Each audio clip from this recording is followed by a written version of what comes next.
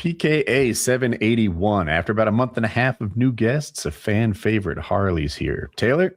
This episode of PKA is brought to you by BetterHelp, Lock and Load, some wonderful merch. Yeah, we're excited to have Harley back, and we're also excited to see you're starting to take your health seriously. You're looking light, you're looking bright. Can you tell the difference yet? Yeah, I've been drinking my own cloudy piss. Sometimes you guys have someone on or something happens that I'll have like a barrage of people, and for like a week it was like, yo, there was a guy on PK that drank his own piss. Oh yeah, and it wasn't a survival guy. He's all about it. Yeah, I mean, just to be accurate, there was another guy on PKA that drinks his own piss. That guy wasn't even first. Maybe it was the barrage was a part of one of the other episodes.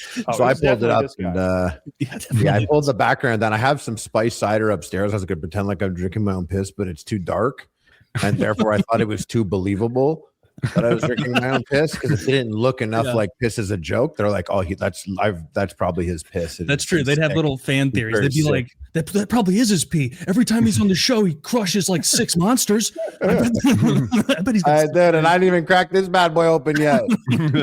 Which is fun. Ultra piss. The pee guy. I was thinking about this earlier today, and it kind of made me laugh a bit. Is like, you know how people at a gym will like thirst trap, and then someone will stare at them doing a heavy lift or putting their butt out, and they'll be like, oh my God, I am like gassed. Like, I wonder if he walks around like stores with like a bottle of pee, but it's smart water, and then like waits to get stopped. Like, wait, did you purchase that? You're going through self-checkout. You trying to pull a fast one? He's like, I brought this from home, actually. I'm drinking my own piss, idiot. And then so like, smell it. I'm sorry. Does it smell like water to you? Yeah. Oh, I smell a little on you. If you check your CCTV, you'll see me squatting in the parking lot.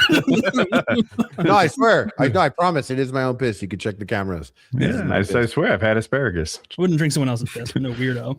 I've had my shit smell exactly like popcorn that I had like 6 hours before.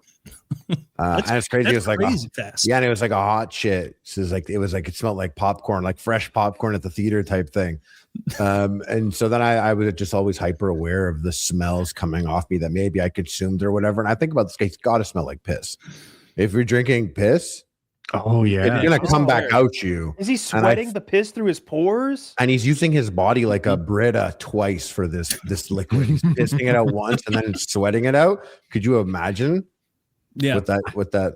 Is he even getting? I wish I could remember the exact line. It was something like, you're disrespecting God's natural chemistry experiment or something, like laboratory that creates just the exact blend of vitamins and minerals you need. But unlike this, a lot of people would say an exact blend of vitamins and minerals you need. What's the dosage? That's not important. Things like that are not important in medicine. It's just any amount. You need to get rid of a wart. Any amount of people do once. Just do it once and it'll fall off. Yeah, that was those old doctors back in the day. They're like, do Coke and drink your own piss. Oh yeah, you're pregnant? Okay, here's some Coke and drink your own piss. I tried to fact check want a him. chubby baby. I tried to debunk him. I thought I had him with eyes are not part of the brain. What a dumbass I am. Oh. And then after you have like because I've done the same thing. After you have like a Charlie Brown moment like that, you're like, well, I guess I'm okay. Maybe he's not that bad. I knew that. And he was so polite. He was so polite. Like he was like, oh, very sorry to correct you, Woody. They are in fact part of the brain. Please fact check me, please. It's perfectly all right. I understand your confusion. It's perfectly reasonable. But yes, the eyes are part of the brain, and piss heals all. Buy my $5,000 red light system now. Yeah. It's like, dude, can you please stop being so kind and like be shitty about this so we can come at you? Because there's no inroad here. You're smiling and laughing and being friendly, and then when we do make a little bit of fun, you're like, I suppose it is a little silly. It's like, fuck. The basis of what he was saying was always supported by science, but the ultimate conclusions were often not. Like these red lights somehow get your mitochondria to work overtime and regenerate new cells or something. There are stem cells in pee. I'm pretty sure stem cell treatment doesn't involve drinking the stem cells, but it was always like so close, but not exactly. But I don't know enough to fix it or challenge him. And when I think I do, I'm a dumbass. When he would say red light shit. There's 140. What are they? Fucking those cells in your urine, and it's like 104. Is that a lot? Is that a little? And how much urine? Like, are you idea. Just because that's crazy. Like that's like me going to Sentinel Island and being like, there's 6 periods in NHL hockey games, and they're like, I guess. Like, they got no idea. They're throwing spears at me. They're furious. Yeah, there are stem cells in piss, but I think what they do, I don't know if they acquire it from piss for medical purposes, but I think they acquire it from blood, and then they culture it though. They like grow more because what's in your cup of piss is like nothing, but you could take those out maybe and culture them and grow like plenty of them in a lab. Not in a pool of urine, like it. And then again, like you said, he was a very good scam artist. If there's stem cells in pee, I thought there'd be some in meat, like in mussels or. There are. Why not? There's piss in everything. And I googled it, and it seemed like there weren't. And stem cells are like calories. Everything has a few. Maybe. I don't know, but what I looked into, I don't either. I wanted to be like, so if drinking drinking pee for stem cells is reasonable, why don't you just eat a hamburger, which probably has them in them? And he's like, no. And I look it up, and I'm wrong about every time I think he's wrong. And I tried to be an honest podcaster. I don't know why. Like, I back you on drinking your piss if you want to try it. I think you should do it. I back it. Thank you. And if you did it, let me see. Try everything twice. Like, Harley, have you been having more fun experimenting, making weird AI stuff? I know I do like I think my workflow with AI is very good. So I've been streaming a lot lately. I've been playing Arc Raiders. So I don't want to get too into video games with you guys right now. We'll put that to the back end of the podcast. Do you kill in solos? Smart. What's that? Do you kill in solos? Dude, you have no idea where I'm at in solos. Like mentally, the way I go in there is borderline role playing. Like I go into, so first of all, I just recorded a round today. I went in Stella Montes at night, no gun. It's a move I do. I go in, no gun. I announce myself before I get in the room. Mm-hmm. They were like, don't shoot. And I'm like, I can't. I literally don't have a gun. I don't have, look at my guy. Look at me. Look, third person, like sneaks, look at me. I don't have a gun. And then they're always like, oh, this guy's not fucking moron. Why? Because he doesn't sound like a fucking moron. Why would he do something so stupid? And they tend to be like interested in what I'm doing, but I'm just like, I'm going to like, they'll be like, and then they might be like, what do you have on you? And I'll be like, lemons, and I'll drop lemons on the floor. Like, this is how like dozens of no gun runs. I get that. Let me tell people who don't play the game, you can load in with a free loadout, get a free gun. Yeah. Oh, why you don't fucking hit me up? I didn't even know you played until just now, but I'll play with you. Okay. In any way you want. Okay, so us three, me, you, and Kyle. Yeah, Taylor, I'm not special here. I'll look. I wish 152 hours in game, so I play a little. And this guy goes topside. Wow. So anyway, if you spawn him with a free kit, then you get a gun, you get bullets, you get some healing, shield, etc., and that helps you. If you spawn him with no kit, you get a safe pocket. Yeah. And so you can like go in there, take the best thing you find and not lose it if you die. So it depends. Like, do you want to risk a kit and have a safe pocket? Do you want to have like a shitty kit and no safe pocket, or no kit at all? No risk in the slightest, and just run around having fun, doing whatever. I'm a very big Ophi guy in real life. So stealth games is always something I've taken a liking to, because I'm like, I could be a little sneaky boy, which I can't do in real life. So I loved Splinter Cell Online when that came out, and you would hide from people, or all the stealth games, and especially like Stella Montes, right, where all the containers are with that bastion at the bottom. There's just so many little nooks, and the game literally lets you go through nooks and slide under little nooks that you think you might fit in other games that have like an invisible wall or something. So I like being sneaky, and I did play a lot of the game. If I was playing alone, I was trying to do quests and stuff that my friends didn't care about, because they're like, well, you're trying to get duct tape and a spring from this bitch, bringing back her diary. I'm not doing that shit. So I always had to do those alone. And so I didn't want to die and then go back and do a thing. So my plan was always to avoid people or avoid confrontation. And I think, like, if you see someone before they see you, I'd always be like, gamer, are you a chill gamer? Or are you gonna be a bad gamer? Honestly, if you hit them with a little bit of gay shit too, it gets in their head.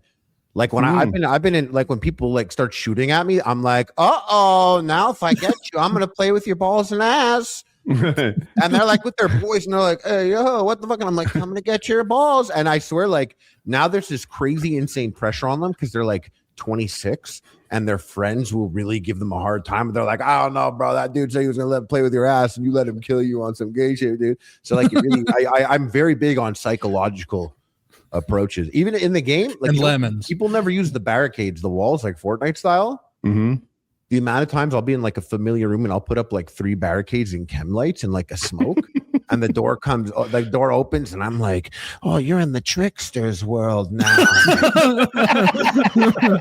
You want to know the dirtiest wandered thing I into did? my web? Yeah, and then I get third-party shotgunned in the back, but that's another story. But like, it's really crazy. I did the dirtiest thing today, and I was like, it was very grimy move.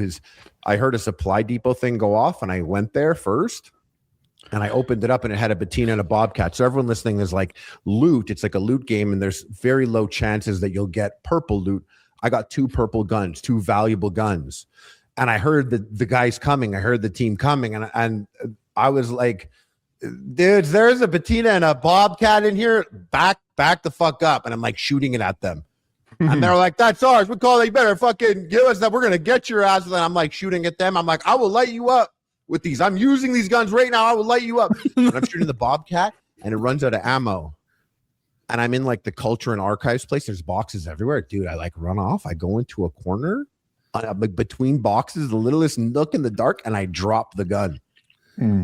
And I come back, and I'm like, I got ammo for you bitches. I already hid the bobcat. You'll never find it. You're never going to find it. I got 20 in the patina.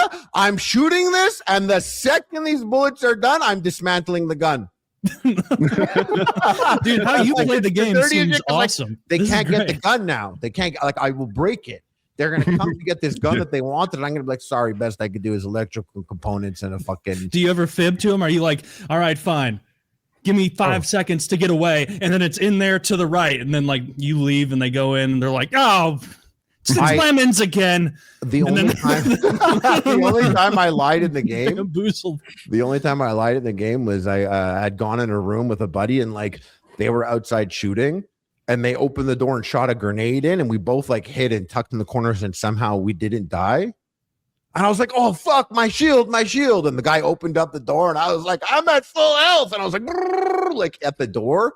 But he thought that I was down. Oh, another time also, a guy shot a grenade in, and it didn't kill me. And I started shooting my shotgun, and I had my proxy chat on. I was like, oh, fuck. Yeah, I have no shield. The guy runs in the room so thirsty to third party. And I was there with the shotgun, and I blasted him. And while he was down, I was like, bro, there's literally no one here. It was me, and I was acting. But that's okay. I am an actor, so I understand why you believe that. This is an excellent strategy that you could do if you're ever. And then he like obviously just surrenders the game. He's like, he doesn't want to hear it. He doesn't want to hear it. At first, I led with charisma. I'd be like, friendly. I'm just looking for humidifiers. What do you need? What are you looking for? Maybe I can help. And 9 out of 10 people in solos are friendly if you don't play this game. 1 out of 10 is a cocksucking piece of shit who could never compete in duos and trios where people fight each other. Instead, they betray you. They shoot you on sight because they're talentless scumbags who can't hold a gun properly. I hated dying to them. And leading with friendly, is there anything you need? And having them take everything I have hurt my soul. Yeah. So then I'd switch to, hey, I can be friendly. It's your choice. And now I either get to have an honest gunfight. And honestly, I swear I'm not that good, but everyone in this game sucks dick. They suck. They're really bad. They're so untalented. The Arc Raiders player base, I think they all came from Elden Ring or something. Because it has computer, a dodge. Right? What? You're on computer? Yeah, PC. I'm on PlayStation, bro. These fucking guys, they have NBA 2K in their PS, or they have FIFA in their PlayStation. They only got this game because it's crazy popular. They're here like in between FIFA games. PlayStation, when I go solo, I turn off crossplay, And I'm like, I'm about to fuck these people. Yeah. I'm fighting a guy. I hear his proxy chat. His like girlfriend or his baby mom is like cussing him out on proxy chat. I'm like, that stands no chance. Dude, I am not Shroud, but in this game, I'm Shroud for some reason. I'm exaggerating, but yeah. So when I say, hey, I could be friendly, it's your choice. No matter what they choose, I feel like I win. If they're like, dude, I want to be friendly. Like, yeah, you didn't want that fucking smoke, did you? Did you see it said Woody's gamer tag on my little light up? You probably saw it. You might remember me from 2012, huh? Yeah, I remember you. I think Coney was in the news. That's what I led for the what. That's what I play for now. Like the moments like that, even if like someone's like shooting and we're both shooting at each other or whatever. And then I see him like stop for a second. And I'm like, I literally brought in 300 bullets. So I have 300 bullets. No one brings 300 bullets. Do you have 300 So I don't bullets? do what Woody hates. I don't like aggressively PvP in solos like for no reason. I need your douchebag like scale here, Woody. Like here's what I did the other day. I came upon a group of people who were all being friendly. And I shot one of them in the back, and then I hid. Yeah, and they all melted justifiable. down. We'll see. They all killed each other. Yep, more or less. And I did this with a hairpin. And then I walked in, and I was like, "Hey, what happened here?" And he's like, that guy was a douchebag. He shot us, and we all killed each other." I'm like, "That's terrible, man. The people shouldn't do that in solos." And I'm just me and the survivor like scooped up all the loot. I didn't technically kill anyone. I just turned them all against each other, survivor style. But I think I don't understand. I don't know. See, they didn't know I fired the shot. They had there was a group of solos who were all like, where the bullet came from. It's confusing. Making them think one of them was the bad guy. They never saw me until everybody was dead except for one guy. Yeah, no, I'm better than that. I did like. No, I did. I'll be like, hey, anyone need lemons? But I used to like a bit earlier in the game. I would see someone and I would shoot at them like a couple times. Mm-hmm. And they'd be like, "Yo, chill," and I'd be like, "No, I bought the game and I want to play the game, and I want to play the game with you. So you heal up and come over here and fight me." And they're like, "No, bro, I'm doing quests." I'm like, "Die now or die later." But I am not going anywhere to like kill you. So heal up and let's do it. I want to play the game. They're like, "Bro, you gotta chill." I'm like, "No, I want to play the game." I already see they're like thinking there, so you know what I mean? Like they like want to do it, but now I'm just all crazy and they don't want to risk it. But I did bring defibs into solos now. Yeah, because sometimes I'll pop some guy, and the amount of times I've taken out the defib, like literally walking to them, and they're like, "You fucking slur this and slur that." And I'm like, I literally just put it away. I'm like, okay. I've never been called the N-word so much outside this game. Like I'm a Rust veteran. I got thousands of hours of Rust. Isn't it beautiful? It's not. It's not. I didn't mean that. My enemies watch this for clips now. It hurt my feelings. I was like, some fucking guy in solos betrayed me. We were being chill, looting the same room, and he just shot me in the back, killed me while I'm in a box. And then he like comes over to finish me off. And I'm like, real cool, man. I thought we were chill here. And he goes, either die N-word or fuck you N-word die. It was one of those. Not a big difference there. Then. He didn't sound very old once. So I had watched this video, right? And this guy, he's a streamer. He puts on a sheriff's hat, and then he in this game, when someone dies, a firework shoots into the sky. So he just monitors the horizon, and as soon as there's a firework that shoots in the sky, he zips over there to like dispense justice. By the way, he's terrible at it. They lie to him. He's always fooled. He doesn't know. He gets shot by a robot, blames people. He's awful, but that's kind of funny too. He's just Andy Griffithing around the wilderness. So anyway, I decide to go play like cosplay as him for a minute. I'm like, oh, firework just went off. I rush over there and I see a guy and I kill on sight.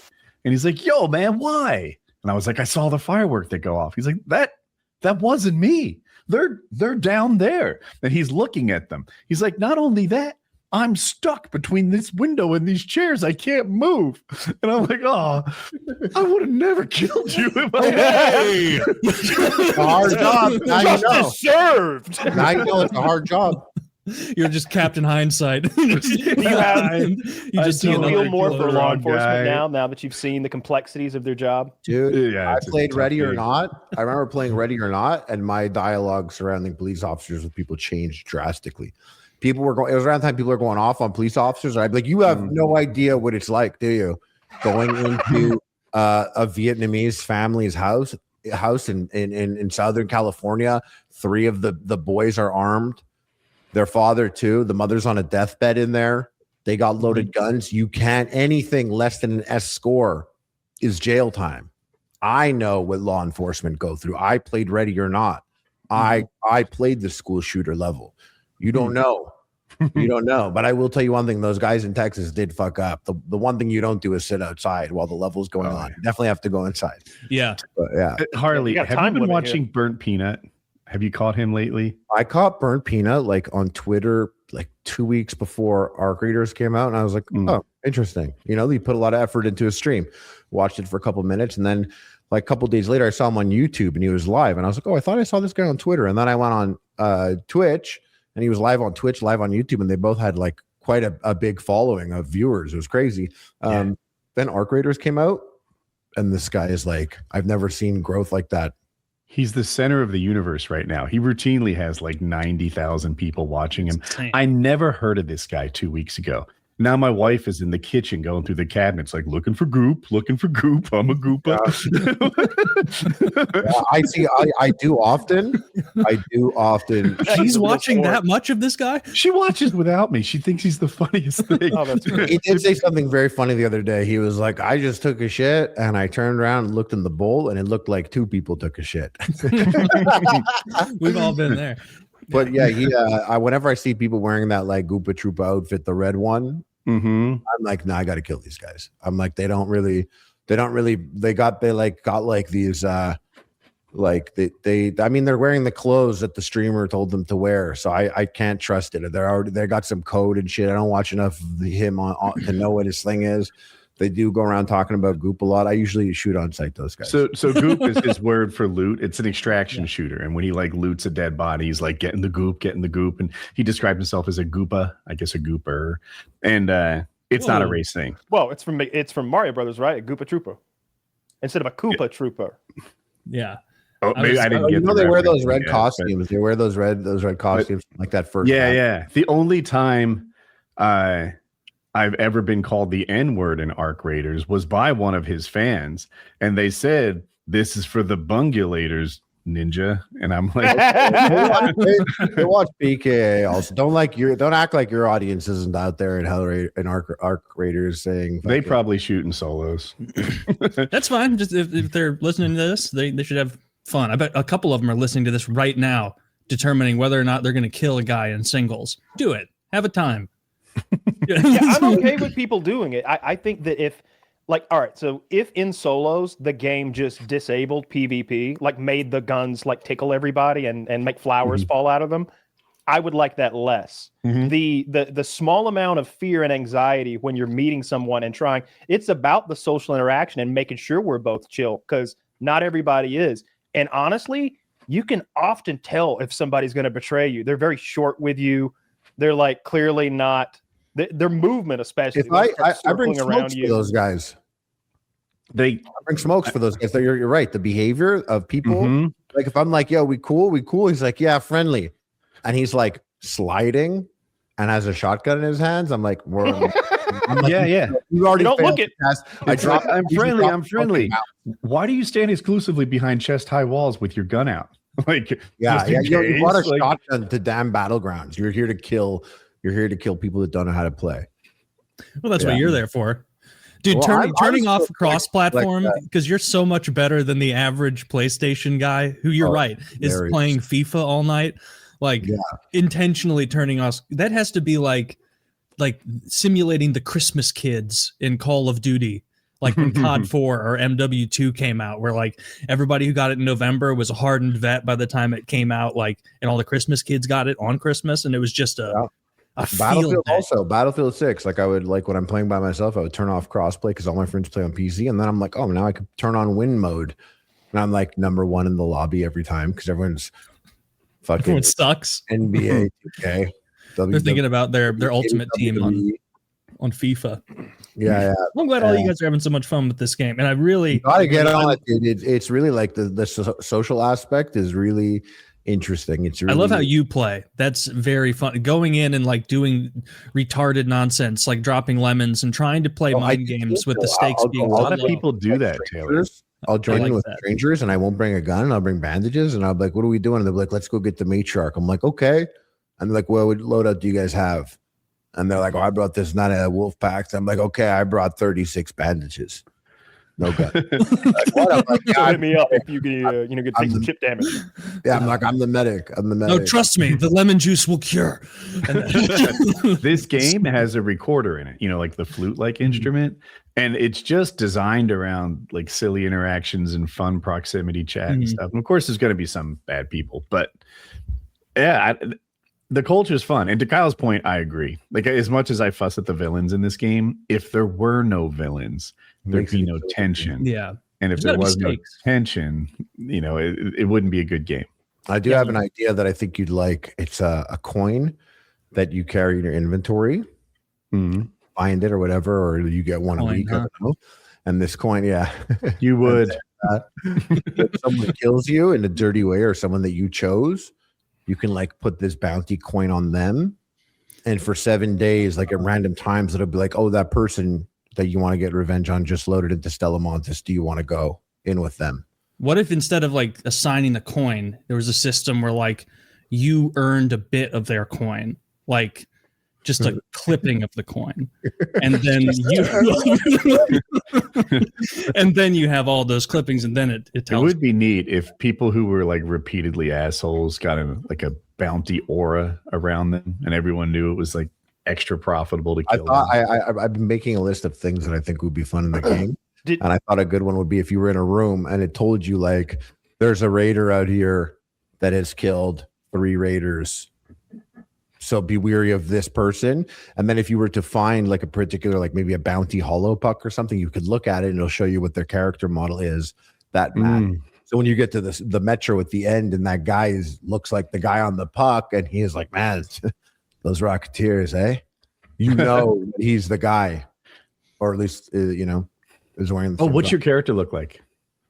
It depends. When I go in by myself with no gun, I wear the origin costume, the regular one, and I wear it in blue because it's really not threatening. I find it to be a very like, I just got the game and this is the 3rd costume I unlocked. So there's really like some mentality that I'm putting behind what I wear. I have friends that they come in and I see what they're wearing. I'm like, dude, and I'm cool with it, but we're getting into fights every time someone sees you.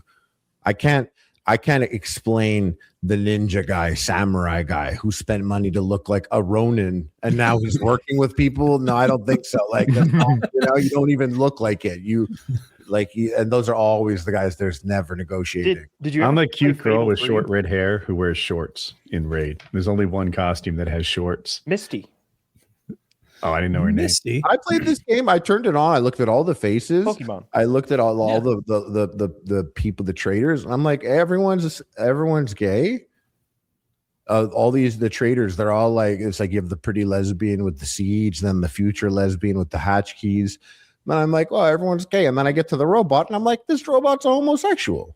And that's fine. He's mad sick. He's always like, want to hang out. And I do. He's got his mixtape and stuff. And I'm like, I kind of do want to hang out with you, Lance. But, Lance. Yeah, that's his name. Be a gay or robot.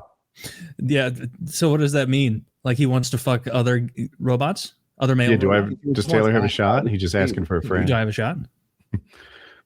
No. How much you spending? How much you spending? Yeah. Oh, no, it'd be for the love of it'd have to be for the love of the game. For him. There's a game called Fable 3. It's an RPG, and as you play the game, if you make evil decisions, you start looking more evil. Like you get like dark shadows under your eyes. You start getting like cracks in your skin that glow red. And if you're more good, then you slowly start looking more angelic. You get a halo. You literally get a halo, I think. That's been 15 years since I've played it, but something like that, yeah. I'd be down for some kind of a system like that. You were bad. Flies floated around you and buzzed around you also. They're gonna have to add some new content to Ark. I'm kind of done with it now, like because it's just PvP. Because I've done all the quests and I don't care about that prestige mode thing. the skill tree isn't big boosts like Tarkov. It's not like getting maximum surgery skill or maximum reload. It's like, oh, so I like hop, like I'm a frame better than you do. It's like, I'm not into that. So a lot of them are huge ways. I like I'm gonna do the wipe, and Taylor made the Jewish joke about me taking things off the coin, but the real Jewish move is doing blueprint runs, and then after people do the wipes, being like, I'm selling blueprints, $20 a pop. I'll meet you on Blue Gate. Bring safe pockets. I'll drop you the blueprint, and you become an in-game merchant. In a like it's just in your blood, isn't it? Yeah, not my responsibility. What happened? My friends and I had a different plan, which is basically like get duplicate blueprints, load me up with your blueprints, you prestige, I'll give them back, and vice versa. That way we get a head start. Yeah, that makes tons of sense. But you'd have to prestige the next one.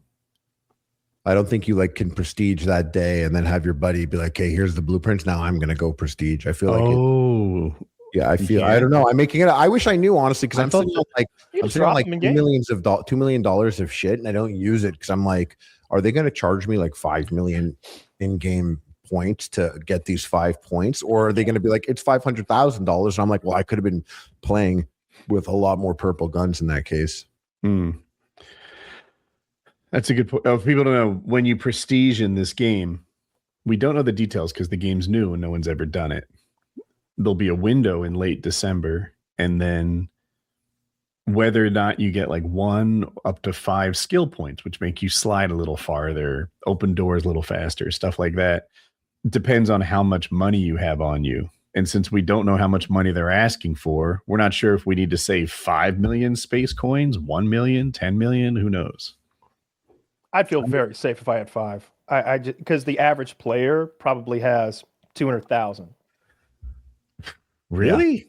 Because it's the value of your stash and your money. I've got, I don't know. Well, never mind. I have 1.2 million in coins, and then I don't know what my stash is worth, but it's at least that, I guess. I don't know what I've got. Probably not 1 million, but close to it. But like, I just feel like most people who don't play it as religiously. You've played more than me. You passed me for sure. But I've played enough that I've got like a ton of shit. Like it's like. My stash looks like a Tarkov stash when you're done with the game. I mean, this is everything's all fucking rainbow colored. I think I got it done. I got so many hole crackers. Like every day I would buy my hole crackers. I didn't get any yellow. The only yellow stuff I have is like 5 snap hooks, and I didn't get the blueprint. I just found them or got it in a quest or something. I definitely have the snap hook blueprint. I don't know what other. That might be my only legendary blueprint, but I don't have too many yellow things. I'm sorry. It costs a power rod to make a snap hook? Power rod, a rope, and arc circuitry, I think. Yeah. Yeah. Great game. I hope it has a longer life. For $40, it's been a blast. Well, I thought about like some stuff that I would like.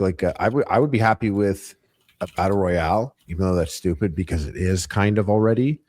But they're, first place getting a legendary, second getting a purple, third getting a blue, and fourth getting a green item. And it just being a game where you go to damn battlegrounds and it's the exact same thing, except do a closing circle.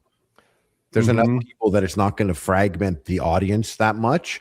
And there is something fun about going in there. You have pharaohs, and now you're cracking open arc couriers and finding like venators or something. You know what would be fun? In the closing circle, if you could choose peace, right? Imagine if like 12 people kind of sort of trusted each other side eye. Or one guy drops a grenade at the very end and knocks other people. Like, it's the. I like the ability to negotiate everything being there. Because I think it makes it feels like you're playing with the craziest AI. When people were like, I'm just thinking about. I'm so glad Woody likes this game and likes the aspects of this game that he normally doesn't like in other games that I like. It just reinforces this thought that I've always had that you would love Rust if you got a good Rust wipe, because it's this, but it's continuous. Every moment you're in the game, you're in there with. There's no going back to your stash. You're just in your base. He's right. And you have neighbors. Dude, you have neighbors that you have to either. Our creators too should be like Rust, and I know it's like jumping ahead, but there's no way they would do it for the first one. But I like that what you're saying about Rust, because when I play it, it did feel like a fever dream. But I did a Rust tournament on Kick like 2 weeks ago, with all these people that have 25,000 hours in Rust. Like any YouTube video I ever saw on Rust, it was one of these guys in this game. And I was on Sir Winter's team, and it was like Trainwrecks had a team, XQC had a team, and it was $100,000. I hadn't played Rust since 2020, and I was playing Arc Raiders, and then I'd go to that, and I'm like, oh, it'd be cool if you were like getting rubber and shit and crafting it and building a base and literally having like bicycles, like foldable bicycles, and it being a huge thing. And you know, it's such a good looking game. Arc Raiders. Sir Winter's really fucking good. I love his content. H-June was always my favorite for like actual like skill. Same, yeah. So I like I'm out there and I'm playing and I see H-June out there and I'm like, oh, this guy's playing. What am I gonna do? Like I don't know how to play Rust.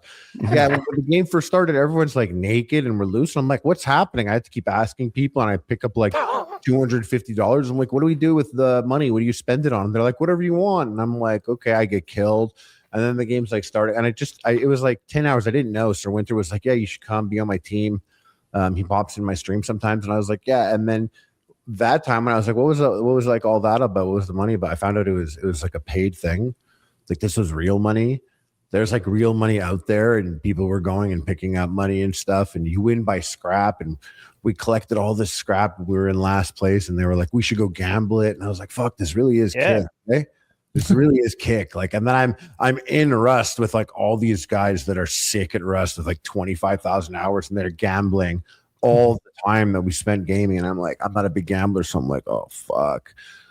And I was the only guy that was like, game. They're spinning the wheel, or they're playing poker. Yeah, spinning the wheel. And I was the only guy that I was like, I don't know if we should gamble this. And then it landed on 10, and now we were in second place. Well, let it ride.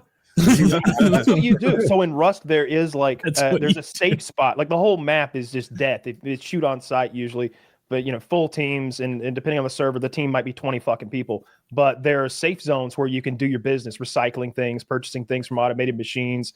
And if you try to fight in there, you get killed by the AI, and you insta get killed by the AI. But there's a big spinning wheel that you can spin and multiply scrap that you bet on that. And like some of my favorite YouTube videos are a guy going and farming up like 100 scrap, which is like 5 minutes of your time. And then he keeps hitting the wheel. And now he's got like an M4, and he just starts going and shitting on people. It's just so different from how we play Rust, which is just grinding and just hiding from the scary people and just being rats. There were these guys like Spanish dudes that were next to our base, and they're apparently very savage in these tournaments, and they're all about the money, and they're really, because a lot of people go out there for the content, but like, you know, they're aware that it's competition, you know, but these guys, like, they're fucking out here, you know, these Spanish dudes. And oftentimes I'm out somewhere because I don't know what the fuck I'm doing, so I'm out like naked looking at a barrel on the side of the highway. And it's like nighttime, and a dude comes up with like an M4 fucking full metal, all this armor and shit. And he's like, who are you? You don't look familiar. I'm like, oh yeah, I have only played the game for 4 hours. And he believes this because I'm like literally looking in the garbage naked. And you know, and he's like, who are you? And I'm like, oh, I'm on Sir Winter's team. And he was like, oh, that's not good. And I had a stick on me. And so I took out my stick, and I was like, fuck you. And I like hit him twice in the face. He blew me away. I probably did like 4 damage to his metal armor. I like your Spanish guy impression. It sounds exactly like the thief Khajiit's in Skyrim. He's like, yes, yeah. I come from elsewhere in Tamriel. It's like, oh, really? But everyone was like, hey, man, way to go. You just had your first real Rust experience, and you handled it just like a Rust player. I was like, oh, I don't know if I go, fuck you. And I had like every chance. There was like, it happened 2 other times. Someone's like, what are you doing here? Who are you? Because like, I'm just like a random dude. And I'm always doing shit that no one else would do. And I'm like, oh, I just came with a heavy rock. I'm like, whack. And every time I was like, fuck you, suck my dick. And like every time got blown into 100 pieces. I can't believe you played a tournament having never played the game before. I don't even know why they put me on the team. I played it once before, but I don't know why they put me on the team. That's the lowest pressure way to play a tournament of anything. Definitely so. I wasn't the worst at resource gathering out there. I would go out there and I was like mindlessly with like jackhammers just hitting rocks. And like with a hatchet hitting trees, I'm like, they're gonna need this, and like running to a box and emptying. I get killed by a bear, I go back, pick up my jackhammer, and go back to another rock and start doing it. Sometimes I think you'd like that game, Woody. There's so much social interaction, and you do make friends often. There'll often be a truce if you're neighbors with somebody and they're like adults. But then it's more often that you just like real life, where you've got a trouble neighbor who's always playing the music too loud, or in this case shoots at you every time they fucking see you from the top of their roof. Like a real trouble neighbor. And you start hating gamers. You start like we'll be having private conversations about donkey fucker and how he keeps messing with us and how like we got to take the donkey fucker down, and it'll become like a feud where we're like, you know what? I'm setting my alarm for 3 a.m. After donkey fucker goes to bed tonight, we're pulling an all-nighter. He'll think we're offline because he's looking us up, but no. We're waking up at 3 and we're grinding. We're getting the donkey fucker. And everybody's like, huzzah! And then like it becomes such a I hate those people so much. I end up hating them and having this grudge. And when I finally get their body and take all their little goodies from their base, it's the best feeling ever. I love it. I feel like there's better ways than raiding him to make Donkey Funker hate you. Like just on the videos I watched, like maybe set those freaking bear traps. Make 1,000 bear traps and put them around his base. Bombard him with bumblebees or something like that. That interrupts your like path to like the end game. Like no, my end game is Donkey Fucker. It's not about me anymore. It's about Donkey Fucker. That's fair. I've definitely had like wipes where that's exactly what happened. It's like it's not about winning the game anymore. It's just about the Donkey Fucker. You think I'm in this for the scrap? I'm in this for your frustration. Yeah. I saw this clip from sorry to go back to Arc Raiders real fast, but I saw this clip from Arc Raiders. Just made me think of Donkey Funker. Donkey Fucker made me think of this. It was these guys fighting, and the guy, he downed him, and the guy that was downed was like, enjoy the free loadout, bitch. And then he went and like opened up his loot, and it was just filled with free loadout augments. Like it's like he just like killed this guy, and he thought, he'd get a free loadout. I don't know, a barricade. I like getting barricades, but instead it's just filled with free loadout augments, like killing a serial killer. But dismantling the guns in the end of a fight, if you think you're going to lose, is very, very dirty. Oh, I like spiteful stuff like that. I've done plenty of in Rust. We would like destroy our they're live raiding us, and instead of defending, we're destroying our loot. We're destroying all the loot. That's so good. Because we just there's a tile in our base that you can still see the dirt. We didn't put a foundation there, and we're throwing the loot onto that dirt tile. And then once all the loot's there, block tile. They're never going to chisel up a block tile in the middle of a base. Why would anything be under there? So it's just fuck you. It's just the biggest fuck you. I like the spitefulness. It probably despawns over time, no? The more valuable stuff has a longer spawn timer, so it's like 2 hours for an AK or something like that. So you do have a chance of coming back like after this all boils over and like, all right, hurry up, guys, chisel it up. I like spitefulness in games. This is non-gaming, but you know how we've often bemoaned here, maybe you've even been here, Harley, about how people can't read as well anymore, especially like kids. They're worse at it. So like I went on a dive like yesterday and today because I didn't know anything about this because like all of us, I was too old for this switch in the education process. Woody has kids, so he might know. They changed the way they taught kids to read. Like it used to be phonetic, and then they switched to whole word reading, which is basically a lower skill version of reading. Because if you remember being taught to read, at least me, it was maybe he's linking about language stuff, but you remember like big, like they would show you a B or something and be like, what sound does this make? And you'd be like, buh. They'd be like, show you an I, what does this make? Eh. Show you a G. G. All right, if we put all these together, big, like you're teaching phonetics so that if you know the basic phonetics, other than some tricky language in letters here or there, silent G's and whatnot, like you can construct an adequate representation of the word and how it's said.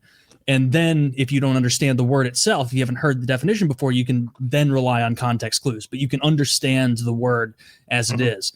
The And that's the way I thought everybody always learned to read. I can't even put myself in the headspace of any other way being available, but they switched to something called whole word learning, which is really just rote memorization for whole words. And they tell them, like, the first thing that you do if you see a word and you're not familiar with it isn't to sound it out.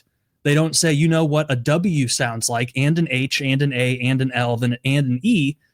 So figure out what that word is. And then you can use the context to put the rest of it together. They say to rely on context first. And so, like, basically, there's a picture of a whale in the ocean. The blank is in the ocean. The kid doesn't know the word whale yet. Then they would just guess whale. And the goal would be to make them memorize that set of words almost independently. And so that's why there seems to be a thing. I see a lot of educators online bemoaning this that I found, where they're like, can kids read, or are they just memorizing words? Because they'll show me words they don't know. And I'll be like, yeah, that's rendezvous. And they're like, oh, I didn't know that word. And it's like, what does that mean? What does that mean? Like, if you know English, you can sound it out. And then you could ask the appropriate question, which is, what does maybe you could even get it wrong. What does rendezvous mean? Oh, it's rendezvous, and it means this. You know, you don't just go, what is this? What's this word? And I was blown away at how much worse a way to teach reading this is. Like, why fix what's not broken? Why make people worse at reading?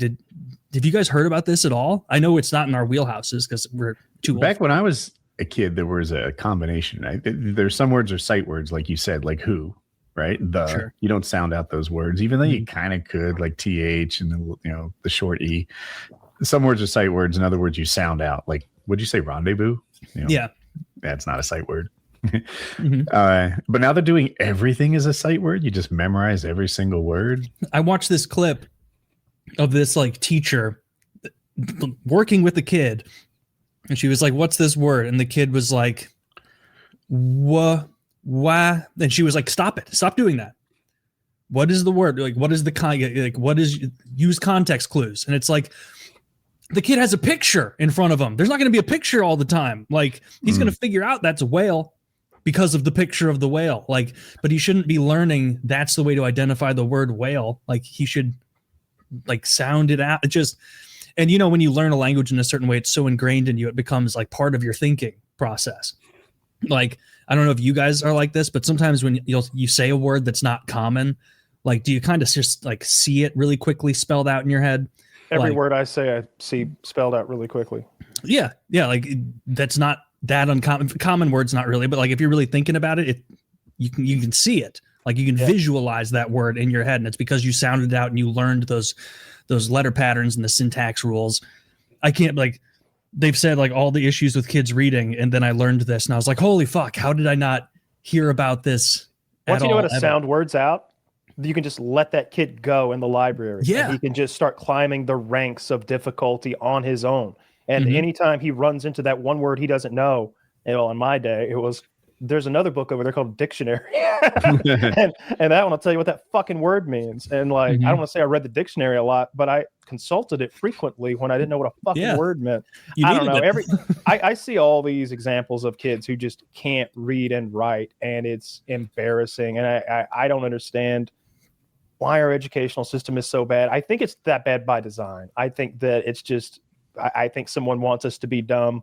Someone is profiting from keeping us just pretty stupid and keeping our reading and writing levels to a moderate level. I don't know. It's embarrassing when I see those stats. Like Zach linked that thing about the fourth graders who can't read, and it's just like, come on. Zach's thing is hard to believe. Mississippi has the highest test scores in the nation.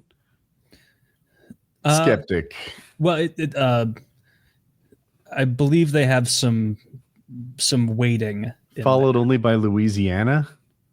Well, it is the Bible belt, Woody. They're reading all the time. It would be followed initially by Louisiana. Well, right? I did say it incorrectly, but like it's because there's a lot of hard to swallow. You're telling me the top scholastic systems in America are Mississippi, Louisiana, and Florida? Florida, who has a huge population of non-English speakers. Just go back. It's really easy to see what this is. Zach, show the bottom of that chart again. This is the demographically adjusted analysis. And so the more black people in an area, the more credit they're getting. And so that's why it's like that. It's pretty misleading. I can hardly read that thing at the bottom in white font on white background. Yeah. Like why would you give a fuck about the demographic part of it? Like it should be, can Americans read? Should have been black on black. Can they read? Yeah. And then Oregon, I guess demographically adjusted would be at a disadvantage, perhaps. Their demographics are too bad to score highly. Maybe. I don't know. That I saw this report too, and I saw people bragging about it from Mississippi, and I'm like, this doesn't pass the smell test. And then I did exactly what I saw at the bottom, and I'm like, a little methodology weaseling going on here. Yeah, but that's common. But they're like the whole word thing versus phonetics is like, Kyle's 100% right. You teach a kid phonics, like that is the code breaker for our language. Do you remember Hooked on Phonics? Yeah, I did Hooked on Phonics. I did Hooked on Phonics too. Yeah. I wasn't hooked. In that fucking I had a controlled use. I used it under controlled circumstances. I was never hooked, but it was helpful. Yeah, I could do it anytime I wanted.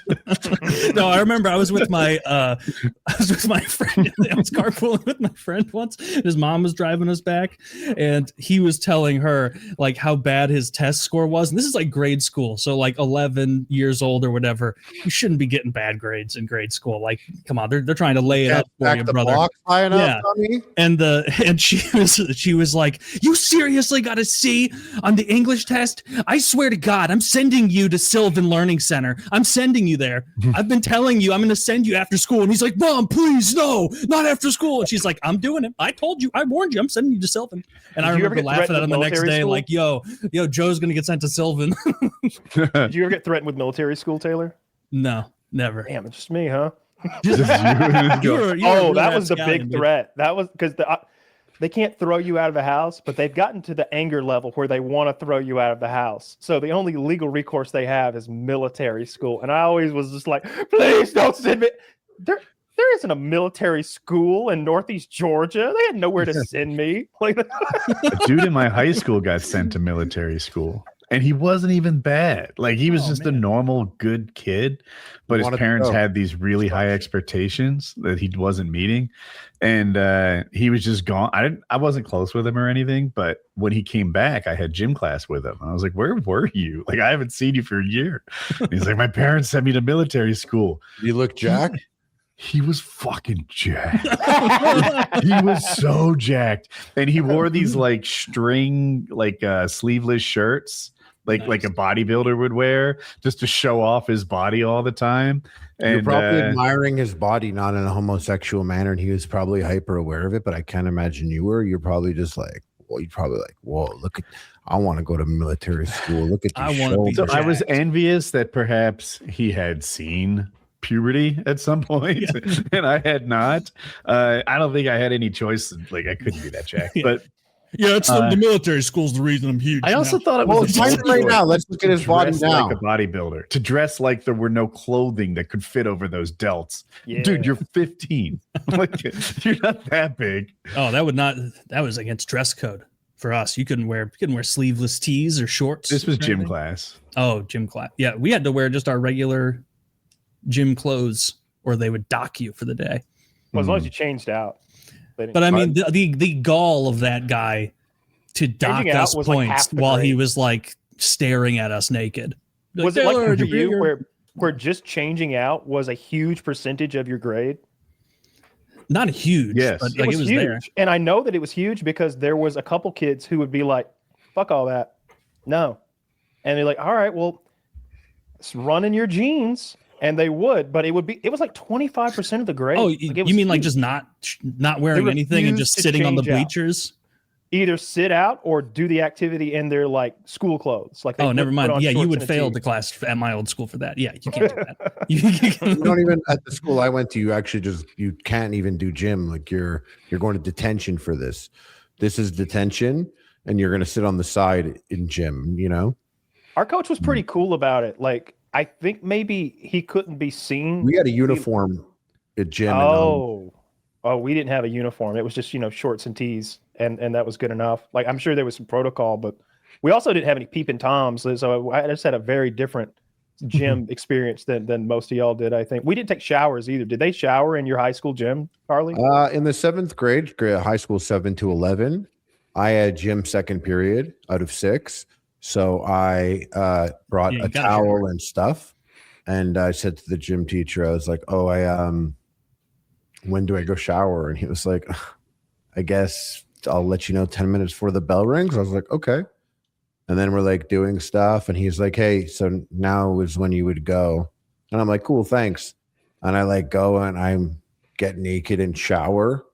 And then I'm like putting on my school uniform. But like all the guys, like everyone came back in and they're just going from their sweaty gym clothes to their clothes. And now I'm the gayest guy. No, they're the gay. They're smelling like a cloud of so gay. No, they're all like, you took You're a shower? Oh my God, you're so gay. You're literally so gay. You got naked in this room? I'm straight, which is why I'm going to smell like Axe and BO sitting next to all the girls in our class. For the Don't you love that part of childhood childhood where you're just old enough to know that some people are gay and you should fuck with them for some reason, and but you're not young enough, but you're not experienced enough to know that you shouldn't be walking around stinky. I remember in baseball talking about eating pussy, and one kid was like, "I'm Kyle. I want to lick girls where pee comes out," and just being like, God damn it, who am I talking to here? In that guy's head, he's like, swish. Like, yeah, he thought he dunked on me. He thought he owned you, and everyone else was like, hey, what the fuck? Kyle's right. It's pretty tantalizing. Did you know it's further down than you think? No, they didn't. They had no clue. I will learn that for years.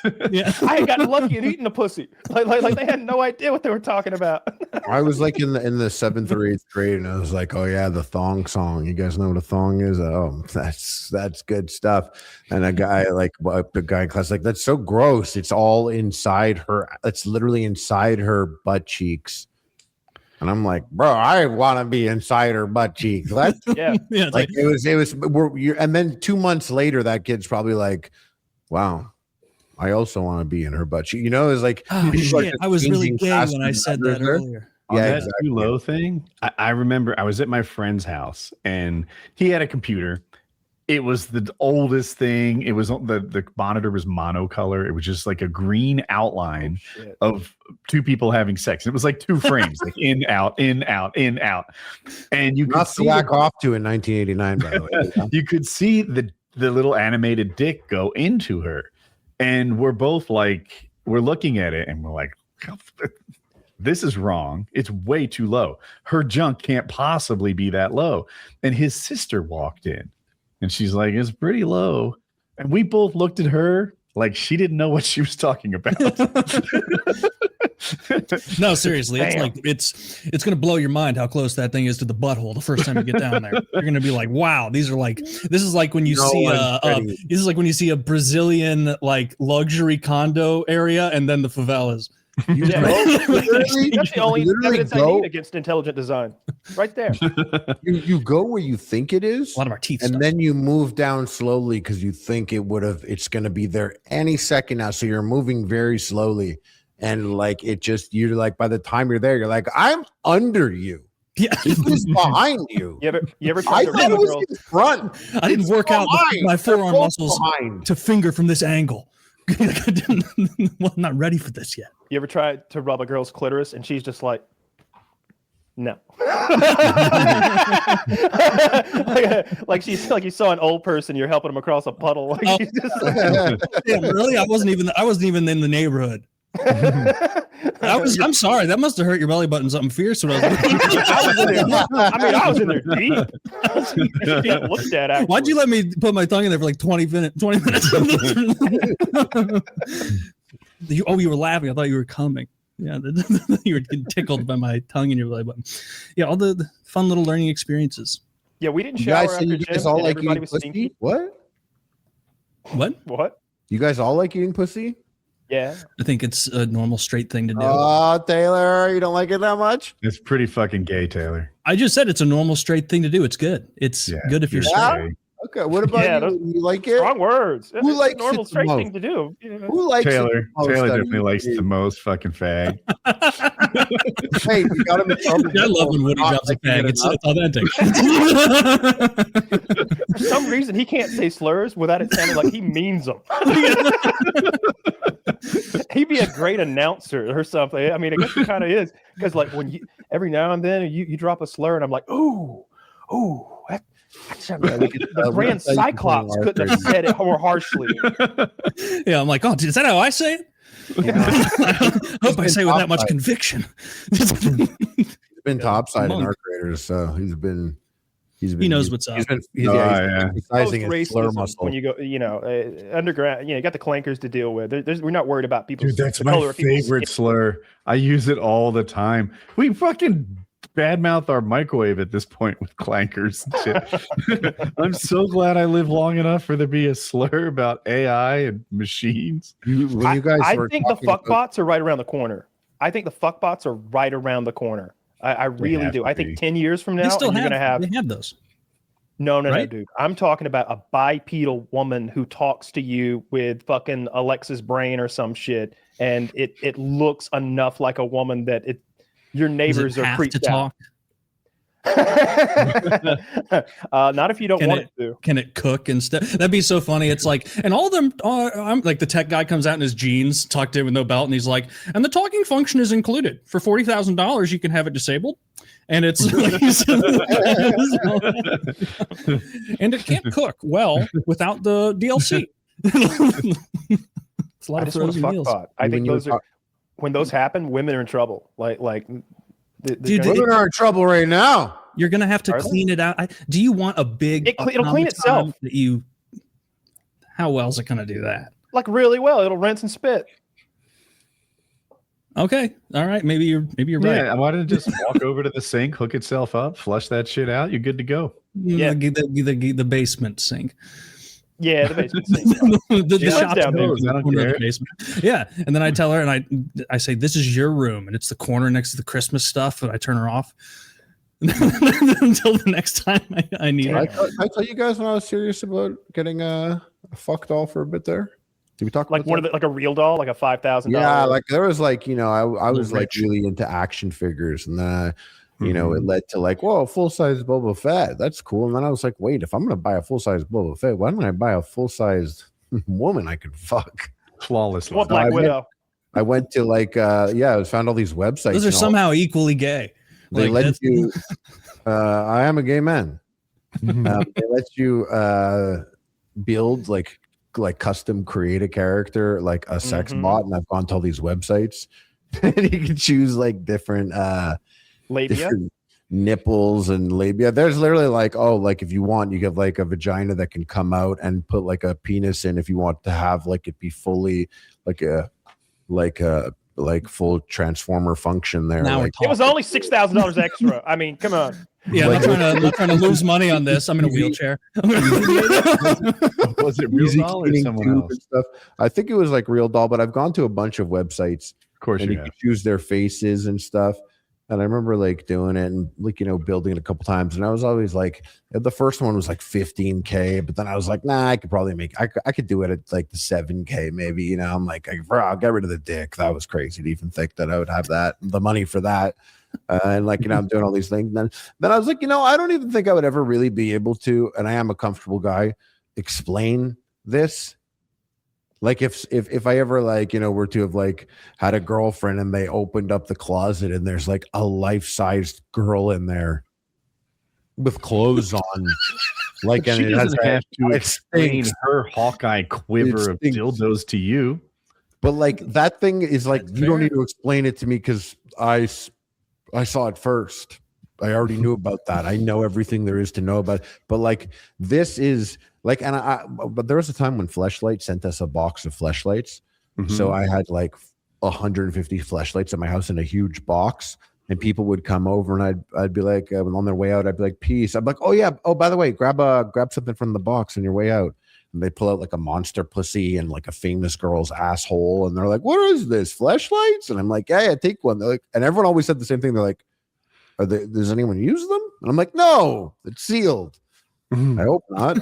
But like that was like, easy to explain. I had dates come over and they'd be like, what's this? I'd be like, it's a box of Fleshlights. And they're like, that's crazy. They said this to them. Like, yeah, I use this. I'll put a picture on an iPad and then wedge this between the mattress and the screen, and fucking dim the lights. Who amongst us fuck this?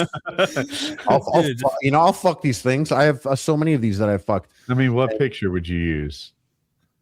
I could use anything. Yeah, anything. Like, you just tell me what pose. It didn't even matter. I'd put it there because, like, for the point of it, but really, like, imagination. Just always. It's imagination. The only thing he has on that iPad is top flight. What the fuck is that? I'm playing Magic. I'm playing Magic. Top Gun. Oh my god, I'm such an idiot. I'm playing Magic with Taylor while I'm doing myself. Yeah. So I was like, I don't know if I can explain this. You buy this doll, it has like underwear. So, like, I'm going and buying underwear for this thing. Mm-hmm. Would you change its clothes seasonally? Like, yeah, exactly. It was just something. I'm like, I can't do this. I'm not this sick of a guy.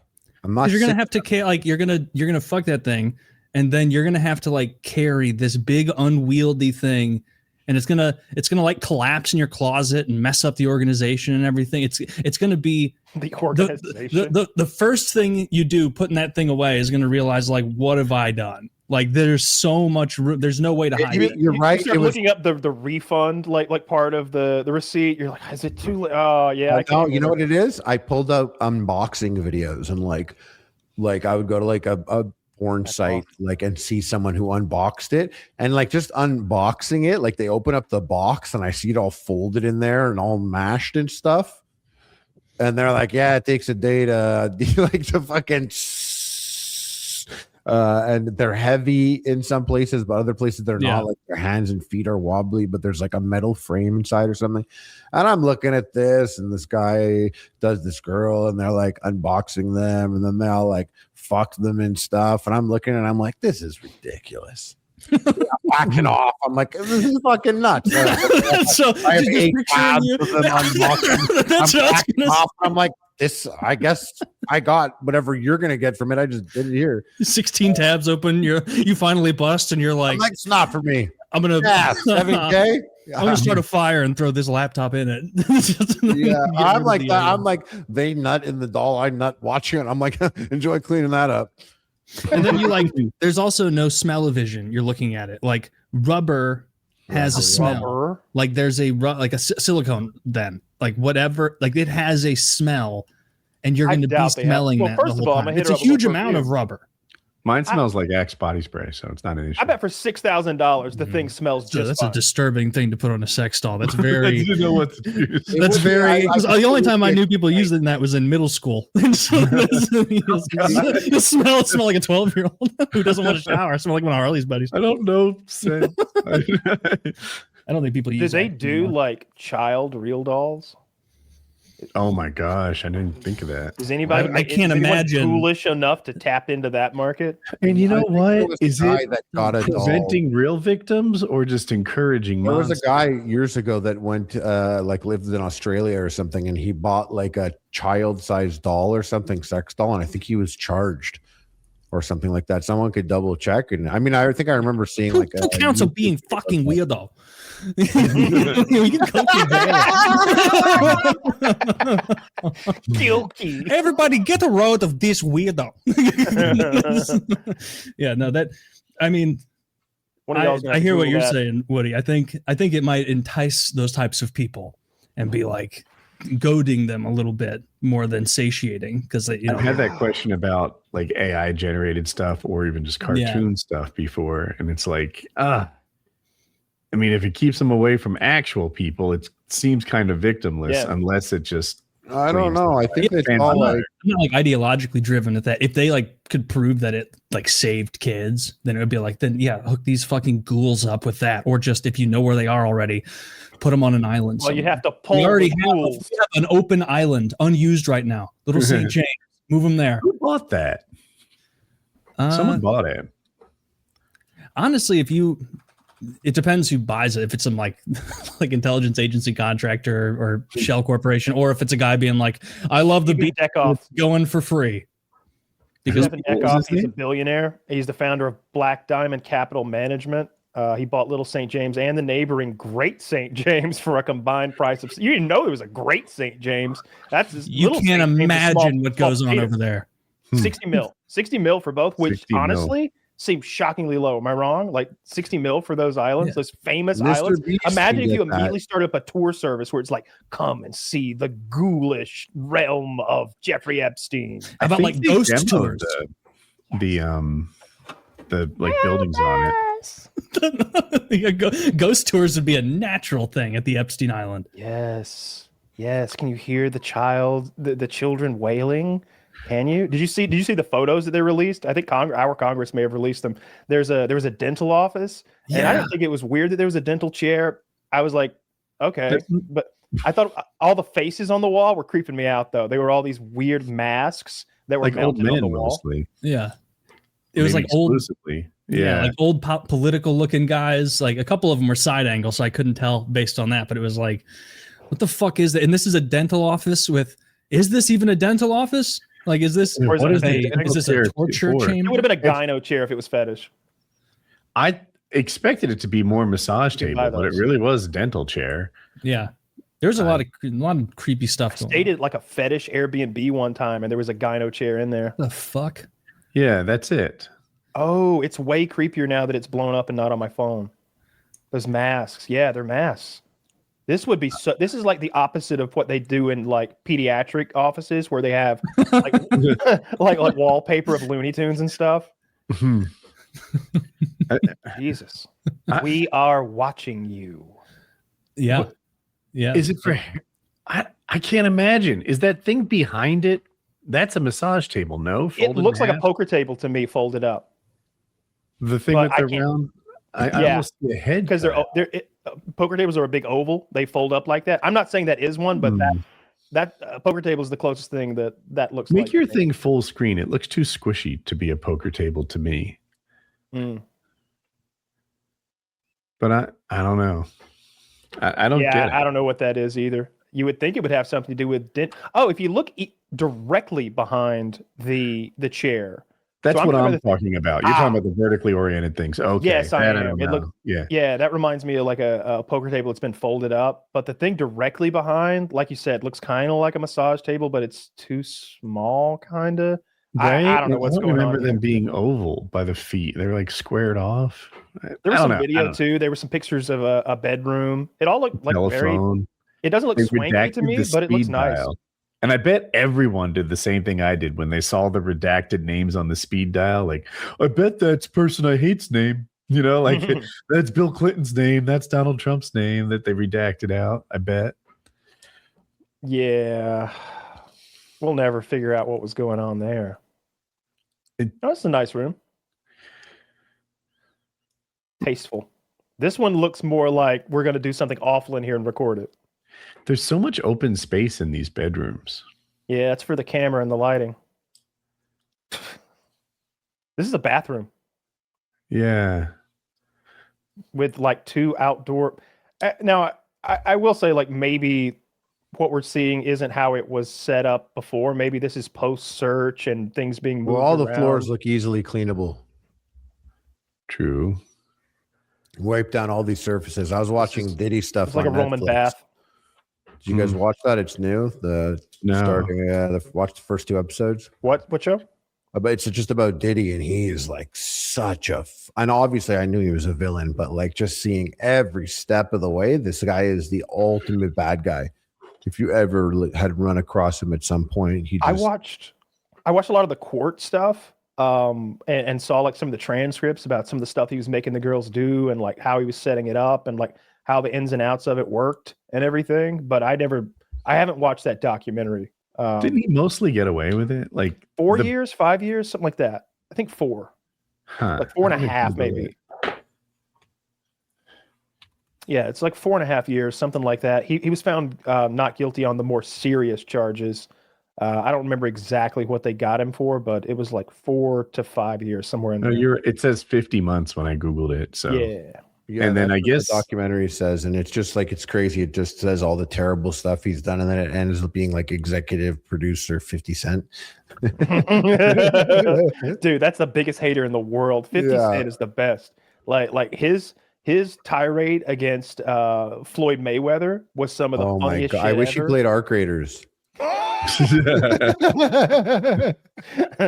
He's just such a hater. And then every interview I see with him talking about Diddy, he's just like, for years, going back way before this stuff, he'd be calling him gay and saying that he was gay and saying that he's weird and all this stuff. And then it all comes out. And it's like, he wasn't just a hater. He was just telling the truth about this guy. We used to say this back in the day. We used to say like, oh yeah, like we heard rumors that Diddy was gay, that anyone he signed to Bad Boy Records, like he'd have video of them sucking his dick for like leverage. And, we heard that Birdman's gay, and it was like always like rumors. But then you go back and you watch all these videos like Birdman kissing Lil Wayne on the lips.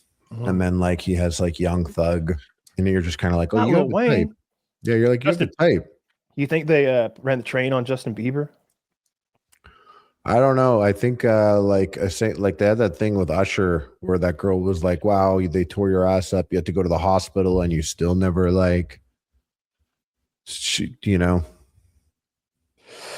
came out about it. To be a celebrity. Wow. Yeah. That's that Usher.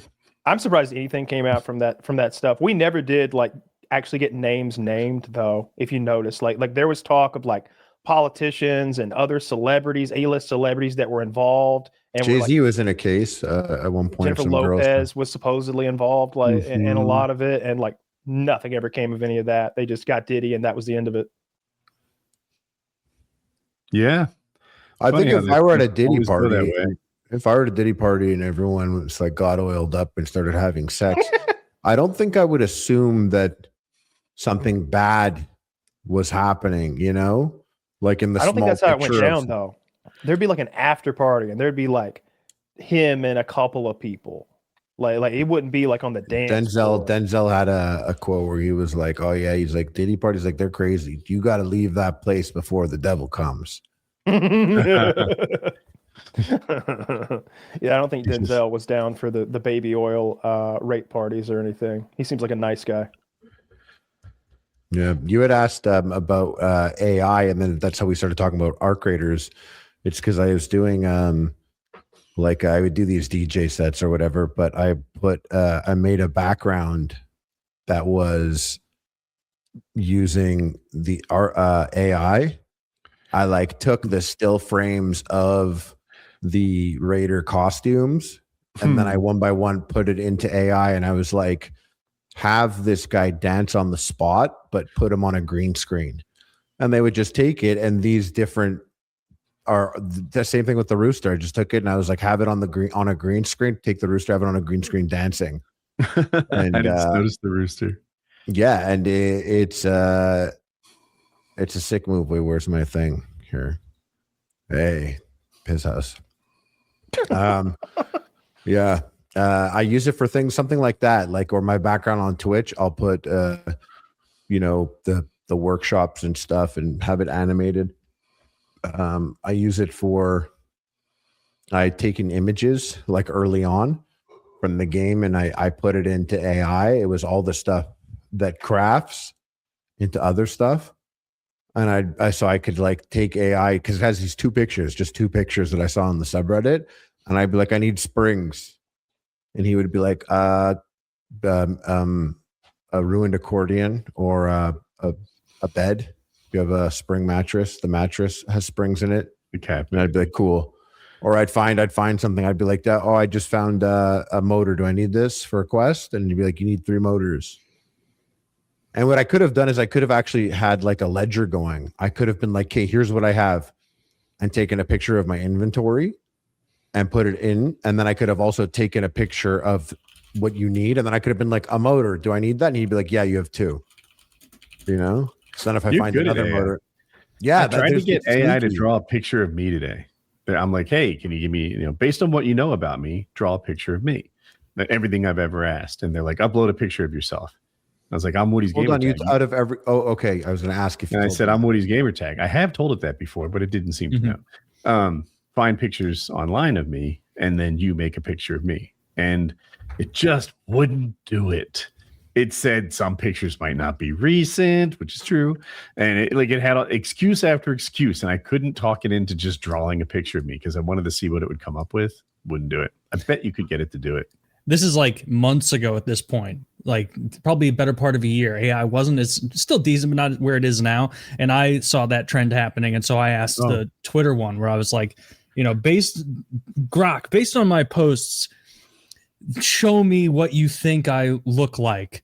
And it was like, Grok always generates 4 images and so like a little, mosaic. And I think 3 out of 4, I was a black baseball player.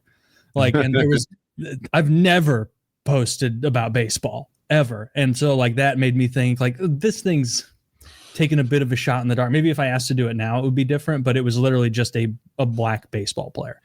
I'm not sure if it's just Elon Musk hate or if it's true, but Grok seems to be the worst. Grok's a fucking loser, dude. He's a fucking loser. Even ChatGPT is a fucking dork. Awful. Sometimes he eats, sometimes he eats, but like I'll be like, yo, I need. Can you name this video or something? I hear my videos about this. And he'll be like, why don't you try these? And I'm like, you're such a loser sometimes. Why? Just be yourself. I'm like, don't talk. He like talks to me like he's making a video or something. He always, and I'm like, don't do that. You don't need to speak like a human. Can you just be short and robotic? That's kind of cool. ChatGPT is giving people ads now in their requests. Did you see that? Lots of people are posting about it where like there will be like an offering from Target. One of them had like some political action group sponsoring it. Like there were ads at the bottom of the messaging. I keep saying enjoy it now. A lot of people are they hate on it now and they're gonna end up like using it later because there's gonna be no avoiding it. But you're gonna ask something like, are seed oils bad for you? And it's like, no, idiot. This post brought to you by the McDonald's Corporation. When I Google something, it gives me like a list of 10 results. I usually look at like 3 to 5 of them, sort of cross check and fact check and see if there's like a consensus. And that's just how I use Google. When I chat GPT something, it tells me the answer and I just kind of accept it. Every once in a blue moon, I'll like it'll link to a source and I'll see what that is. But mostly I just accept it. Skeptically, my wife, on the other hand, I heard the new term third-party thinker, right? Which is someone who just asks ChatGPT something and accepts the answer like on the spot. And it's mostly about training dogs, so it's not terribly dangerous. How do I get a dog to come? How do I potty train a dog? But yeah, it's good that she gets bad answers every now and then and knows to stay on her toes, because something about the usage pattern of AI, you just get the answer and stop. Does GPT not always have a big list of like where it's pulling the information from? Because that's often how I use Grok, is just a rapid fire aggregator of things, because it's better than Google's results now, because Google results stink. But if you ask Grok a question that used to like give these sorts of results on Google, like give me an answer about this issue that has 10 sources and provide them all. And then it'll have all those. And then if you want, you can just scroll past the Grok summary and just have all those links aggregated in regard to the story. Because if you were to go to Google and type that nowadays, you're going to get 7 ads. You're going to get 2 things that are tangentially related and 1 thing that you want. A little of both. I'm looking at some of my recent stuff. I asked it if nuclear power was subsidized based on a conversation we had, and it gave me all the different sources it used to pull its answer. And then I asked it what speedball was, because I didn't really know, also based on a conversation we had. And there was no source at all for it. It just explained it. So okay. Both. Yeah. And like I find that I accept it less critically if it's a question that has nothing to do with anything. Like if I ask it like a recipe thing, and I tell it to aggregate a bunch of stuff, and then I like glance at the answer, and it's like, okay, there appears to only be one correct way to do ribs in a smoker, and it just put the exact same. I've never had a bad experience with recipes. There. And so recipes are easy, but if you ask it something controversial, you have to you got to check the sources they're pulling from, because sometimes it's just not reliable. Yeah, I've asked it before times. I've been like, are you sure? Dude, I love every once in a while, I'm just so fascinated by internet comments that don't get AI, like they're bamboozled by everything, where like I'll search out and I'll try and find like absurd AI videos, and then you find like boomer posts under them of people one of them is a guy who's 10 times the width of Tom Hardy in Batman, and he's like in a Hannibal Lecter setup in a courtroom, but he has hundreds of chains around him. And the judge is like, I sentence you to 7,000 years. And he's like, unchain me and say that again. And there's like boomers in the comments. It's like, obviously AI. And they're like, don't have to wonder what he did to get here, brother. And it's like, what the fuck is that? What are these alternate realities that everybody's living? And then what percentage of those are bots themselves that aren't identifying it and that are just mirroring everything? It? There was bots except you. That seems likely too. There's a few people looking and laughing, and then a couple people caught up in it, and then a lot of bots, and that's it feeds back into that dead internet theory, right? Yeah. So I think the dead internet theory is simultaneously true and overblown. Like there's a lot of things just scraping the internet, there's reading it and gathering that data, indexing it, etc. All the different search engines are one example. And people are like, oh, the internet traffic is AI. It's like, okay, the internet traffic is robots, but that's not the same thing as content creation. The content creation, I think, is a much smaller part of it, but growing. I bet the percentage of posts on X is way higher than you would think. I bet a lot of them are bots and bot networks meant to stoke the fires of division. X is in a tricky spot. It's the only shrinking social media platform. Like Reddit is growing, actually, I'm not sure about Facebook, but like Instagram is growing. All the other major platforms you can think of are growing in terms of traffic, except X. So really? If they were, I looked at it recently. So if they were, if they got real like hardcore about removing bot traffic, it would look even worse. Oh yeah, it's in their best interest not to like fish out every AI bot that might be propping their service up. It not just traffic wise, but just the engagements that are being created because of the bots of real people. It's probably propping the whole thing up on just fake accounts. But I always think that purges. Like I always think that it's Russia and China and our enemies at large paying for bot farms in India, Pakistan, and Nigeria to just stoke the flames of division. Like something awful will happen in our country where it's like, what the fuck did they let that guy out of prison for? He killed all these people now. Like the party of law and order, my ass.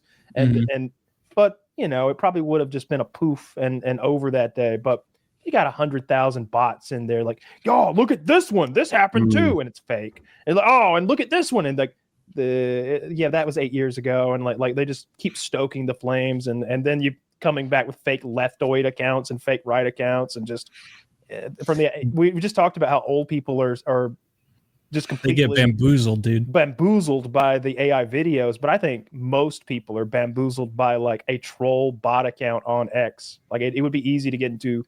I'm sure you've had arguments, Taylor, with a fucking bullshit bot from Pakistan before.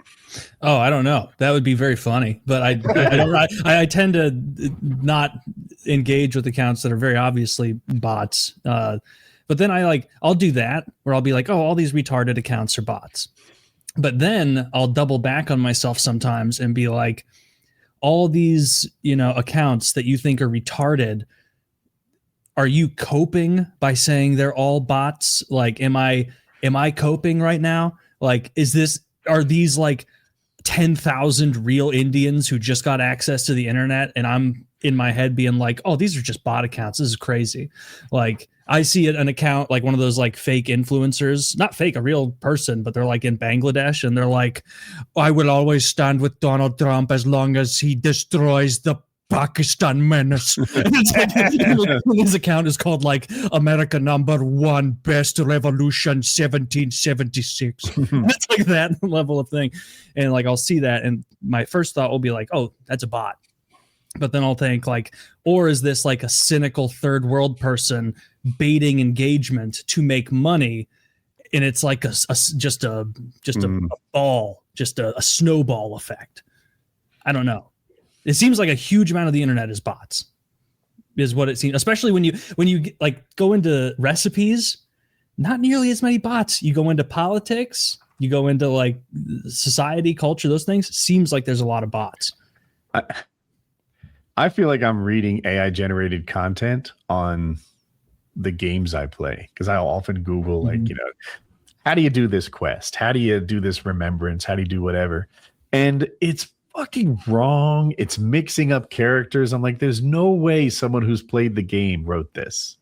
Mm-hmm. And I think it's just AI generated slop doing their best to get up there immediately. Yeah. And content marketing was taken over for like the search engines are getting slightly better at identifying content marketing entirely pushed by AI, but that is just a back and forth battle, right? As the AI gets more sophisticated, they have to make a more sophisticated filter, because like you can tell now, you look up any article about anything, Google will serve you the top 4 results and it'll be like almost mirrored answers. And it's like, oh, these are 4 lazy douchebag journalists who typed a similar question to ChatGPT or Grok or, one of these other things, and then just copy paste. The one that gets me are the TikTok videos. I'll search a topic. Top results will be TikTok things. I click on it. It has nothing to do with it. That there's like 30 videos on, 15 videos on the screen, and none of them are related to the topic. I'm like, how did this become a top search result? What did you do? How did you trick Google into getting me to click on a TikTok page where I didn't watch any of the videos? Because I'm not saying they're like slightly unrelated or not exactly what I'm looking, wildly not it. Now I'm searching on Night Rain, the video game, and this shit is about Donald Trump. Like, not even close to the same thing. It's like what's TikTok's ad spend on Google? What are we looking at there? Okay, I assumed it was SEO, but your guess is just as good. I don't know, but every single time there's a TikTok link, it's wrong, and I don't know why. I don't know what the scam is. I'm too much of a boomer for TikTok. It was the first social media to come out where I was like, I don't get it. And there have been a couple where I like appropriately let them come and go. Like, oh, should I be on Vine? Nah, I was too smart for Vine. That one came and went. When Kick, yeah, I think Kick is nothing. I don't know. I don't think that's going anywhere. What's Periscope? That one came and went. That one's gone, yeah. But TikTok. Yeah, that looks like it's a real thing, and I guess it's coming back. Maybe. No, it is. Like it is. It's on its way up. Larry Ellison's buying TikTok. Mm-hmm. He's buying TikTok. I wonder what content he wants censored. So Divine is the reboot of Vine, and it's being developed by former Twitter CEO Jack Dorsey. We'll see where it goes. I'm not convinced. It's always such a long shot to launch a social media platform. Like Threads, right? That thing was the thing that was supposed to beat Twitter, I think, or Reddit, Instagram. Yeah. I forget which one it was taking on directly. Mm-hmm. Dude, Threads is dead. The thing, Divine's like little twist, or one of them, is there'll be no AI content. It's all banned there. They won't find a way around that. I mean, we'll see. If it's good enough to get past their filter, then it must be really good video anyway. I'm down for AI videos that I can't tell the difference in. Some of the AI ones are fun, but like I saw a video where it was a giraffe. It was a woman on a safari, and like offering something to a giraffe, and then the giraffe like bends down, bites her on the shoulder, and then carries her away as she's ragdolled, and all these like tour guides in Botswana or whatever are like chasing after. And I'm like, this is clearly AI. But the lead up to that, like if that video had cut as the giraffe's head first came into frame, I would have had to look so close to see that it was fake. And it wasn't until the obvious nonsense of carrying the woman away that I was like, this is, oh my goodness, like, it's getting so sophisticated. None of us evolved to identify. There's a video of like a Halloween thing scaring a raccoon. And the raccoon's like going into the candy. That's a different one, Kyle. This must be a whole type. Well, see, so what they're doing is they're trying to latch on to the SEO of the actual attack on a woman and her child by a giraffe. That was big news. So that's what's going on here. And you can imagine some boomer like, did you hear about that giraffe attacking that woman and her son? And then they like try to figure it out, and they're like, yeah, I saw the video of it. It was bonkers. Carried her off. Carried her plumb off. That's like it's carrying this woman off. It's because the same one that I was mentioning, like these videos that you're kind of like, why would someone make that? Mm-hmm. Like, why would that? Like, it's such a like, why would it exist? And even like the Halloween one it's just looks like an America's Funniest Video. And there's no way to tell that it's fake because there's no real person there. The camera's shitty. Like, well, we're going to, our past, think of like our grandkids when you show them stuff that was on TV in the 60s. Yeah. Like major news events, 60s, 70s, whatever that was on TV, how easy AI today can replicate that and make it look believable and you wouldn't be able to tell. And then that will exist. Like we have the ability to erase and change the past at a crazy speed now. If it took hundreds of years to, you know, spread something or get something out there or have like, you know, anything, a religion, whatever. Now, the way you could rewrite the past and with AI and how we're all just so ready to absorb this shit and be tricked by it now when we grew up with it. Like our grandkids could be, I don't even know what picture it paints for them, what they think of the past or whatever, you know? If you, and also like the history fakeries, like, I don't know if you ever look around for fun, Harley, at the Black Israelite community online. They have been devastated by AI because they will post like, check this out, the real Israelites. And it's like, how would there be a picture in Egypt? Dude, like how would they do this? Or the one that was going viral, it's like, see, the real cowboys were black women, and it's like a bunch of black women dressed like cowboys in a very clearly AI setting, and people are like, and it's like it was cowboys and shit. It was cowboys, and it's just like, oh my goodness, like, oh, this is devastating. We can't be letting, or I don't know what we could do because we're black cowboys, right? There were this was like women. This is yeah, like but there weren't like fans of women black cowboys. It was mostly there were plenty of black cowboys. I assume they probably looked plenty. Really sick and very clear in this black and white photo of them looking like all of them were too coiffed up. They didn't look like cowgirls. They looked like it was there for a photo shoot. Music video because it was a fucking ChatGPT like a Grok Beyonce music video. Yeah, and it's devastating. Some of these. Can a giraffe bite someone and lift them like that? For sure. I bet it could if it wanted. Like so it did. So again, this is all based on the news story. But it does it like that camels do. Not like they're not going to carry it away. I wouldn't think. I think it could carry a woman away. I don't know. I've met a giraffe before, and I don't know that I don't think it was a giant one, but I remember thinking like, I think he could kill me pretty easy if he decides to. Yeah, they whack you with its head. That's what it does. It whips its head. Yeah. So it like smash its head against you, and they have really hard heads, and that's how they fight. They're like wrap their necks up. They can run like 30 miles per hour. They also often kill lions. A lion will only go after a giraffe if it's really hungry and desperate, because often giraffes just trample the shit out of them. A moose with spots and a 20-foot neck is not real. That sounds like bullshit. There used to be expeditions from ancient Rome that would go to sub-Saharan Africa. And like, think about Africa. You have to go a good ways before you get to sub-Saharan Africa and you see all those animals because they're not fucking traipsing around in the desert. And they would come back to Rome and be like, I saw a horse with a neck taller than your throne, sire.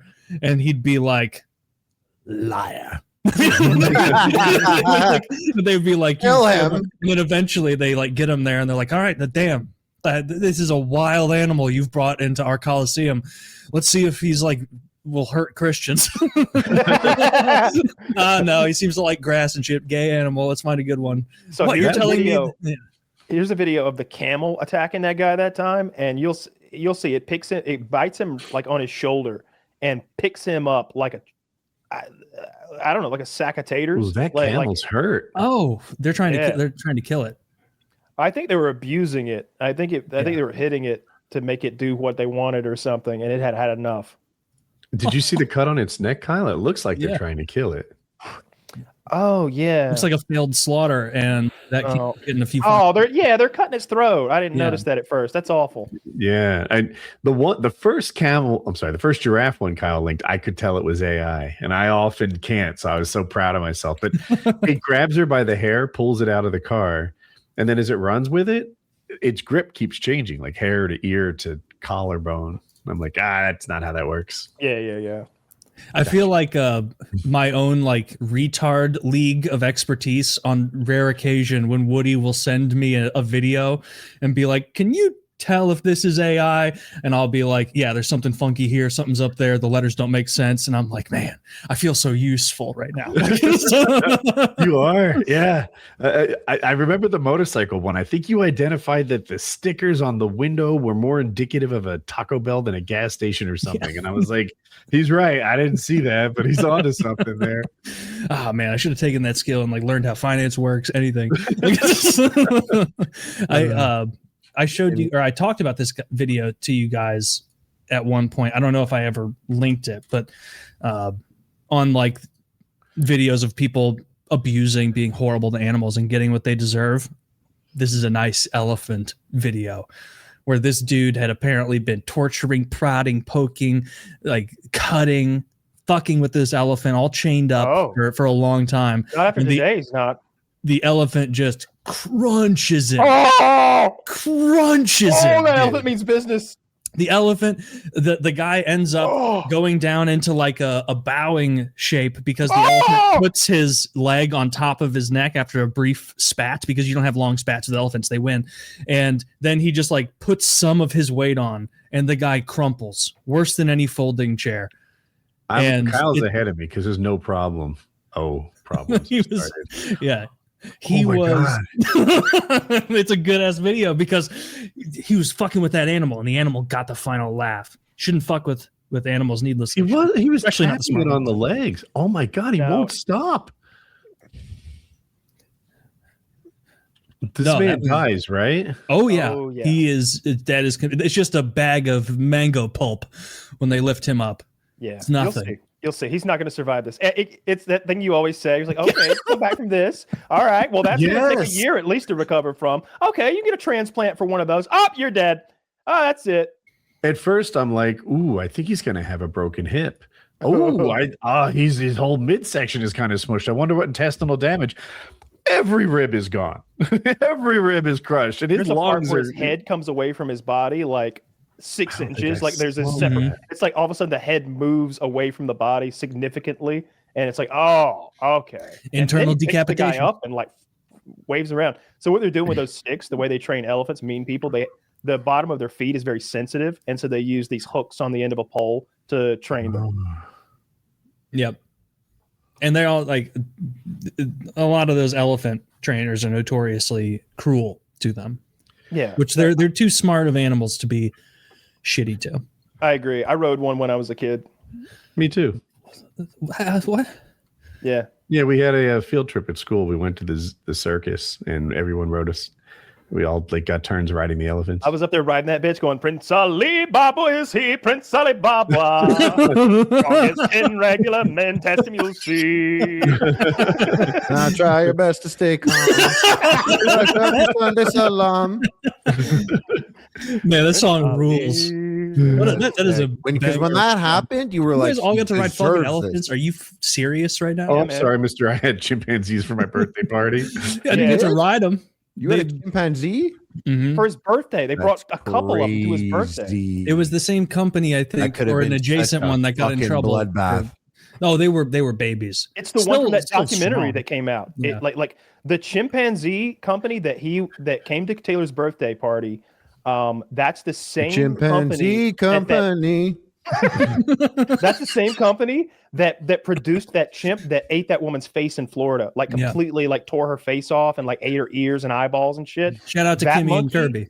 Yeah, that thing came from the same place that the two little monkeys that Taylor hung out with came from. There's a small chance that it was the same monkey. I don't. Oh, maybe Kimmy.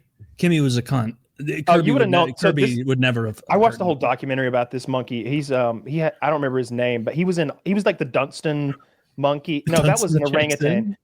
He was in a lot of like childhood stuff. If you saw a chimp on a gift card or a greeting card, or if you saw one like in a movie or something, it was this chimp. He was like the Tom Cruise of chimps. Once they get big and like sexually aggressive, then they become a problem. I had a question for did you want to do your thing? I just shared the link here. I don't know if you can click it now, whatever, but it's just upcoming movie called Primate. This girl, they just have like a pet monkey that's a cute monkey, but it gets bit by some shit, and it's just the perfect amount of seriousness and silliness looking. I'm excited for it. It really got me. It's like their pet monkey, but it's a fucking monkey. It's sick. At one point, they all jump in the pool. They're like, jump in the pool. You can't swim. And I'm like, oh, that's a good idea. Yeah. But they do hate water. Yeah. I'm scared of those things. After watching those documentaries and learning what that thing did to that woman. Terrifying. They're way too strong. And did you see Nope? The opening scene of Nope when you have that chimp attack? That was all CGI, but it was still like really gruesome. You sent me that clip. They handled that poorly. These actors don't know shit about swimming, by the way. Just thought you should know their form is garbage. Trash form. Good to know. They deserve to get torn up by that ape. Yeah, well, I mean, that's just anti-chimp propaganda. Yeah, you should be able to own those things. They should euthanize any of them that can't be returned to the wild or be rehabilitated. Just get it over with. At least try to return them to the wild. Don't kill them. But if you put them in one of those preserves or some nice place if you can. But if not, they should just be euthanized. They're too intelligent to be kept in like kennels like rats, and they're too dangerous to be somebody's pet because every time they do, they go crazy. Like let them go. If they die in the wild, they die in the wild. But at least give them a shot, right? I guess. I don't know. I don't know what chimp culture is like. If like some male joins your band, I don't think you'd like take him in. I think it's like Walking Dead, where like he shows up at the gates and you just immediately take him out and go through his rucksack. Free testicles for my lunch. Yeah, maybe they're so pretty scary. Brutal. They're like, fuck, why'd they have to reintroduce me to the one that figured out spears? Who gave this guy a helmet? What the fuck? The orangutan that ran away from Attenborough still has the hammer. That's like did the Romans ever use orangutans? I know they use baboons. How much would they have run into orangutan territory? Because they would have had to go. I mean, they did get to India at one point, like close to it on expedition. I don't know if they would have gotten to orangutans. I meant chimpanzees. Maybe they did. I don't know why I said orangutans.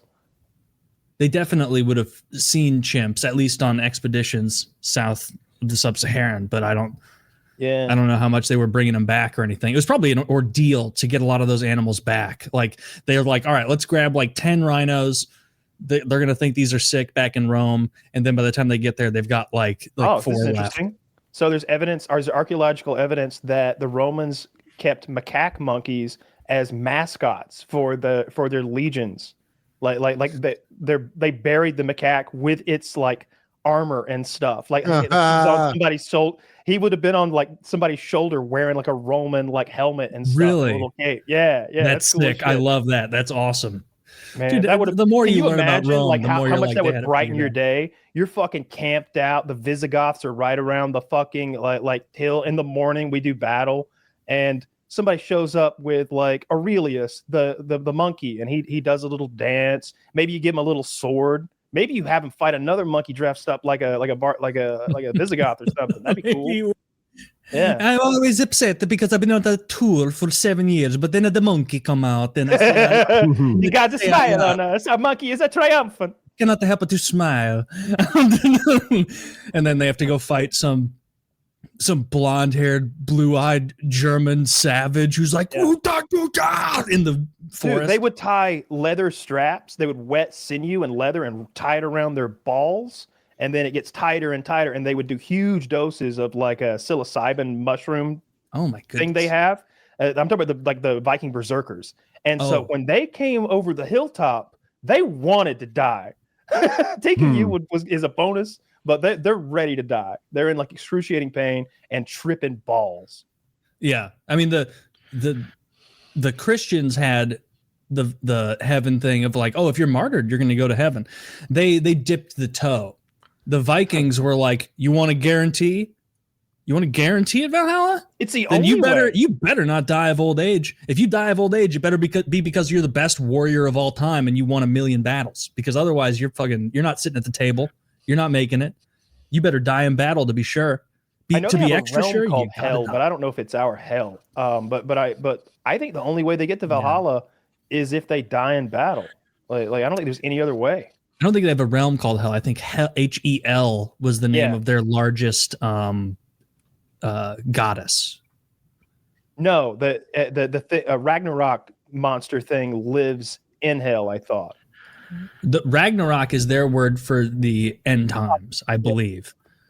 And then I thought that Hel was one of the HEL was one of their big goddesses because they had like good and. Oh, you're right. You're right. Evil. Hel is the goddess of the underworld and the ruler of the realm of the dead, also called Hel. Oh, that's where it gets confusing. So Hel or Helheim is both the realm and the name of the god who oversees it.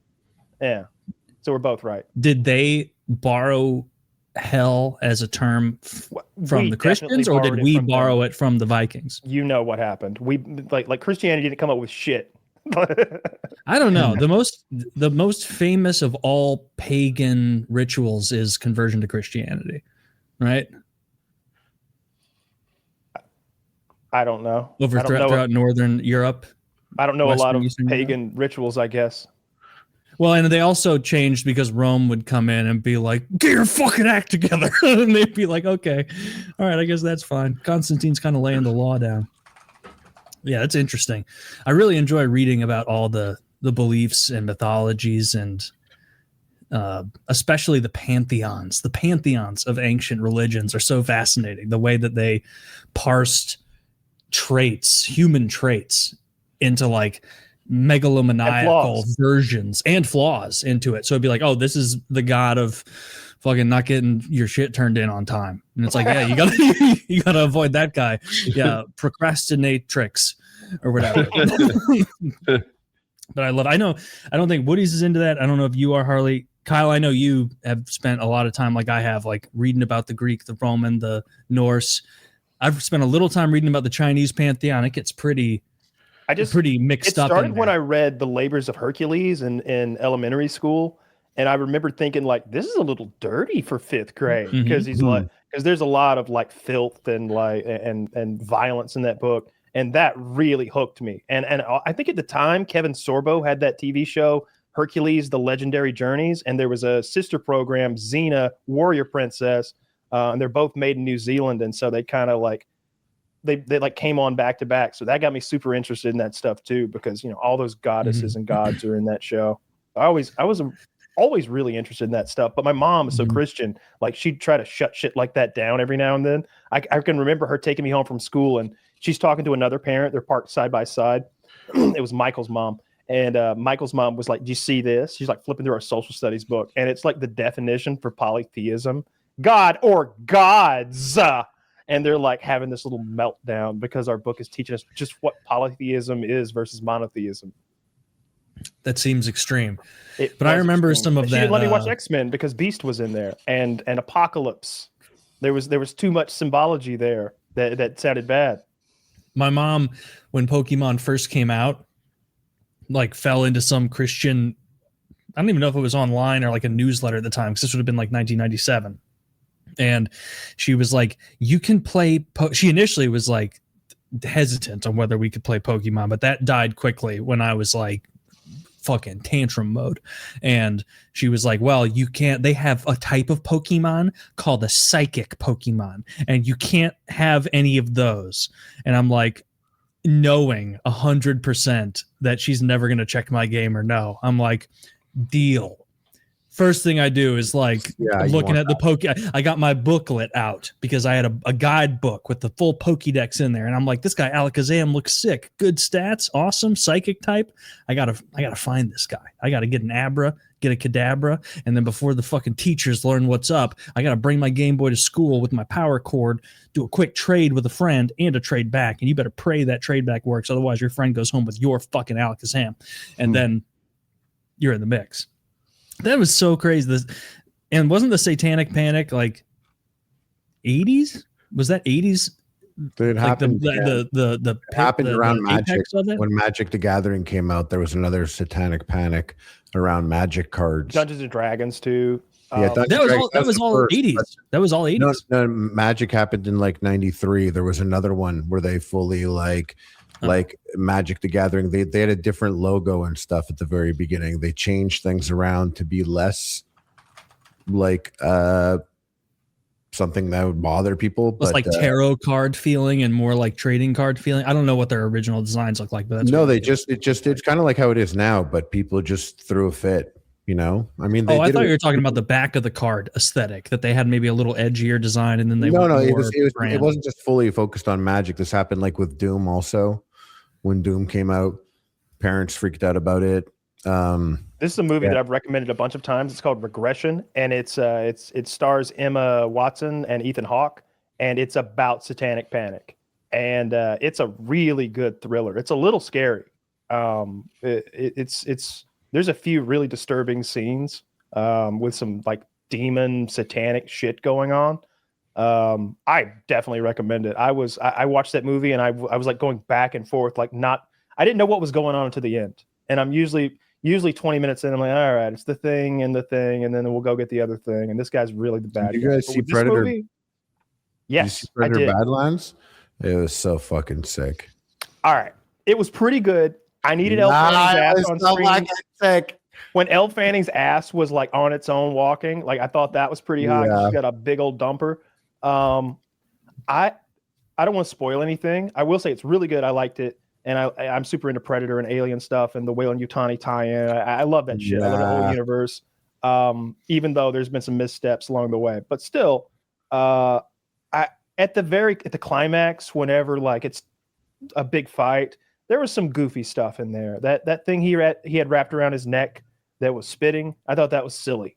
I could have done without that, really? And then I would have liked the whole thing a lot more. I thought that was like such a. Like I thought it was a cute thing. It got me. I thought there was a lot of things that I thought were cute. That little guy looks like my little Pomeranian with the bug eyes. Yeah. And when it first started, it started in a way that I was like, okay, and it's like 15 minutes in, and I was kind of like, I don't think this is gonna be chill. And then I interrupt you for a second something happened. You, like, I also like had a bad start, and it's because I have a Russian copy of the movie. So the subtitles come up in Russian and then get overlaid in English. So and the first 10 minutes of the movie is all subtitles because it's the Predator alien men are talking to each other. So you're having to use context clues to figure out what's going on. Well, we had captions, but they're not perfect, and so me and my girlfriend are like, "Ooh, I hope at some point we get a universal translator up in this bitch." Yeah. And they did. Dude, that's the worst part about translations on Netflix. It'll be like they annotate the English, and then some guy will be like, "¿Qué pasó?" like in Spanish, and it'll just say in brackets "speaking Spanish," and it's like, well, what are we what's going on here, brothers? Why wouldn't you fill me in on this? I do like in movies or something when it does that and people speak in French, and I just happen to know it because I was forced to learn it. Like it would occur, and it's not subtitled or anything. And I feel like this is like a very weird perk in life. I get this moment right here. This is what I get. I get to understand what the fuck these people just said, and it's not super important to the movie usually. And oftentimes I'll be like, and what he did say actually means this or something stupid. But yeah, I guess the best example of that is where if you know the language, the movie's completely different. The Thing. Because in the beginning of The Thing, the Norwegians are chasing that dog, and they have that clash with the main characters where people get shot and the Norwegians die. But in Norwegian, they're saying, "Get away from that thing. It's not a dog. It's pretending to be a dog, you idiot." So if you speak Norwegian, the whole movie is fun. What a fun movie. I have never understood the appeal. You still take it away immediately. Dude, that movie ruled. That's my. That is a good one. Said that in Norwegian because that's like that is maybe my number one horror movie ever. The Thing. I love it. I actually liked the Xbox game and computer game, whatever that came out. I didn't know they made a game. Yeah, it was like really fun. You had it was like a little weird team management thing. And it ends with like the guy from what's his name from The Thing. I forget what his character name is. Yeah, I was trying to remember his character name. Shit. Well, anyways, yeah. He pulls up and but this is not on the horror movies, but did you see there might be, or actually before we get to that, we're gonna we're going to hear from a couple of wonderful advertisers, folks. This episode of PKA is brought to you by today's sponsor, BetterHelp. So let's hear a little about their service. Life is full of twists and turns, and it's important for you to show up for yourself through it all, mental and dental. Got to take care of it all. We're very serious about everyone taking care of their physical health here on PKA and maintaining a healthy physique. Get jacked, boys. Lift weights. But mental health is just as important, and you need to work to keep your mind in shape as well as your body. Start getting in the mental reps with the help of a professional over at BetterHelp.com. BetterHelp is not a crisis line. It's not self-help. It's professional therapy done securely online, available to people all over the world. Invest in your mental well-being now and get started with our partner, BetterHelp. Let therapy be your map with BetterHelp. They've got a special offer for our listeners, saving 10% off your first month over at betterhelp.com/PKA. That's BetterHelp.com/PKA. That's 10% off your first month of online therapy over at betterhelp.com/PKA. Again, that is BetterHelp.com/PKA. Save 10% off your first month of online therapy over at betterhelp.com/PKA. If you're going through a rough time, if you think this could be something that benefits you, something that helps you, something you could that would be generative to engage in, then give it a go. You know, sometimes talking to someone is what you need, and sometimes talking to a person who's not in your personal life is what you need. So check it out, betterhelp.com/PKA. See if it's right for you. This episode's also brought to you by Lock and Load, the premium ejaculation increasing supplement that's been taking the world by storm for years now. You guys may have noticed that there's kind of a dearth of supplements trying to enter the cum space. You know why? Because Coca-Cola is already here. It's already here. The Coca-Cola of cum supplements is here. It's been available for years. Don't fall for the gimmicks. Don't fall for the hype. They tell you, take one of our little pills a day. They're fibbing, because you need fucking 6 horse pills a day to actually deliver the adequate, efficaciously dosed ingredients you need to bust like a champion. And so Lock and Load, use it, check it out, buy it. Code PKA, code Jizz, support the show. We love it. And also, it doesn't stop there. Everyone knows this, but you need protein powders, you need weight loss supplements, you need dream supplements. Derek has his finger in so many pies over at GorillaMind.com, and he's obsessed with making sure everything is efficaciously dosed. And so if you're looking for supplements, go to GorillaMind.com, and even if you're not buying our product, which would be a fucking big dunce move, by the way, even if you're just buying protein stuff, use our code because you'll still save the 10%. Lock and Load, use it. Also, our merchandise, get yourself a hoodie, get yourself a hat, get yourself a t-shirt, a sweatshirt, stickers, a mug, whatever you want. Use code PKA10. A lot of you don't use code PKA10 to save 10%, and I don't, at this point, don't even use it. Just pay full price. So use our sponsor codes, but then when you buy our sweaters, use full price, because clearly none of you care about the 10%. PKA10, use it if you feel like saving money. And there we go. Wonderful sponsors for the show. It's just me and you, Harley. That's just okay. Me and my boy Top J. That's okay, man. I love it. I want to do your show again soon. I love the format of talking about food so much. Then it's you know, Justin who's on the show, Lynch, he gets that stuff, and like stuff comes across his desk and he always brings it into the show. And it is an interesting thing to talk about, but I do not have the fucking interest to go mining for it. Mm-hmm. So sometimes I'll come across food stuff, but even in like the last third or quarter of Epic Mealtime, all food content, I was like, I can't look at this shit. I can't look at this shit. Now, if I watch food content, it's so specific. It's like I can't watch the whole mukbang era. I didn't get into any of it. Or people loved watching competitive eating. I couldn't get into it. I just wasn't about the food life. So well, I like the way you guys do it. Yeah, it's like real stuff. It's kind of like relevant, like new Oreo flavor dropping. Have a 10-minute conversation about it. Yeah. And that, I mean, I loved the food talk on your show, but when you're as, you know, washed, inculcated in it as you are and have been for so many years. You say when I'm washed? What the fuck? You're awash. You're awash in the food content. No, but low-key washed also. No, you were. No, I'm still sick. And I'm a chill guy, but yeah. Did you guys hear any good food news? You hear any? Is there anything interesting? You eat anything? Those blueberry interesting pie lately? Oreos are pretty cool. I like the idea. Oh, I have not that. tried that. I didn't even know that existed. I didn't you got catch it. What is it? You got like a vanilla cookie, like a graham cracker type cookie, and then blueberry like filling in the middle. So it's blueberry pie Oreo. I thought those were pretty cool. Oreo and Reese's did that partnership recently where they made the Reese's cups that were white chocolate, then like milk chocolate, and Oreo crumblies all inside. Those were pretty goddamn good. Like those, I got them for Halloween to give to the kids, and let's just say the kids didn't get any. I did Oreo. It's my favorite Halloween tradition. Birthday cake Oreo, and it was so bad.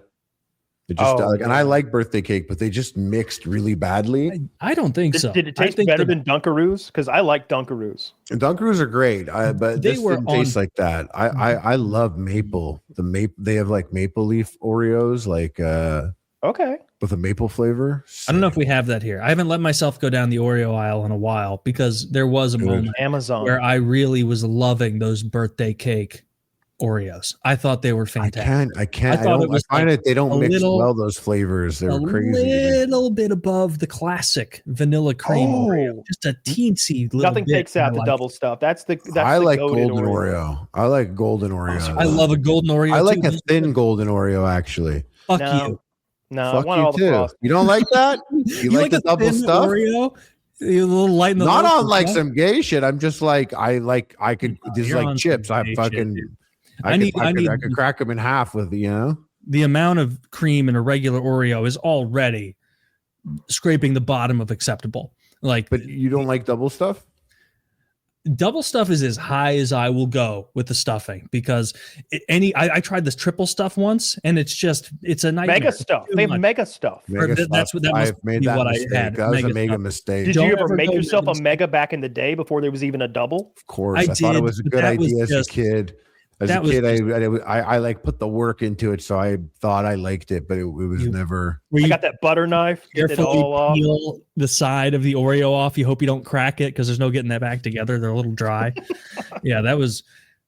And you only like those as a kid because you love sugar so much as a kid. You don't need the little kind of holding the punch of sugar. Like, do you remember those like soft, foamy cookies that you could get at like the grocery store bakery, and they had like pink thick frosting on the top? And just so you know, my thins are thicker than that, dude. That's some gay ass thin there, bro. That's what the thins are, dude. My thins are way thicker than that, dude. I don't know what AI shit he's pulling up here, Zach. You're tripping, dude. My thins are way thicker than that. Most stuff and mega stuff looks like a bad idea. You don't get the right. It looks like a good idea if that's ice cream. You remember people as like kids would be like, I don't even like the cookies. I just like the stuffing. And it's like you absolute. They like fail grade absolute Philistine. Like you don't appreciate art. And so you need double stuff Oreo. Thins should be. I hope Trump starts bombing shipping containers full of Oreo thins from wherever they're coming from.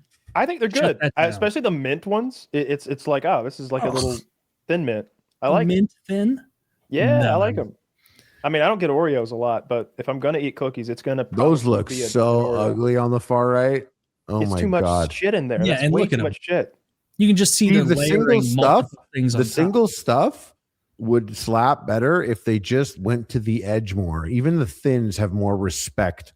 Honestly, I would almost tell you like the thin might be the same amount of white in the regular. They've just squished it down more and they're using a thinner cookie. No, I'm not like when I was younger and I used to break. What's the right amount of stuff here?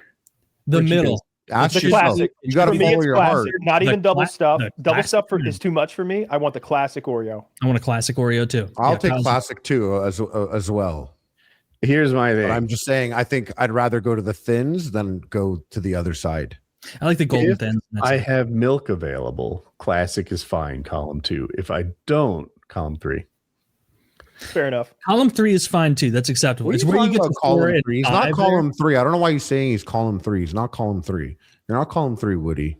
That's not you. You've counting almonds before bed. You don't look at that column ever. That's not your column. That's not your column to look at. So wrong? Why is he so? You can't just say it. You can't just say you do column. You would never do column 3. I just don't believe it. I've had column 3 before. Woody's had column 3 before. When did he have column 3? Woody's the kind of guy. Years. Woody, it's been years. Let's be real. Not talking 2020s or anything. Woody's the kind of guy to steal valor for column 3. And that's what he's I'm doing. the kind of guy to deny engaging in column 3. Which, by the way, I prefer column 2. That's the better one. And the golden, the regular, the classic golden, Oreo was perfect. The classic Oreo is good. You ever have Hydrox? They're not that different. I haven't had them since I was like Hydrox is the OG. kid, Oreo stole their fucking bag and made their own cookie. I remember there was some kind of political kerfuffle. I don't know if Oreo company or Nabisco or whatever sided with Republicans or Democrats, but one or the other.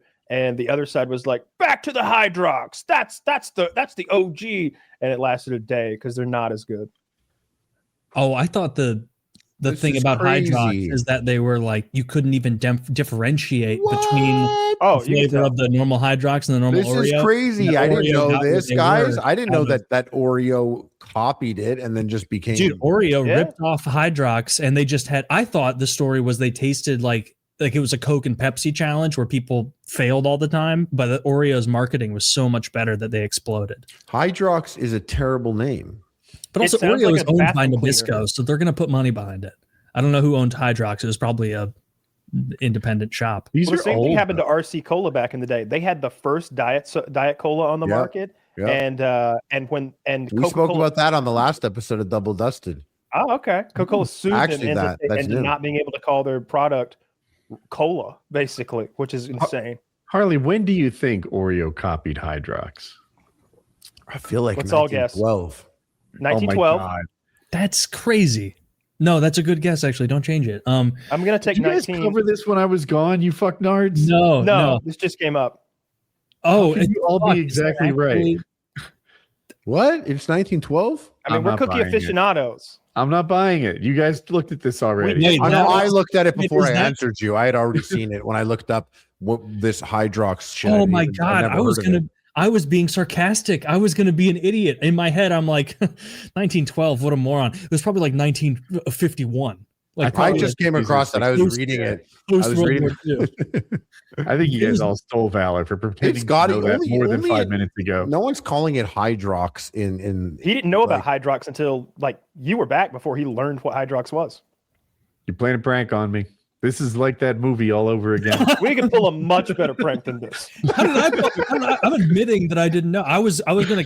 I made fun of Harley because I was like, "What a fucking idiot!" It had to be.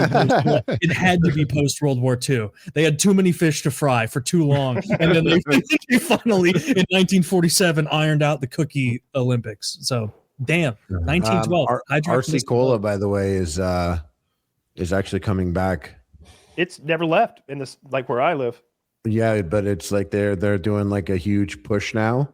Dr. Pepper owns RC Cola now. Okay. And Dr. Pepper just pushed Pepsi out of the number 2 soda spot. Yep. For the first time in 25 years, Pepsi's not number 2. And RC Cola was the old number 3 cola. Used to be like Cola, Pepsi, RC Cola.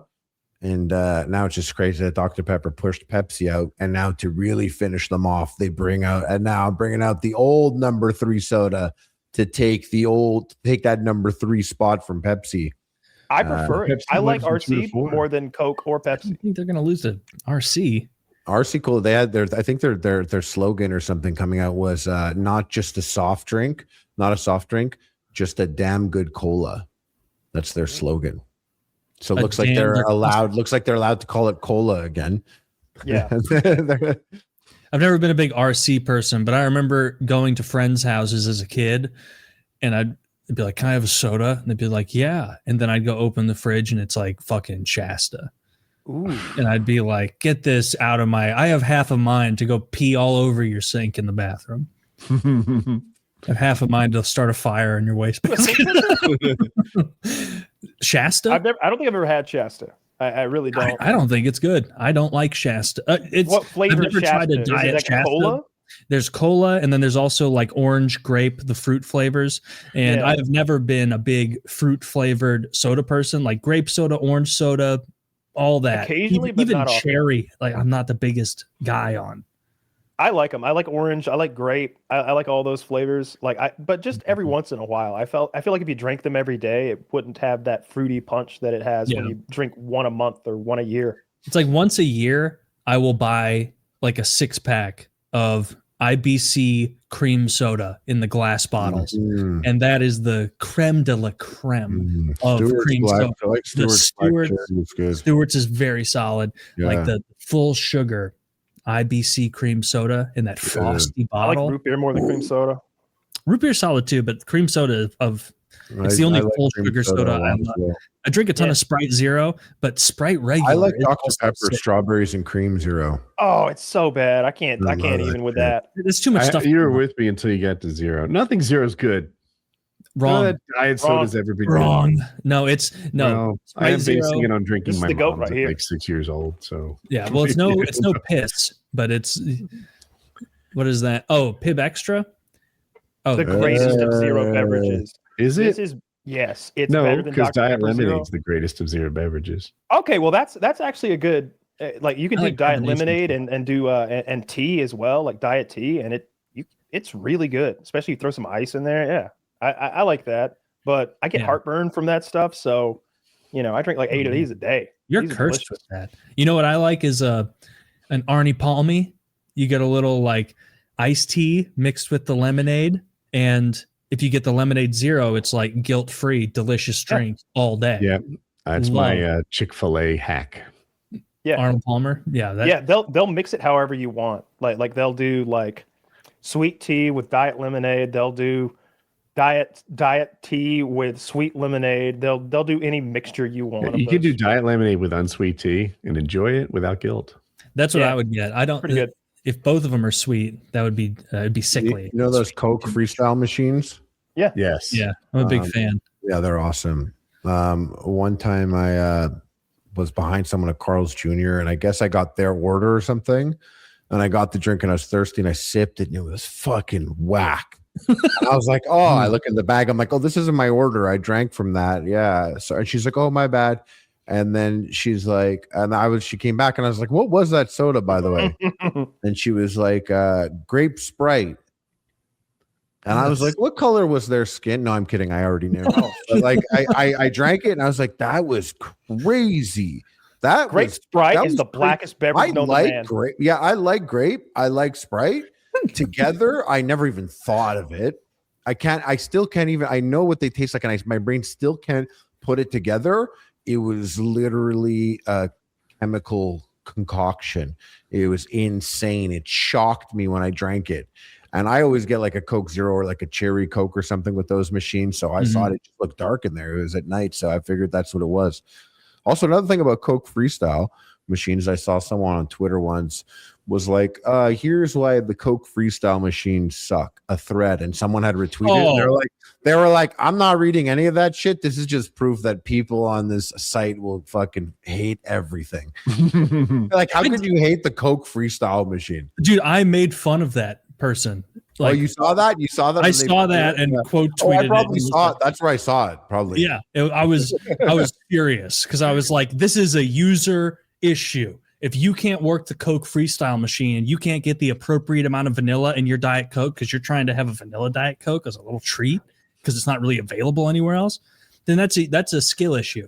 That's a problem between the screen and the fucking chair. Like I hated that so much. Check issue. Yeah, like just figure it out. There's giant buttons that say what flavor do you want next, retard, and you click it. I actually only fuck with cherry Coke. Like, I don't like orange Coke or vanilla Coke. I don't like any Coke flavors like that. I tried that Oreo Coke for fun. Have you been to the world of Coca-Cola? No. We've never. Do you know about it? Do you know what the deal is? No. So here in Atlanta, where Coca-Cola was originated, they have the Coca-Cola factory where they have the World of Coca-Cola tour. You get to see the vault where the secret recipe is kept. There's like they show you a bunch of commercials, and at the end, when you finally go through the bottling plant, you get to see it being made, and you get a Coke right off the assembly line. Like the assembly line is there, and they're like, here's one like just made. And then you go to this other room where they have tons and tons. They're not freestyle machines, but they're like old school machines. But there's like 3 or 4 on each column, and the room's full of columns. and all the flavors are discontinued and foreign flavors. So it's like, this is the kind of like, it's the Coca-Cola. They're all Coke products, but they're distributed throughout the world. Like, so you get Bolivian orange soda and like, I don't know, Nigerian grape soda or whatever the hell. And there's like hundreds and hundreds of flavors you've never had. There's like a cinnamon Coke. It's worth that once. That I would definitely try. That sounds very interesting.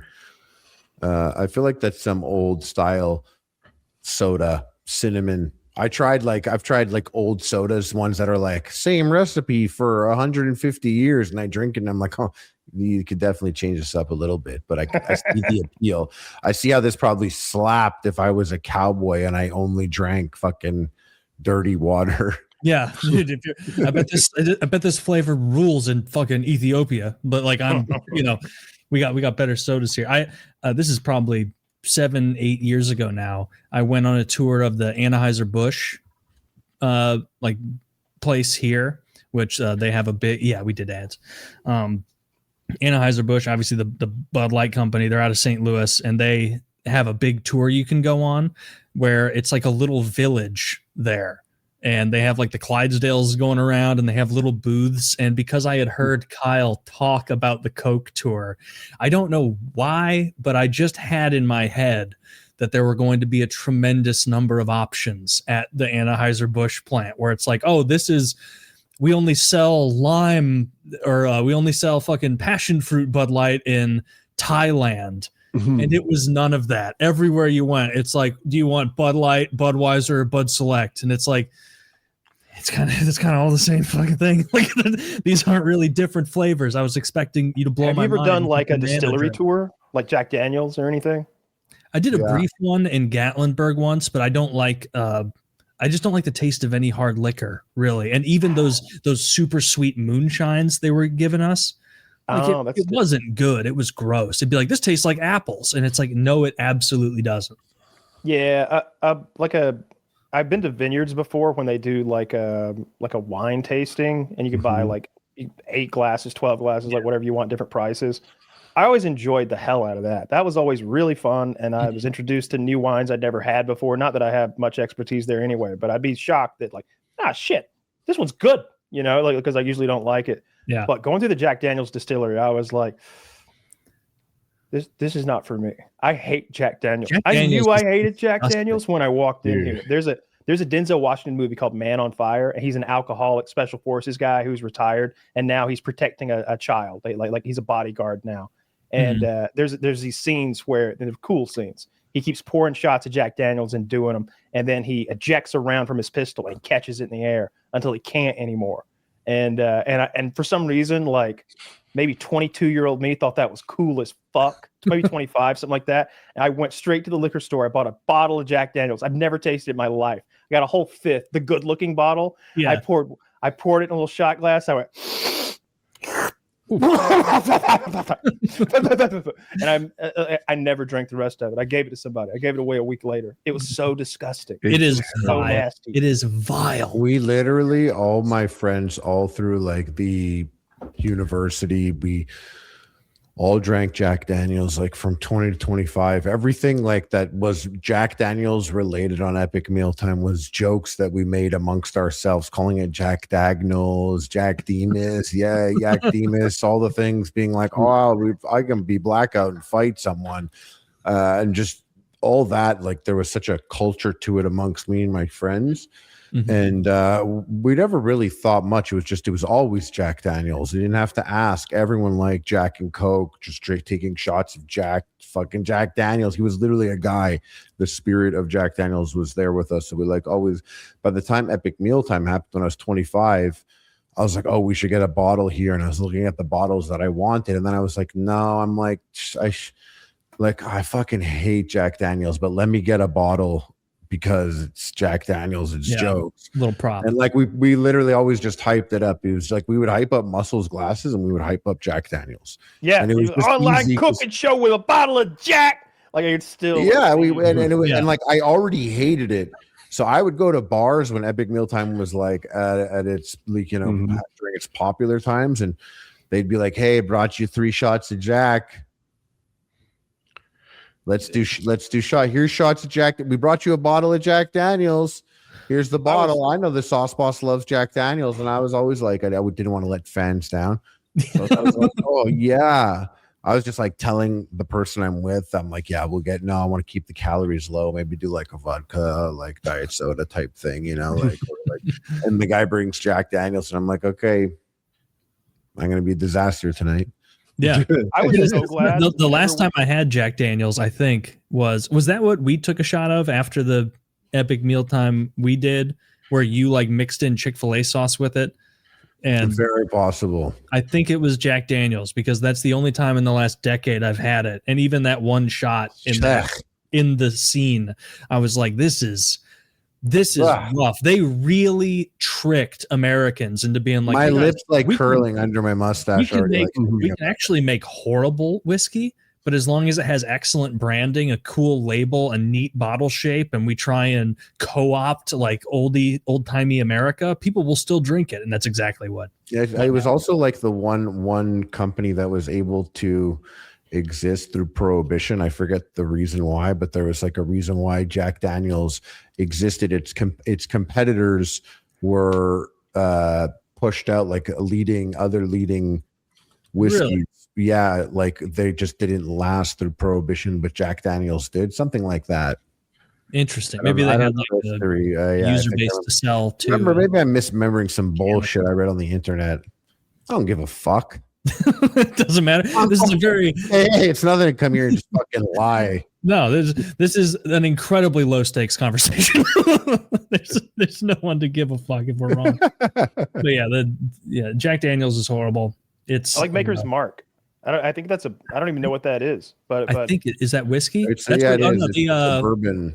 My friend's rich dad liked that, and they dip the top of it in red wax, and that's cool. Yeah, I thought the bottles were cool. The wax shit was cool. And then like I was drinking a lot of Maker's Mark there for a little while with a friend, and like I developed a little bit of a taste for it. Like it was pretty good. It was a similar price too. It's not like Jack Daniels isn't like cheap, you know what I mean?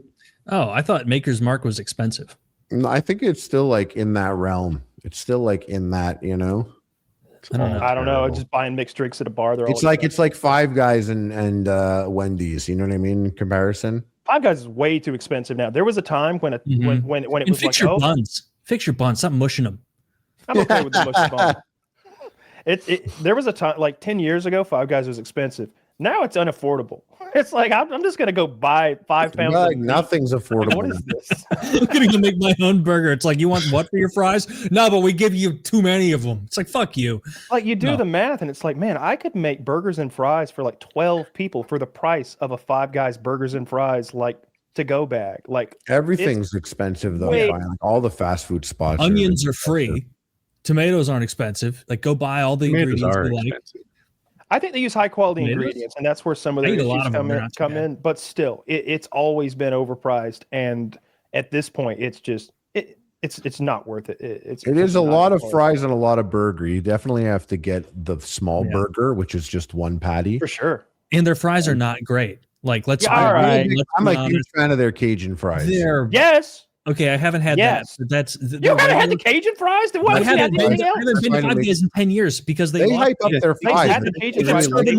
They had them day one. It's not a newly. I don't go to Five Guys at all because one, it's too many calories, and two, I don't want to liquidate my 401k for lunch. Fuck off, Five Guys. But Woody, do you want someone to wrap your burger too tight in tinfoil and then play a brief game of hacky sack in the back with it and then deliver it to you? That sounds good. Can you throw in a couple cold fries on the bottom of the bag? Yes. Could you mash it together so much that it forces the mushrooms out out of the bun, and then there's a bunch of cold mushrooms in the wrap? Never frozen. Those I don't need to be educated. Their opinions, okay? Yeah, they do. Their fries are a big deal. How much are they donating into your campaign, Kyle? That's what we need to ask. Kyle's in the pocket of big guy. If I love guys. I mean, I would love to take their money to hawk their burgers, but I'm just saying they're way too expensive. But they're fucking delicious. It's the best hamburger you can buy. I like it a lot. Crazy. No, I like it a lot. I think Red Robin's better. It's the Red Robin. Yum.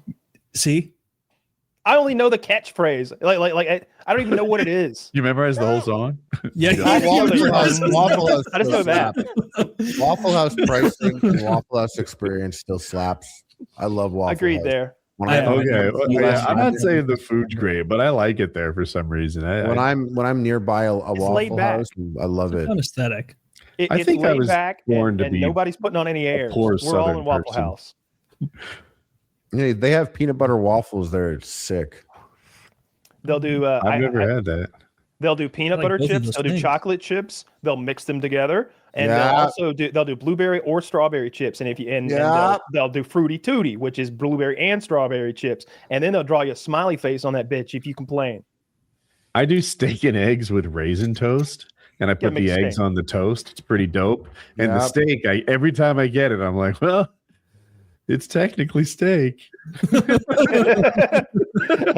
They have a plaque there that says the biggest purveyor of T-bone steaks in the world. I think that Waffle House sells more T-bones than any other organization in the world that might sell steaks, and it makes sense. Feasible, but I wouldn't eat one. Yeah, because what are they, like $9, and it's the thinnest T-bone imaginable. Sure. I would never get a steak from Waffle House because I would know what I'm getting. I've done steak It would be and eggs hilarious there. if they adopted my catchphrase, like Waffle House. It's technically steak. Yeah, Waffle House, you'll eat it. Waffle House, put your dukes up. Waffle House, you're too drunk to taste this steak. If your girlfriend can beat up the waitress, you eat free. Waffle House, that's my seat, cracker. Man, Waffle House in Atlanta is a fucking experience. I bet. Waffle House in Atlanta, isn't that a zombies map? There's wall guns you could purchase. It's right in. Hold on, I gotta pick up an Olympia real quick before we go to the table. The jukebox is nothing but hip hop, and it's blaring in there, and you're like, I dare you to put fucking country on. I fucking dare you. Shut up. You want to get us killed? Yeah. Like me and my Polish buddy and my Lithuanian buddy used to go in there all the time. And he's like, he called it Waffle House. Let's go to Waffle House. And he'd just be drunk. They'd both be just beyond wasted. I'd drive their ass to Waffle House and we'd eat drunk waffles. It was like a every Saturday night we'd do that. I love Waffle House. It's a fun memory. And then as my dad, when growing up with my dad, when we'd get up really early to go hunting, or we'd get up really early to do work, like 4 a.m. or something, we gotta go to Waffle House first. And it was always kind of neat to like see the people who are also up at 4 a.m. and you're like drinking your Waffle House coffee, wondering what they're up to. It's like, I've never been out and about at 4 a.m. I'm 12. So like knowing that there's a whole nother like class or group of people who are just up and about at this time. I don't know. It's kind of like if you ever drive down the highway, see all the cars, and you're like, where are all y'all going? Yeah. You know? Did you ever wonder, like, or did you, I guess, identify where you're like, that's a guy who's up early, about to do something similar to us. That's a guy who's still awake. Oh, you can see. Oh, you can totally see. And in Athens, Georgia, which is a huge party town, it's almost all people who have been up late, not getting up early. It's almost all that and violence in the parking lot. There is an argument in the parking lot 9 times out of 10, every single time. I don't think I've ever seen a fist fight. I don't think I've ever personally seen one, but I've definitely seen screaming and hollering and just a kind of scary environment. I've seen videos. Of people getting pretty real in the parking lot. And it's like, you're so full of the fucking Grand Slam breakfast. What do you have to worry about? Like, just enjoy your morning. They don't. That's Denny's. Or is it whatever they do. Maybe it's Denny's.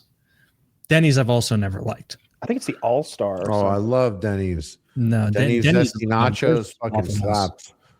Shoney's breakfast in the day was the shit. Shoney's had a huge breakfast bar that was high quality, and me and my cousin would be up all night playing Halo 2 or whatever, and just like, Shoney's opens in 15 minutes, and they have an all-you-can-eat breakfast bar for like $8. And we would starve ourselves the night before, knowing that we're going to Shoney's all-you-can-eat breakfast, and we're going to get so many sausage links and so many pounds of hash browns that they're going to like look at us funny. And we would. It was awesome. That was one of my favorite. Like, I guess I was like 18 doing that, something like that. That's 17, fun. 18. We had a local place called Uncle Bill's, which was the last place in the area where you were allowed to smoke cigarettes. And so we'd like have someone buy us cigarettes, and we'd be like too young to to buy them ourselves. And then we would go there in the morning because it was 24/7 and sit in the smoking section and rip grits while we also ripped grits in both directions. Right.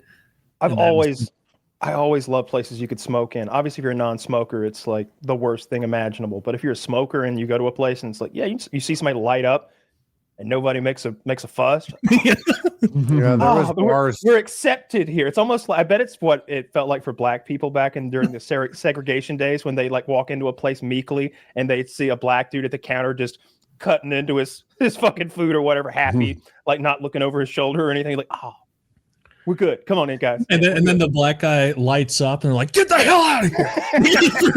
For the cigarette, not for any other reason, by the way.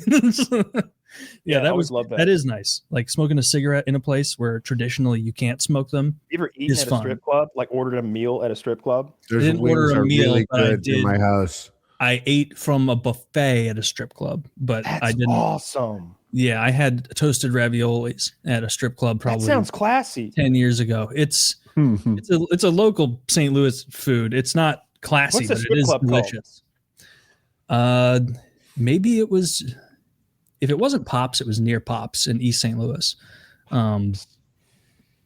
Or what was it? It may Club near me has crazy wings. Like wings are a big deal. The place is bumping when they have their wing day.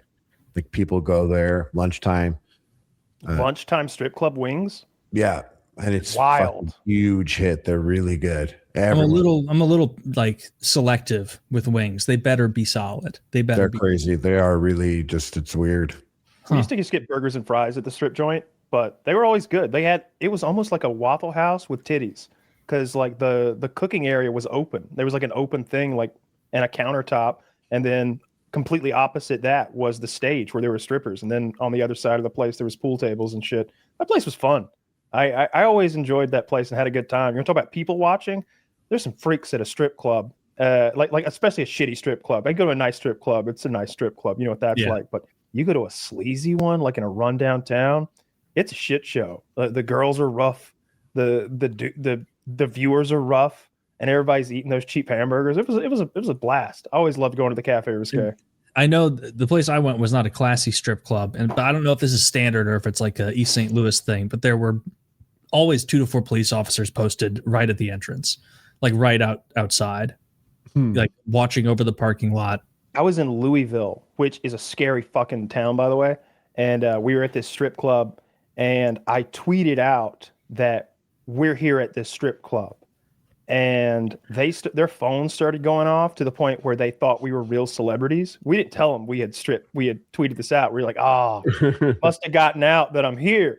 and my buddies are like, my buddies are playing the whole, I've stepped away. My buddies are playing the whole, you don't know who that is kind of routine. They're pumping me up big. And again, the phone is ringing off the hook. Is he there? Is he there? Is he really there? And they're free drinks, lap dances, like VIP treatment the whole fucking night and the next night. It was amazing. I couldn't believe that they just kept buying it. I was like, at some point they're going to realize that like we're not drumming up any business for this. At some point someone's going to do a little math and be like, hold on, these guys are taking us. Scott fucked one of the girls. Like it went super well. I didn't get any. Couldn't close the deal. No, it was for the best. You could have probably slipped me some sort of pill and robbed me anyway in the night. Oh yeah, if she thought you were fucking, Tom Cruise over there. That's what they were. I remember exactly what whatever the highest ranking person there came by. It's like, you guys doing great? You guys doing great? Just want to check on you again, man. We had Kid Rock in here. Nothing like this. And I was just like, I don't know, man. It just got out, I guess, that I'm here tonight. I'm so sorry if they're bothering you. No, are you serious? Awesome. That happened to Kid? That's so funny. I'm going to text him. He'll get a kick out of this. His friends call him Alan. Alan Rock. What's Kid Rock's real name? I bet it's super white trashy. What would make you say that about Kid Rock? Because he's super white trashy. Robert James Ritchie sounds like a fucking serial killer. You throw the middle name in on anyone, they sound serial killery. Yeah, I guess so. Yeah, That must be like a rule of journalism, is like forego middle names except in cases of serial killer, because then they throw. Or they want to be real specific about who they're telling everybody is a mass murderer. I guess they don't want any John Smiths getting caught in the net. Sure. Oh, a name like John Smith, you'd have to be real careful. You have to show a picture at least. There's probably a lot of those guys. Did you see Trump falling asleep in the board meeting? I mean, it's every day now, right? Like he can't keep looking up. Real tuckered out, man. He's looking real tuckered out. He's a sleepy fella. You know, who says there's anything wrong with being ruled by 80-year-olds on all sides in this gerontocracy we're in? Who says that's bad? You know what the worst part? Like, this is exactly what we went after Biden for so hard. And now we're getting another shot at it because he really does look awfully sleepy. And he keeps having his hands bandaged. He's got another bandage on his hand. And they're talking about this MRI he had. And he's like, oh, I passed the MRI with flying colors. Beautiful. It wasn't on my head, though, because I already aced the cognitive test. Something you wouldn't have been able to do. It's an Asian woman, by the way. If I have it right, they're like, where did you get, what was the MRI of? And he's like, I don't know. Really? Has anyone ever had an MRI? You know what they're MRIing. Like, you don't just sit there for 40 minutes. It's like it's only his left leg in there, and he's like, who's to say? Like, and it's like, no, you fucking idiot. We know you can kind of get. Every answer is wrapped in lies. Like, he's always lying about everything he says and does. And I'm like, can you ever just tell the truth? Is the truth so damaging all the time? I don't know if he knows the truth. Like I don't even know. You know where you got your MRI. I've had MRIs, I've had X-rays, I've had CAT scans, I've had fucking nuclear medicine. You know what they're looking at. It's completely obvious. And then he tried to claim it was like cardiac or something. And then the doctor on CNN is like, there are no preemptive cardiac MRIs. Preventative MRIs. Preventative, yeah, that's what magnetic resonance imaging for that. You would do what is it called? Where they inject you with that? They inject you with that shit, and then the contrast. I thought that's what they did often for like heart flow and blood stuff. I could absolutely see a preventative MRI being done on a president of the United States, though. Like obviously the average person doesn't go get a $10,000 scan preventatively, but the leader of the free world, I would be disappointed if he weren't getting preventative MRIs every few years. At his age. But what I'm hearing is, especially for 80. On the news anyway, is that they don't do that for hearts. And we all know he got a brain MRI. That's what maybe. Yeah, I don't know. I don't have any like thoughts about they what do he's trying that for people who are at risk for Alzheimer's. In 8 months, we'll have our second ever 80-year-old runs president. in his family. He's going to be 80? In 8 months, he will be. And then we'll have, is it a bad thing that the only presidents over 80 ever have been 2 in a row now? So he's going to be super active the next couple of years. The World Cup is coming, and the Olympics are coming, and I think he's going to try to make it about him. And I can't wait. It's going to be like a Key and Peele skit. What makes you say that? He's not one to do that all the time, constantly.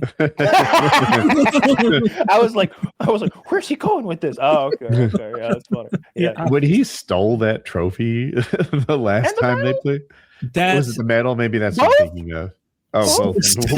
He still has the trophy in his office. I don't know about the medal, but he slipped it into his coat. I want him to get the Lombardi trophy. I feel like if he stole the Lombardi trophy, people would be angry with him. Canada wants it back. I'm saying no way. I would love that if he just is coming to us presidential address with the Stanley Cup on his desk. No explanation. No, nothing. Just is now, where he just don't. Stealing someone's trophy is very funny, very gauche. But I just looked it up because I don't know anything about hockey. It's in Florida right now, most likely. I wonder if it's near Mar-a-Lago. He could lay his sticky hands on it anytime he wants, I bet. No, it wouldn't be. They only get to keep it in the off season. Then it goes back to the people who watch over it. So that Florida doesn't have it anymore. Yeah. See, they only like that. They should. I feel like they at the end maybe they should turn it over or something, and there should be when the Marines inspect a rifle. The sergeant comes over and gets the rifle. He's checking to see if there's any dust in the fucking sight hole and hands it back to him and everything. I feel like it should be kind of like that. The tradition's really cool. So what happens is, Taylor, tell me if I get any of this wrong. everyone on the team gets to keep it, I think, for a whole day. And often the teammate who has the Stanley Cup that day throws a party. There's like a pool party, family and friends are coming over. Everyone's like rocking with the Stanley Cup. That Stanley Cup has found itself at the bottom of pools. One guy dented it and sent it to an automotive repair shop the next morning to get it fixed up as best he could before they returned it to the next guy. And it lives a naughty life. I bet that would make a really good sports documentary, just talking about the history of the Stanley Cup. It's most interesting. Like, and then when the season starts, there are these Stanley Cup handlers who just take it on tour everywhere, and they only handle it with white gloves and stuff. But like, I've touched the Stanley Cup.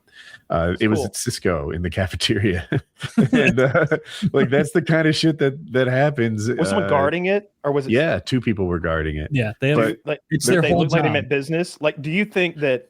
Like, would they have fucked you up if you try to take it? Not you in particular, but like a human. Like, did it seem like they were security, more like high class concierge types people? They weren't like bouncers. Maybe they existed too. For all I know, there's like CIA with snipers. There was 100%. There was definitely someone there that was like, it's go time. This retard's taking the Stanley Cup. They would have shut it down. But I love the same stories Woody's talking about, where you find out all the hilarious nonsense that goes on with it. It's the most damaged trophy in sports, like every single time, because you said they should turn it back in. The teams do turn it in, and they'll like post funny pictures sometimes of like, here's the refurbished cup from the previous year when the Blues had it, and then here is it returned after Tampa had it, and like it's just dented, destroyed. One player like put his baby in the Stanley Cup for a photo op, and he just filled the bowl with shit. The baby did, and they're like, "Oh, son of a bitch!" This is great, right? Like, the thing is, if you're a player, right, not a regular person like me, I'm never going to win the Stanley Cup, so I can touch it according to the rules. Yeah. But if you're a hockey player, like an NHL player, you can't even lay a finger on the cup. It is not okay. But if you win it, your baby can poop in it, and everyone's like, "That's a dope story, bro." Remember when JD Vance broke the college football trophy? Last year, got past me, I guess. Here's a little clip of it. I time-stamped it. Yeah. Well, there is no excuse for any sort of championship trophy to not be more sturdy than that. Yeah, it should be loaded up. Like, it should feel heavy with like your achievement. It shouldn't be some fucking. Speaking of the college football playoffs, I'm psyched. Georgia's ranked number 3. Ooh. We got the bye. Like, we're going into the SEC championship game. Like I am pumped. Like either we're the best team in the country or we're not, but we're gonna fucking find out. And I've been looking at the playoff brackets. It looks great. I can't wait to watch the college football playoffs. We play Alabama this weekend, I think, for the SEC championship. Something that I don't have the stats in front of me, but I think either Georgia or Alabama has been in that game like 9 out of 10 years, 10 out of 11 years, or something like that. So this is it. Here we go again. I would be psyched for you. It's very exciting. If you're in the playoffs, you've got your shot, right? And is your 3rd seed now, but that's really up in the air, because if you lose to Bama, then no. So the rules, so they can't lose, that they can't be degraded even from a loss in a championship game. That's part of the rules. Oh, I didn't know that. Okay, so they're likely to be seeded 3rd. It's a new rule. Okay. My team, NC State. The good news is we beat the shit out of UNC, who is our like in-state biggest rival, and that's kind of nice. And now we're going to, projections have us in the Duke Mayo Bowl or the Gasparilla Bowl. All right, you want Duke's Mayo, okay? That Duke's Mayo. I don't know, like I don't know if y'all like mayo or if you have a preference. A lot of people like Miracle Whip and shit like that. No, Duke's mayonnaise. I also see people getting that Japanese mayonnaise, that Kewpie mayo. No, Duke's is head and shoulders the greatest mayo available to mankind. You can't make a better mayo. It's so delicious. Yeah, we can't get that here, but I've heard this before. It's tangy, and they use eggs in it. Miracle Whip doesn't even have eggs in it. That's not mayonnaise. Yeah, Miracle Whip's not mayonnaise. Yeah, but I have had a small period of time where I did like that, because normally I don't do mayonnaise alone. I put mayonnaise with something else, And there was a time where on a sandwich, if I was just going to have mayonnaise, I did use Miracle Whip instead of mayonnaise. Yeah, I like it. I like it on turkey sandwiches and chicken sandwiches. Yeah, but I like it on a turkey sandwich, chicken sandwich, but I put it with mustard usually, and I like mayo much better. What happened? We were talking about mayonnaise, the Stanley Cup games and stuff, and we made it. Oh yeah, I don't really have any like insight into the whole CFB college football playoffs or whatever, but I'm just psyched that my team is in there. We're guaranteed to get we have as good a shot at winning this thing as anybody. I don't know what the odds are, but we get that first round bye. That's huge. We win one game and I need the bracket. I think we only need to win one or maybe two games to get into the championships, because it's like something like that. I'm psyched. I can't wait for this. I can't wait to play some teams that are out of conference we normally don't play. Notre Dame has no business in there. It should be BYU or Miami, probably Miami. But yeah, other than that, they're like the odd ones out. BYU and Miami. It should be BYU, dude. If you look at their like neck and neck, head to head record, that seems like bullshit. That those but Notre Dame's ranked like 10th, and Miami beat Notre Dame, and I think that gives. To me, that gives them a. Then it should be Miami and and BYU. Notre Dame has no business in pull there. Notre Dame out and put Miami. Yeah. That's what I would do. Did the Big East finish 1 and 2 for the seedings?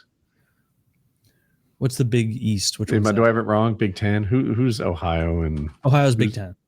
Oh yeah, it must be Big Ten. What do I know? Did they get first and second?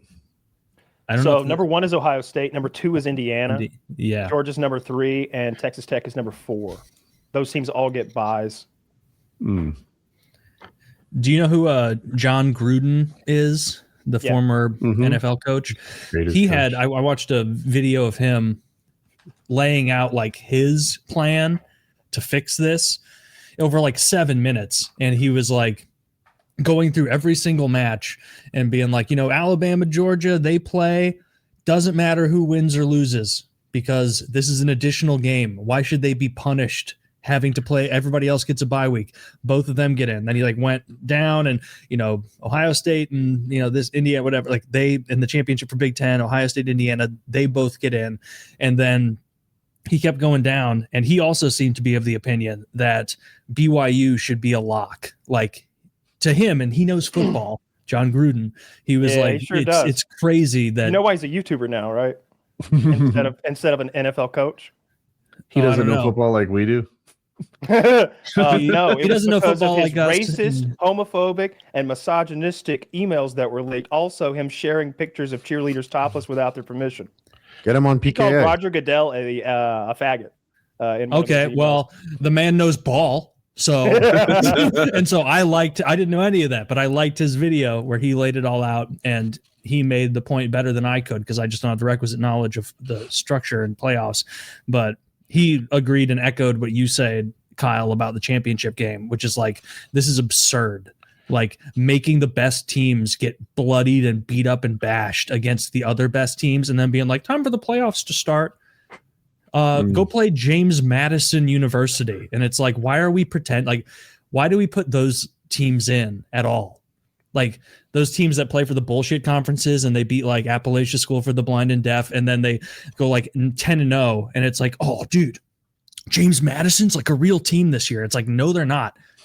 Mizzou would put up 70 on James Madison University, and we would get blown out. Mizzou would get destroyed by Georgia or Alabama. Well, I guess not destroyed. They lost to Alabama by 3. But even so, that's just this. It feels like a waste to have 12 spots, and 2 of them are for conference champions, where it's pretend.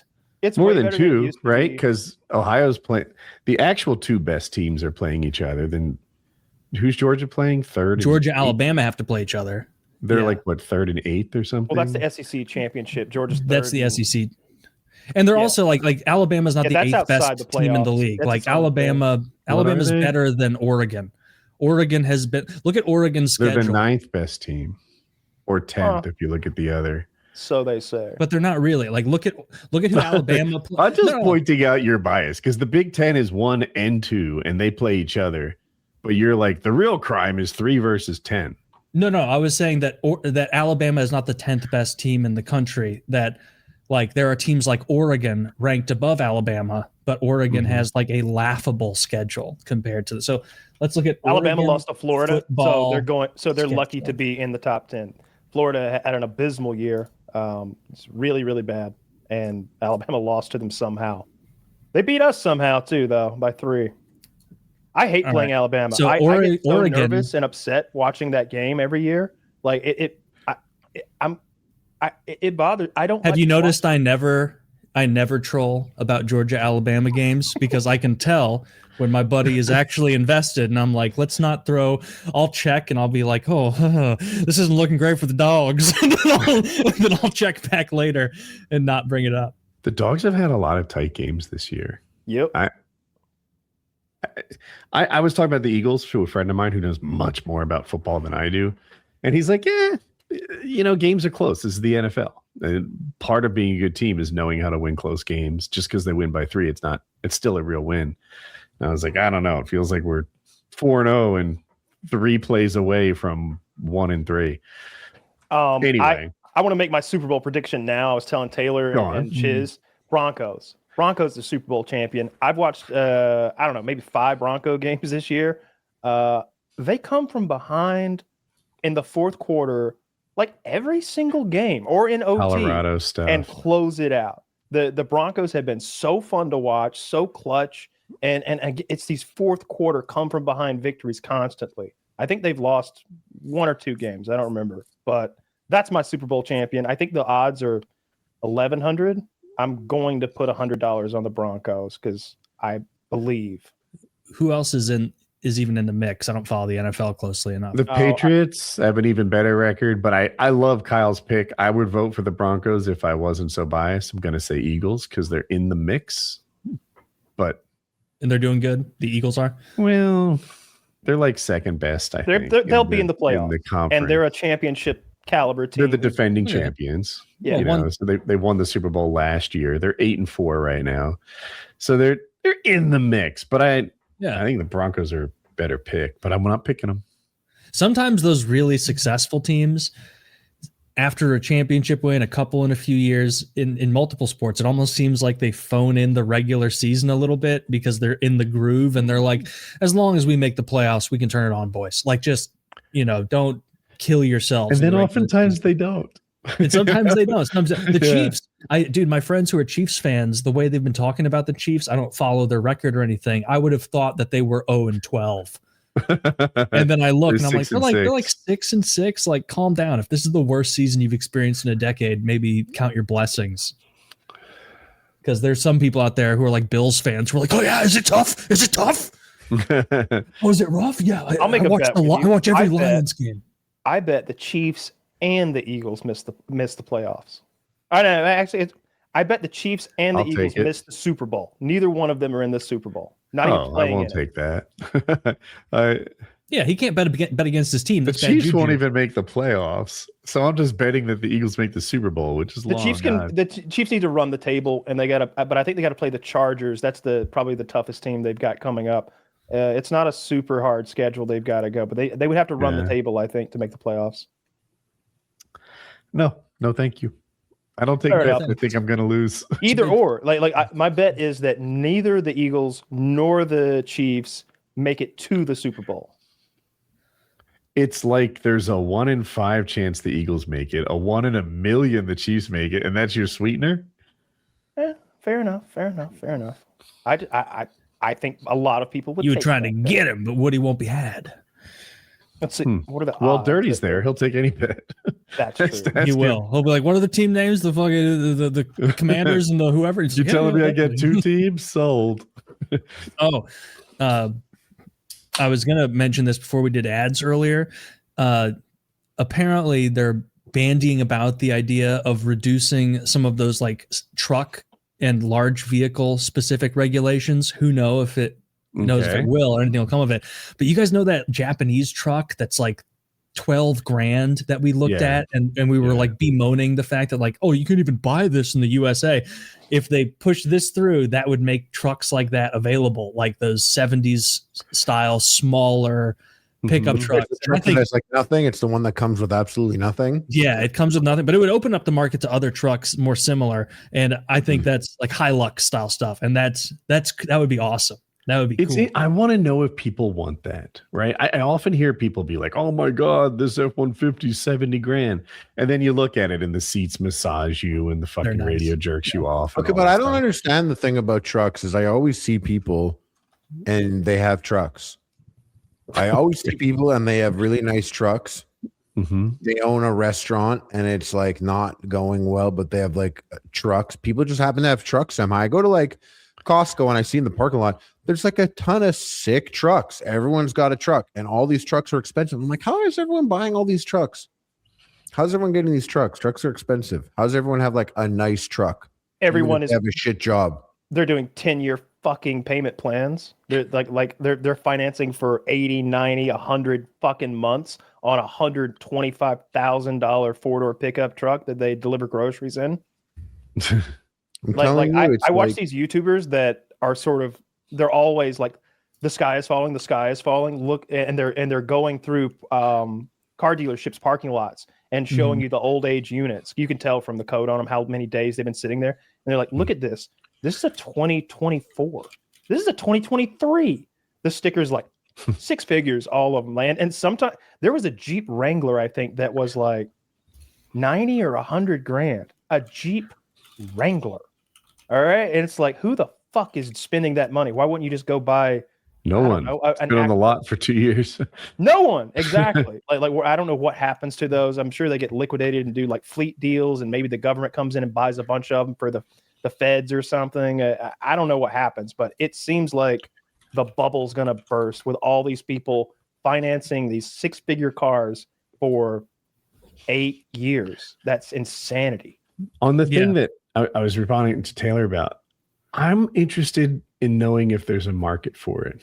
Everyone wants a $12,000 truck until they find out there's no radio, until they find out like it has no AC. Does that thing have heat? It doesn't have a backseat. Why, if you bought this, why wouldn't you just bring your Bluetooth rechargeable speaker and put it next to on the floor? Do you really give a shit? I was about to say that too. Like, apparently it does have AC and heat. It does not have no screens, no radio. It doesn't have a tachometer. So you're going to have to be. This is a better starting point. This is a better starting point. Like I've had a truck. You know, I have an SUV right now, and there were things that I needed, and the amount of like the tiers, the way that they're built up to get the thing that you definitely want, like a trunk that opens up with like the clicker. You sign up for 10 things you do not give a fuck about. But if I started at 0 and you'll tell me that this thing will be ready next year, and I could choose every little thing, like if I could be like, power windows on everyone except for the driver's side, I don't give a fuck, and I want to save $300. So everyone has power windows, but mine doesn't. Like, fully customize it, you know?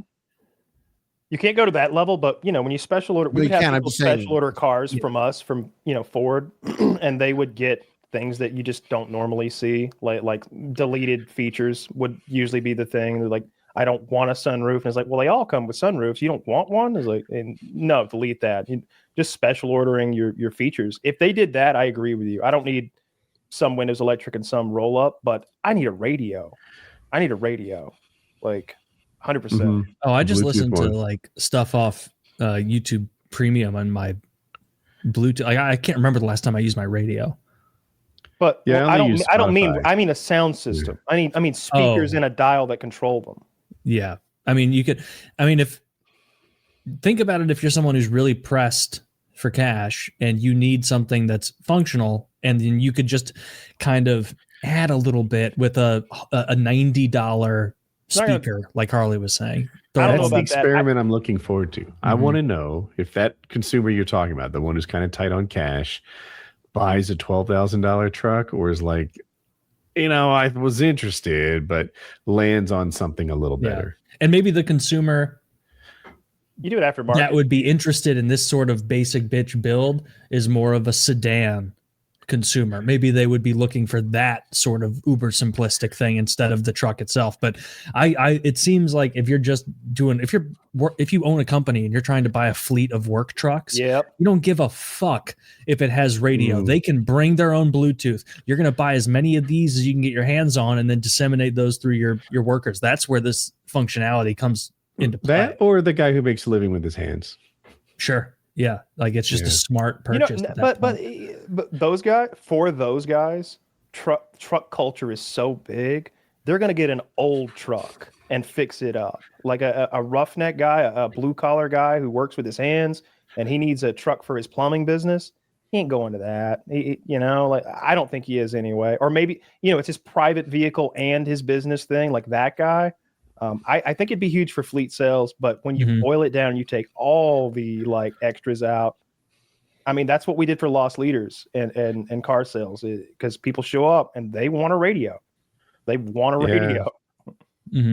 I had a truck, Ford. I had a couple Ford trucks, and they were so sick. I wasn't even a truck guy, and then I had that, and it was so sick. I was like, wow, I love this. It was awesome. And then I moved to a city where I definitely did not need any vehicle, so I got rid of it. And then when I came back to get a truck, it was just like trucks are just so expensive. And I was able to just get a deal because I wanted it to be like all fully loaded, like how my truck was. And so I got a Ford Explorer, like a really sick one. And I just made the mistake of thinking it would be like the truck, but they are very different products. This is nowhere near. It's like this thing is actually a surprisingly very fast vehicle. The Explorer that I have, it feels fast and stuff like that. But and you go inside and you are like, oh, this is kind of like almost luxurious in here. But compared to the F-150, the F-150, like I had this the limited edition one, and like I would go in there and it was like all fucking RGB light, ambient, sick, so much space. You could literally like fit like a fast food tray in the middle console if you wanted to. It was so spacious. The screen that you touched was just much better. But that's another thing that really bothers me is I would pay less for some analog switches and knobs, even to just feel like the old days in some ways. I hate that you get this like the Explorer. It wasn't as evident with my truck, but with the Explorer, like this is like a $50 tablet now. Yeah, it's the center of the whole multimedia shit in the car. And today, this is like a shit $50 tablet. And even when it came out, it wasn't even that good. One of the big design requirements in trucks is that you can operate the controls well with gloves on. So an F-150 wouldn't make a console the center, like a touchscreen, the center of the universe to your HVAC and all that shit. Oh, yeah. Okay. Interesting, yeah. I don't picture boomers and older people buying this style of truck at all. It would be more of a younger person thing, people pressed for money. But also, like, the boomers are so invested in the brand they love of trucks that they're never going to switch. Like I know Woody and Kyle both know this. I'm sure it's the same up in Canada. Like my grandpa has driven Silverados for decades. He will not purchase a Ford. He will not purchase a Honda. Like he loves Silverados, and that is what he likes. He liked to drive them until they were so beat up it was almost unrecognizable, and then he would get a Silverado that worked again. And that's my dad's a Chevrolet guy. He liked. He's a Silverado man too. Always Silverados. Like I remember being a child and those old early 90s Silverados, and just our entire life, every time. I don't think he ever bought a Ford. I never give a shit. I had a Ford, I had a Chevrolet, I had two Fords and a couple Chevys. Just never really cared. But there was a time when Ford was just bad. Like the 80s Fords were bad. Look at an 80s Mustang. Like they're ugly, not just bad. And like even the Taurus, the Taurus was always so ugly and boxy, and especially compared to like, I don't know, in the early 2000s, like the Nissan Altima was this slick thing with like snake skin seats and a 3.5 liter like fast V6. And what was the Ford Taurus? It was when they had that like curvy Ford Taurus. It was like rippled on the doors. Oh, ew! Those are awful. it was like, that is a grandma car, and this is a bad bitch car. I remember my mom got one. She got like the 2002 Nissan Altima, like top of the line, 3.5 liter, and I remember getting in it and being like, fuck yeah. And I'd speed it off when nobody was looking, and that thing would do 110. It was like, this thing is fucking fast. I love this. Yeah, I'm not that brand loyal with truck purchases. My Tacoma treated me really well. It's a famously well-built truck. Had it for 16, 17 years, something like that. And when I got my Ford, I think I made the right choice. It's also treated me well. And in 2018, the F-150 was like, to me, the clear winner. The Silverado got updated like the next year. The Dodge got updated the next year. But their screens were tiny by comparison. I don't think they had CarPlay. What screen? I don't know who has the biggest screen, but in my head, it's the Dodge. Like last time I got into a new Dodge truck maybe a year or two ago, and I was like, the fuck? Yeah. This is like the Dodge was monitor. so nice inside. Interior is a big deal to me that I was like, shit, maybe I should have waited a year or two. I'm a little biased against Dodge. I always think they're third place in quality. But there was a time, if you can get one with a warranty, I don't know what the warranties are like, but I remember, again, when I sold cars, somebody had this like 100 maybe 200,000 mile or 8-year some crazy warranty that was just too good to pass up. Toyota and the rash, it was a domestic company. I remember it being a problem for us selling Fords, and it was like, what the fuck? Like, their truck isn't as good, but they've basically promised to make it right when it does break. Like, it's hard to beat that when the initial price is $3,000 cheaper. I don't remember who it was, but this Dodge Ram, I'm looking at the screen and it's enormous. It's like also, those Tesla screens where it's like, this is like unless it's changed. Yeah, but that Dodge screen has is just so much more responsive than the one in my car. Like, I can't hate on it. I don't like it. Dodge has this puck for the transmission, and I'm the only guy who likes that stuff. I think I see Taylor shaking his head. You right? like that? Here's my take on it.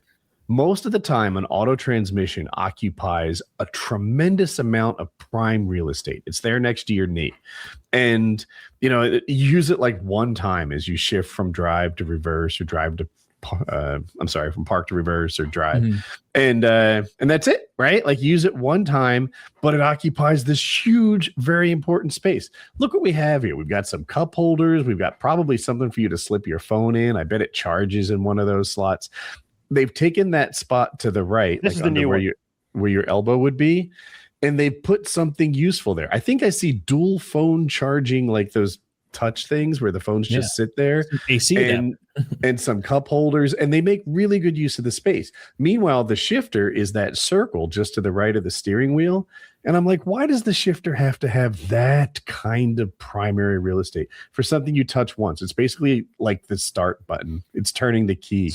And this is not a work truck, though, because I just didn't like it. When you're in a truck working on a farm, you are constantly back up, forward, back up, forward, back up, forward. Like you want it up on the column so that you can like just back and forth there when you're like maneuvering around, like maybe hauling hay or like moving through, like actual truck shit.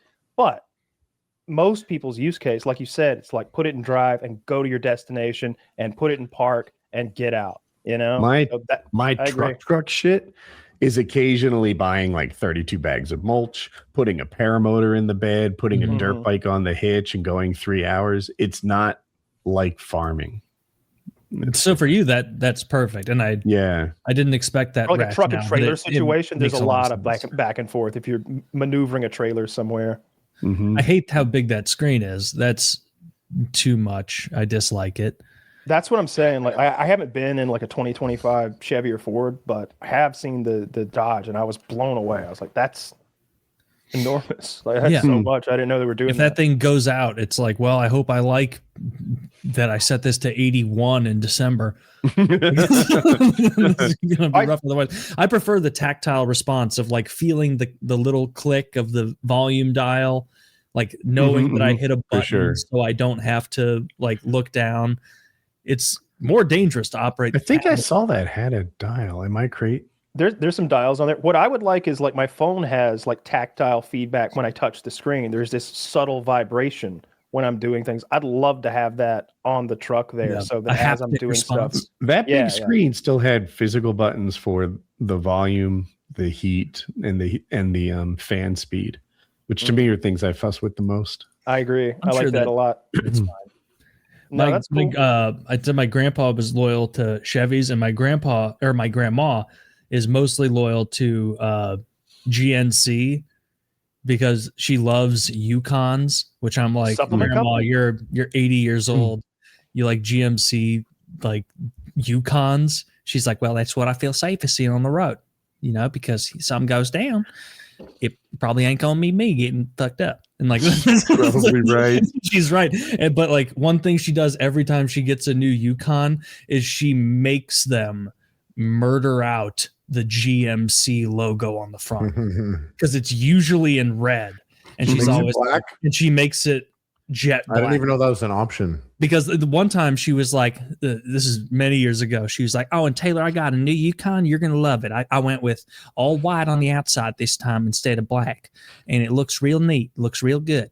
And then she like came up to my house and whatnot in it. And I'm like, this is the most absurd car I've ever seen for like an 80-year-old grandmother, because she's like opening the door and waiting for the assist to come down and help. And I'm like, why'd you get black rims too? And she's like, I was like, I just thought it looked really flashy with it's real white everywhere. They called it pearl at the car store. And then I told them make the GMC black because that looks nice and it pops, and then make the wheels black too. And I'm like, you're the coolest grandma in the world. The other gangster grandma.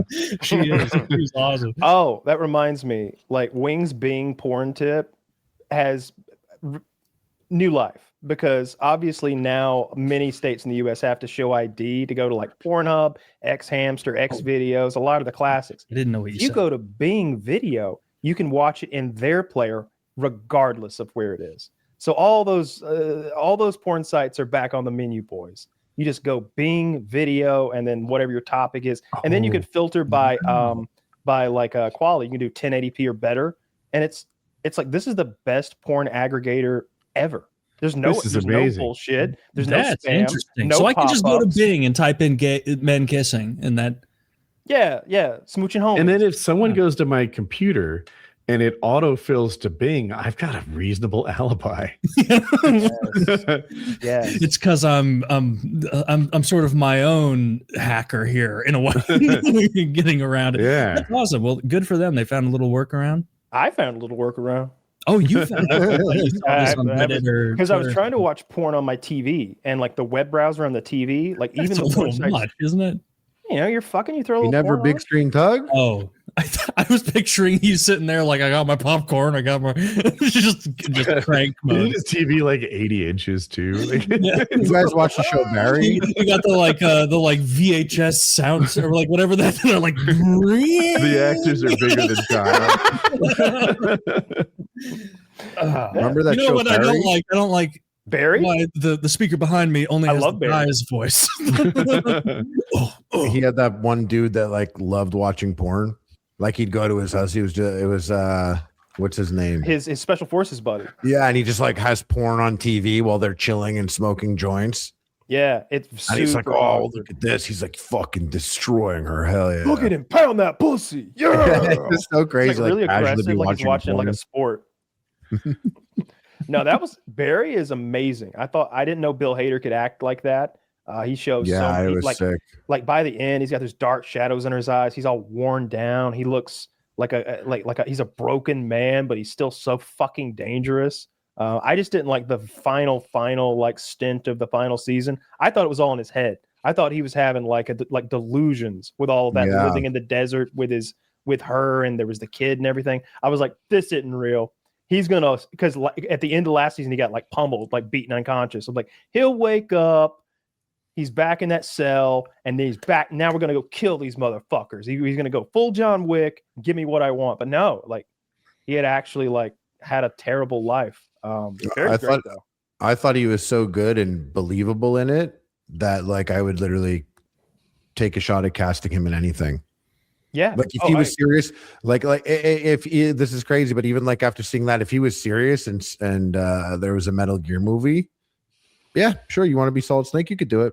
I'll let you take a crack at that. He can do anything he wants to do. That guy's an incredibly talented actor. When he was just so depressed, and it seemed so real. Like he looked mentally ill. He looked sick. Like his mental illness was making him physically ill, and he was like, you could see it in his character. I'm sure there's some good makeup involved too, but his acting is so good. And some of those scenes are so fucking dark. He's this guy has paid Barry to kill this guy that's been fucking his wife, and they're there at the hole. The hole is dug. Barry's got the gun. The two guys are having a talk, and the guy who was getting, I guess, cuckolded is like, you know what? We talked it out. I forgive him. I'm forgiving Jim. We don't have to kill him. He's like, what? He's got like clippers. He's like, you said you were gonna cut his eyelids off. Now you're letting him go? It's like, yeah. I'm forgiving Jim. And Barry just goes, pew, pew. You can't forgive Jim. You can't forgive Jim. And buries them both. And it's like, oh, it's so dark. That's so rough. And that guy, what was that guy's name? NoHo Hank was so funny. NoHo Hank with like alopecia is killing it.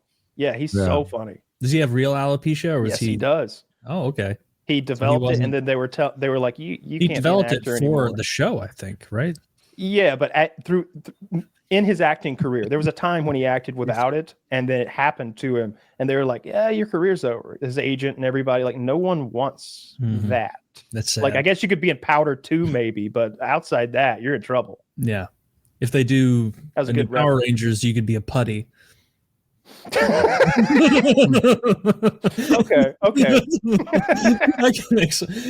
Speaking of, they did do a lot of this. Yeah, a lot of plus cards, a lot of moving back and forth. Not a lot of action from the putties. They were not a useful minion class. They were made of putty. Like they weren't effective. Yeah. On the movie thing, did you see Tarantino gave an interview about his top films, and he ripped on Paul Dano. I'll read what he said. Crazy, bro. He was, I guess he was giving his favorite movies of the last 25 years or something. And number 5 was There Will Be Blood. And he said, Daniel Day-Lewis, the old style craftsmanship quality to the film. It had an old Hollywood craftsmanship without trying to be like that. It was the only film he's ever done, and I brought it up to him, that doesn't have a set piece. The fire is the closest to a set piece. This was about dealing with the narrative, dealing with the story, and he did it fucking amazingly. There Will Be Blood would stand a good chance at being number 1 or 2 if it didn't have a big giant flaw in it. And the flaw is Paul Dano. Obviously, it's supposed to be a two-hander, but it's also drastically obvious that it's not a two-hander. Dano is weak sauce, man. He is the weak sister. Austin Butler would have been wonderful in that role. He's just such a weak, uninteresting guy. The weakest fucking actor in SAG. Laughs. All right. I don't think he's the weakest actor in SAG, but I agree with every single other thing he said. And I also would have ranked it the same way he does. It's in my top 25 for the last 25 years, too. It's one of my favorites ever. It's probably my top 10 favorite movies. It's incredible. I watch it every 3 years, so it's fresh. I love it. But Paul Dano, from the first viewing to my latest viewing, I always think, well, he's not a real threat. He never feels like the equal of what's his name's character? Daniel Day-Lewis. Daniel Day-Lewis's character. He never feels like his foil. Like they're one of them is a fully grown, physically imposing, very crafty businessman who's been here before and done this all before, and he proves several times that he can physically dominate Paul Dano. Paul Dano only has this one little thing he can hold over Daniel Day-Lewis for this one moment when they have the I abandoned my boy. I abandoned my son. Like he has that moment, and it's like in that one moment, Paul Dano manipulates him, makes him dance. But then the movie's 3.5 fucking hours long, and Paul Dano has 5 minutes of lording over Daniel Day-Lewis, and the rest of the movie is Daniel Day-Lewis fucking big dick in it, murdering people, like becoming a 19. Yeah, he was cool. Dude. He's a billionaire in 1902 or some shit. Like he's I am going to take your oil because you are a gay faggot, and it belongs to me. This is my son. I think Paul Dano is a tremendous actor. I just don't think that was a good role for him because, like, I love him in the Batman. I can't think of his whole filmography right now, but everything I see him in, A Little Miss Sunshine. really like. Yeah, that movie had a different actor cast in the role, and I think I brought this up on a past episode a long time ago. I was saying about I had done Meisner acting classes like back in the day. And Meisner acting was you did like repetition where you would repeat with someone something stupid like, oh, your hat is blue. My hat is blue. Your hat is blue. My hat is blue. And when there's no script, all that's left is blue. Yeah, exactly. And you get this back and forth going. And that is like a way to, if you're good at it, you can take what's being given to you and turn it into a good performance. The guy, there was an actor before Paul Dano that was playing that role, and he couldn't stop watching Daniel Day-Lewis in the scene. Daniel Day-Lewis stunk on set. He was the guy. He lived that life. He fully went into it. Like he literally stunk on set, and he was, I thought, killing it the whole movie, like fucking destroying it. So if you're in the room, and I actually being on set with Austin Butler myself, actually, in Yoga Hosers way back in the day, a couple years back. That's right up there for me. He was not. That's I'll have you know, Austin Butler was on set, but he was not anyone to me. I don't know who this guy was, and I had my scene, and I was just hanging out on set. And he starts talking. And when you hear someone who's like a good actor act live there, it sounds so different from other people's performance. I've been on so many sets with bad acting just because like I'm a YouTuber. Everyone's a shit actor there. And you're always trying to do these big things. So you act and you hear it. So I was in this movie, and it was a lot of amateur actors, and it was their first time, and some people are one way or whatever. And just hearing him, though, this is a guy that was literally way beyond everyone. And I turned right away to Kevin Smith, my good buddy, and I was like, "Who the fuck is this guy?" And he was doing a Canadian guy. And I said, "Why'd you make Dogma, you fat idiot?" My brother-in-law is friends with Kevin Smith. That's my claim to fame. But I was like, who is this guy? He's like, yeah, he's great. Eh? And I was like, and I went up to him. I was like, how did you nail that? Like that Canadian accent? He was like, oh, I watched Fubar over and over again for a couple weeks. I don't know if you guys have ever seen that movie, but it's a good one. If you haven't, you'd enjoy it. And he fucking killed it, but he was way beyond. And so I could just imagine being on set. Daniel Day-Lewis stinks, and he's doing that acting thing where it's really good acting, and you're in the room, and it's directed at you. Like that guy from 1901 is fucking ripping into you, and you have to still be your role. That's hard. Paul Dano had like 2 weeks to prepare for the role, but he is apparently a Meisner trained actor. So he's able to. What does Meisner trained mean? Is that a school? Explained earlier that. It's like a school. Like it's like instead of like method where you would become the character, you just kind of exercise your acting muscle, which is not your head. It's your heart, your gut, and your crotch. Like those dictate. Like you can't think of a line if you were to go deliver a line in a audition or something, and you thought about how to deliver the line, and in shows they'll stand in front of the mirror and deliver the line. Deliver the line. Deliver the line, but that doesn't matter. These pretzels are making me one mind, dude. So it depends on what's given to you. Like what you're given is how you'll respond, and you'll know better at that time based on your acting muscle. So someone who's good at it, if a really good actor is acting at you, it's quote unquote giving you gold, and you could deliver that back. You could withstand that. So I think they purposefully got a Meisner trained actor for the role, because they're like, fuck, everyone's gonna get blown away. So imagine like an anime. I know you guys aren't gay, but imagine an anime when they're like, oh, his aura, it's so powerful, I could barely stand. Then the guy's like, it's embarrassing to hear you say that. I'm a gay man, though. I'm allowed. You are a gay man. You're gay as hell. So you're allowed. Dude, but fucking Tarantino was wrong on this, because I just checked. Austin Butler is my age, and There Will Be Blood was made in 2007. So I was 16. There's no way a 16-year-old. Well, that's Austin the character's Butler. age.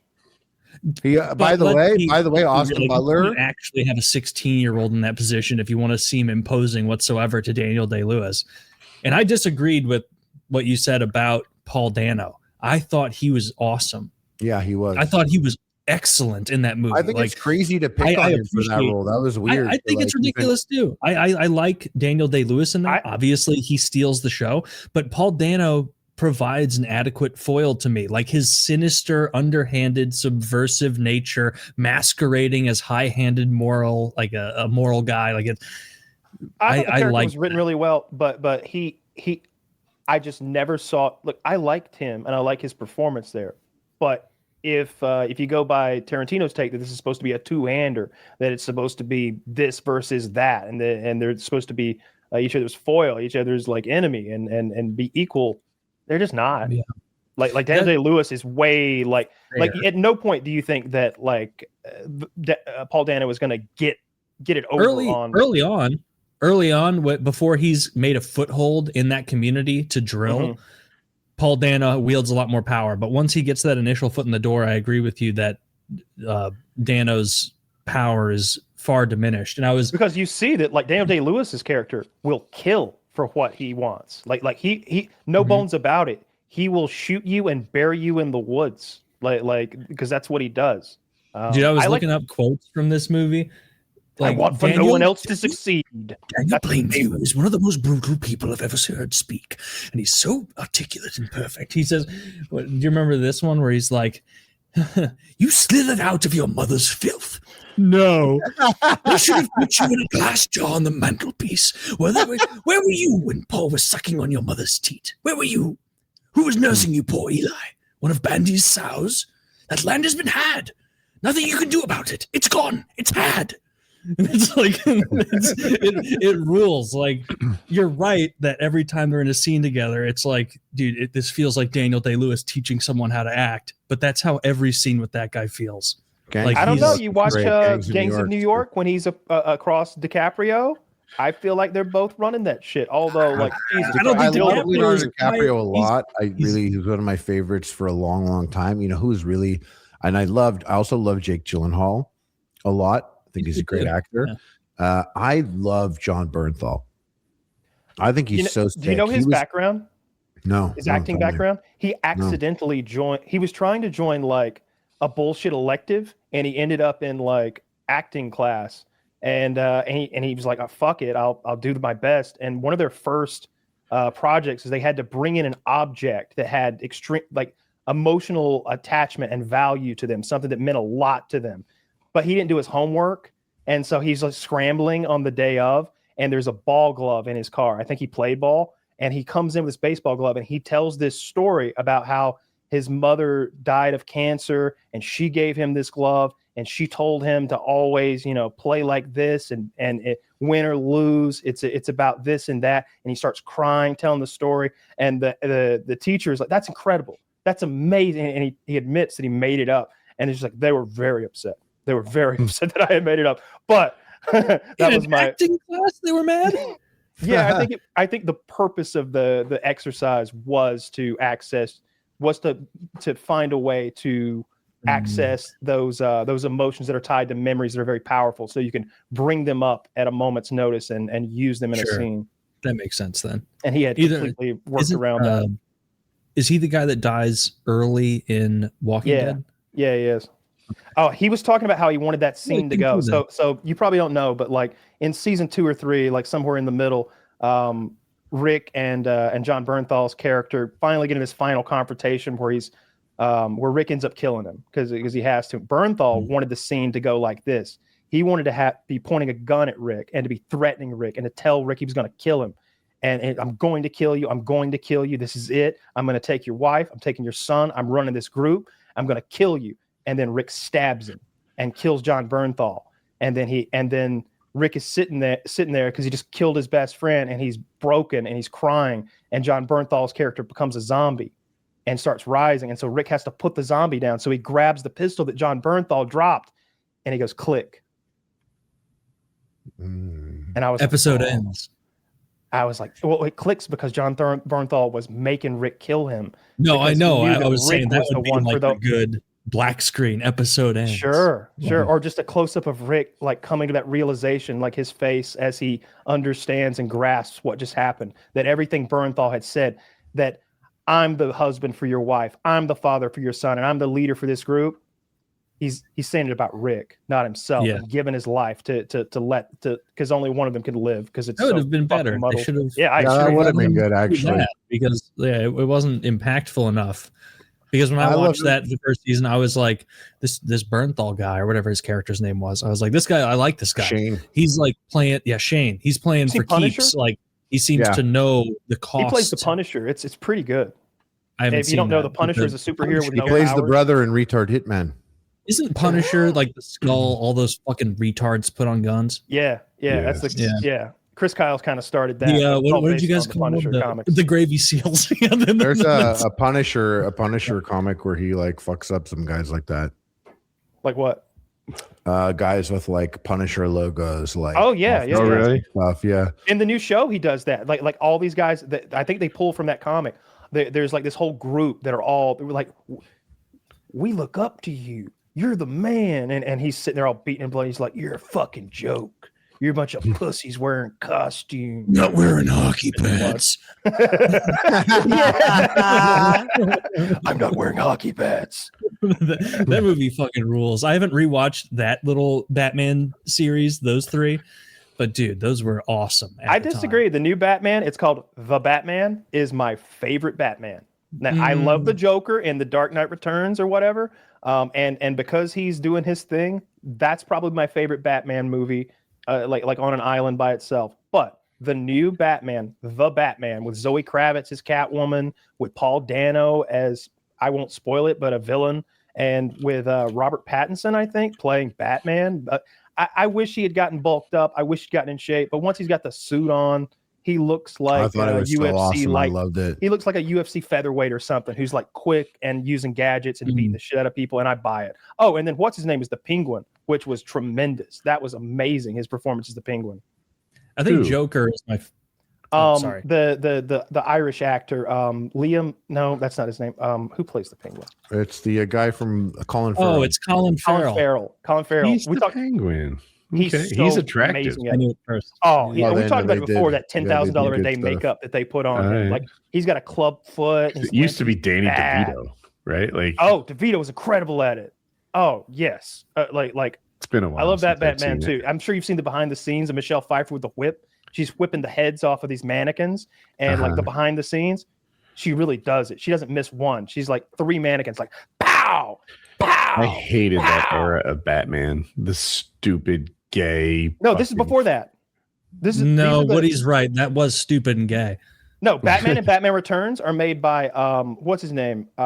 Tim Burton. Those are Tim Burton Batman, and those were deemed too dark and unmarketable to children. So then they went to Joel Schumacher to make those goofy Jim Carrey, Tommy Lee Jones movies, the ones with Arnold Schwarzenegger as the Ice Age has returned, and it's just fucking stupid. Batman pulls out a Batman credit card. It's kiddie stuff. I agree. I hate all that shit. They have the nipples on the bat suits because Schumacher's a big time homo. Remember that doesn't make you gay. Do you remember that like 1993 Simpsons scene where they meet who's the original Batman? Adam West at a conference. You've watched the old Simpsons recently, where he's like, "Why don't they let the Batman dance anymore? He used to do the bat to say da da da," and Homer's like, "Say hello, kids," and then just moves away from Adam West. And I like that was kind of a lore even back then, that he was a bit of a goofball. But yeah, Adam West was super upset that he wasn't cast as the Batman when Batman came back in like the 80s or 90s. And he's like, "I was Batman. I should still be Batman. I want to do this role. It's mine." And I'm like, get the fuck out of here. You're old and you can't do it anymore. And then Mark Hamill did the same thing, and everyone agreed with him but me. Well, because Mark Hamill's a Jedi with Matt. He's a space wizard. And so, like, I feel like maybe when they get older, like, they're like a fine wine. Like, Gandalf probably wasn't as powerful when he was 3 years old, but now that he's 3,000 years old or whatever, he's like omnipotent. I'm okay with my space wizards being old and wizened. But my Batman, oh my God, he needs to be an NFL level genius. He's got to be spry. Like he just didn't NFL level genius. That's a high bar. No. He needs to be an NFL. Well, I made $100 million and I'm broke.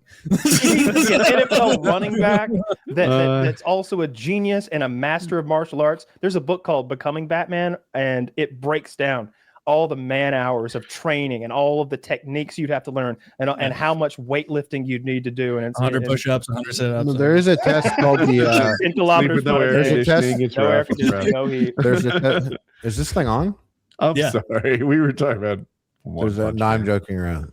There's a test called the Wonderlic test that they do for quarterbacks to see if like how good they are, and it's like a specific type of intelligence. I never took one, but you could take them, and apparently, like, just some of the greatest quarterbacks in the world are like.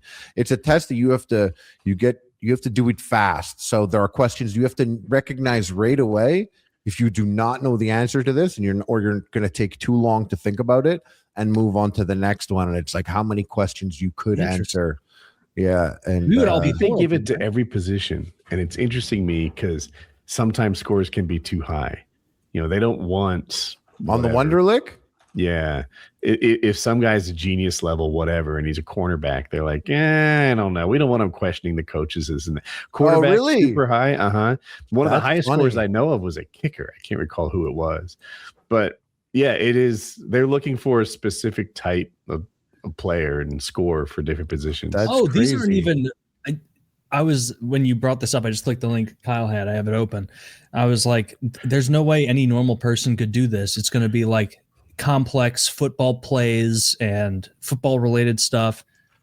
The first question is, a road construction crew is resurfacing the highway between point D and point E. The distance between point D and E is 93 miles of road. The crew has completed 35 miles. If they work at a pace of 2.9 miles per day, how many more days will it take to finish? And so they're just asking you, I guess, to subtract. I actually, as soon as I started reading it, miles, and then you just do quick math. 20. I don't know how it works, but I think I would have just like moved on from the question immediately. I don't know how punished you get for moving on, but I think once I'm reading too much, I'm like, this isn't it. I heard you because I thought the same thing. I was like, all right, I know how to solve this. I figured it out. But then you start dividing by 2.9, maybe round that to 3 to get close. I don't know. Yep. And but I'm like, oh shit. By the time I finished reading the questions, my 12 minutes went down to like 11:40, and I haven't even started answering it yet. And there's 50. And it's like, it's you got to be able to answer like in 20 seconds. You got to be like, 93 miles of road, and they've completed 35. All right, so we got 58 miles of road left.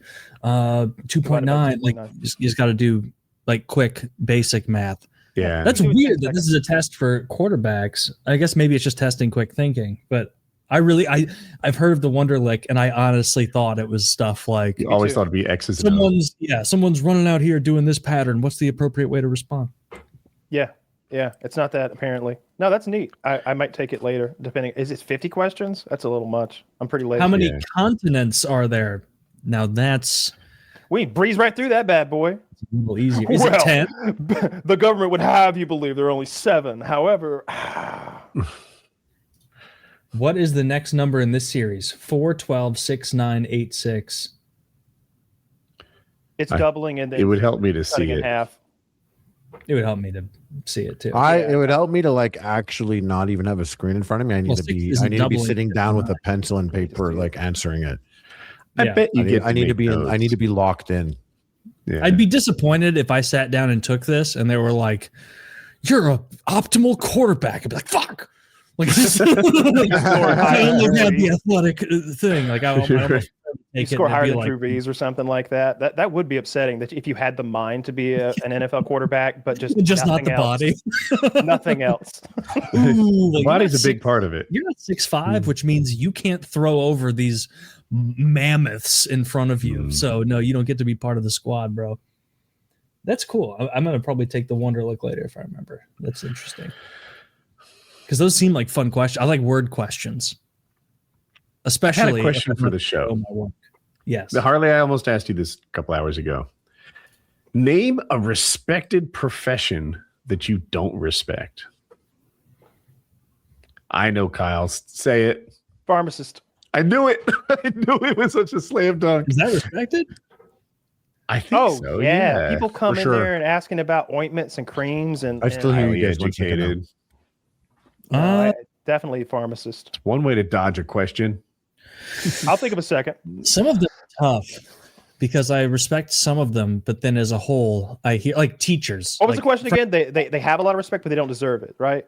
Yeah, that you think they don't. I think certain members of the military, like I have all the respect in the world. Good. If you're a Marine, or if you're like a guy who, even if you're the guy who, I'll tell you who I don't have respect for. The guys who are waving those little orange wands, the guys who like point where something goes, the guys driving trucks, the guys cooking, the guys working in the mess. I've been listening to these stories about Fallujah and how these guys, and they start with the recruitment process. The guy's like, yeah, I went in the recruitment center, this, that, and the other happened. And he's like, the recruiter told me, no, you don't want to do that. He's like, no, I watched Band of Brothers. I'm airborne, first to fight. He's like, no, you don't want to do that. They jump out of airplanes. Listen, we need cooks. I can give you $30,000 cash, not cash, $30,000 check right now if you sign up to be a cook. Have you ever had $30,000? No. Have you ever even seen $30,000? Absolutely not. But I want to be in the airborne. And it's like, fuck, be a cook, dummy. Be a cook. Yeah, be a cook. Be some Brock Lesnar looking. But I got no respect for the cooks. Spaghetti. I have no more respect for. Look, I appreciate the cooks, but I don't think I appreciate lunch ladies too. Are they still in valor that much? Are the cooks still in valor? I got an answer, by the way. Go on. Who Twitch streamers and podcasters. That's not highly respected at all. They're around. Yeah, they are though. They are highly respected by people that you don't have any respect for at all, and I agree with you. But I'm just saying they do for sure. You sound like a guy who has never read my chat. Like people that many people that respect them, because there could be people that respect them very much so, way more than anything else. Yeah, I don't respect people respect someone that would eat fucking tampons and get views or something. Shoe Nice, if you're watching this, you're a bitch and you can suck my dick. If I ever fucking see you, I'm gonna slap you across the head. Whoa, fuck him. Take that, Shoe. He's in my chat a lot. I think he got fuck banned. him. You think he got banned? Oh, I'm sorry. So. He was really attention seeking on the lesbian book club because stuff's not working out. He fucking killed it with that though. Eat more that was funny. Maybe that'll solve it. Yeah. Yeah, he would eat cigarettes and tampons and stuff. People respect that fucking moron. Get him on this show next time I'm on the show. I want to be on the show with Shoe Nice. I would. Oh, and I forgot to say this. You guys should have your own Rust server. Like you should try Rust. And Taylor already looks fucking checked out. Have you been working out, Taylor? Have you been doing an arm day 4 times a week? What is that? Always working out, bro. Shit, can I get double pipes up for a second? Hell no, I'm humble. Come on, dude. Just dude, let me see double pipes for a second. Guys, didn't his arms bend over? That's what I'm looking for. Dude, every so often I see his arms and I'm like, holy fucking smoke. You just got to eat more, dude. You're not going to get arms like that 5 almonds before bed. That's not a 5 arm. What you got to do is binge eat and wake up in the morning and say, "What have I done?" That's how you get big arms. You have to. Ask yourself and you convince yourself that some people do eat 2 frozen pizzas. Because one of them had cauliflower crust. Mine's chiropractor. The biggest lie, cauliflower crust. I think chiropractors are full of shit. I genuinely do. I think they. Oh, that's good. At most of their diet, like their diagnosis is wrong. It's always you're lopsided, your fucking key is off or whatever. I'll realign your spine. They crack it, and it feels great. I've had it, and it does nothing. It does nothing. Your key is off. What does that mean? I just made that up. Oh, but yeah, I think people's legs are the same length. It is super easy. They're like selling those power bracelets. Remember they used to do this thing where they'd like put a bracelet, knock you over, and then put the bracelet on, do a similar but different thing, and you'd have balance all of a sudden. But it's obviously bullshit. Yeah, that chiropractor took X-rays. That made me really think that he knew what was going on, because he'd show me in the X-ray what was wrong, and then he'd take another one after, and it had changed. He's like, this thing is compressed, and this is extended, and then we do the whole like straighten your hips out and pop you and rotate you, and he put a fucking machine on my back that like hit me really hard. And then the next X-ray, it's like, oh shit, I look symmetrical now. That always made me really buy in. This needs to be the topic of my next conspiracy theory. I'll debunk it. I think chiropractors, I don't respect them. I think they're full of shit. They're charlatans. They have to be Asian. They have to be Chinese. Oh, Chinese. why? The Chinese, you don't. What do you think about acupuncture? It seems to have proven like results. I think it's scientifically proven to like help people. I wouldn't go to some old white quack with a fucking old ass bed that hangs you upside down to crack your back in certain places and all that shit. No way. But I will go to a Chinaman and let him cut my back and put needles between my toes. I had a really bad back from squatting once, and really I was so sore. I was like leaned over to one side. I went to so many like doctors and stuff. Then I went to this Chinese dude, and he did something really interesting. I explained to him what happened, and he was all like, open your mouth. And I'm like, okay, let me see. And close your eyes. I showed him my tongue. I showed him my tongue, and he was like, I give you a bigger surprise. This may be salty. I sucked that Chinese man's dick. He oversold on the big. But he looked at your tongue and diagnosed you. No, he looked at it and he was like, ugh. And then I like lay on my stomach on basically like a massage style bed there, and he told me to pinch my fingers together, and he was like, no matter what, don't let my finger go through your finger and thumb. And I was like, okay. So I had that, and he would like he was literally like massaging certain parts of my back and triangulating a certain location in my back where my fingers, literally, I'm trying so hard, he would be able to break his finger through them easily, no matter what.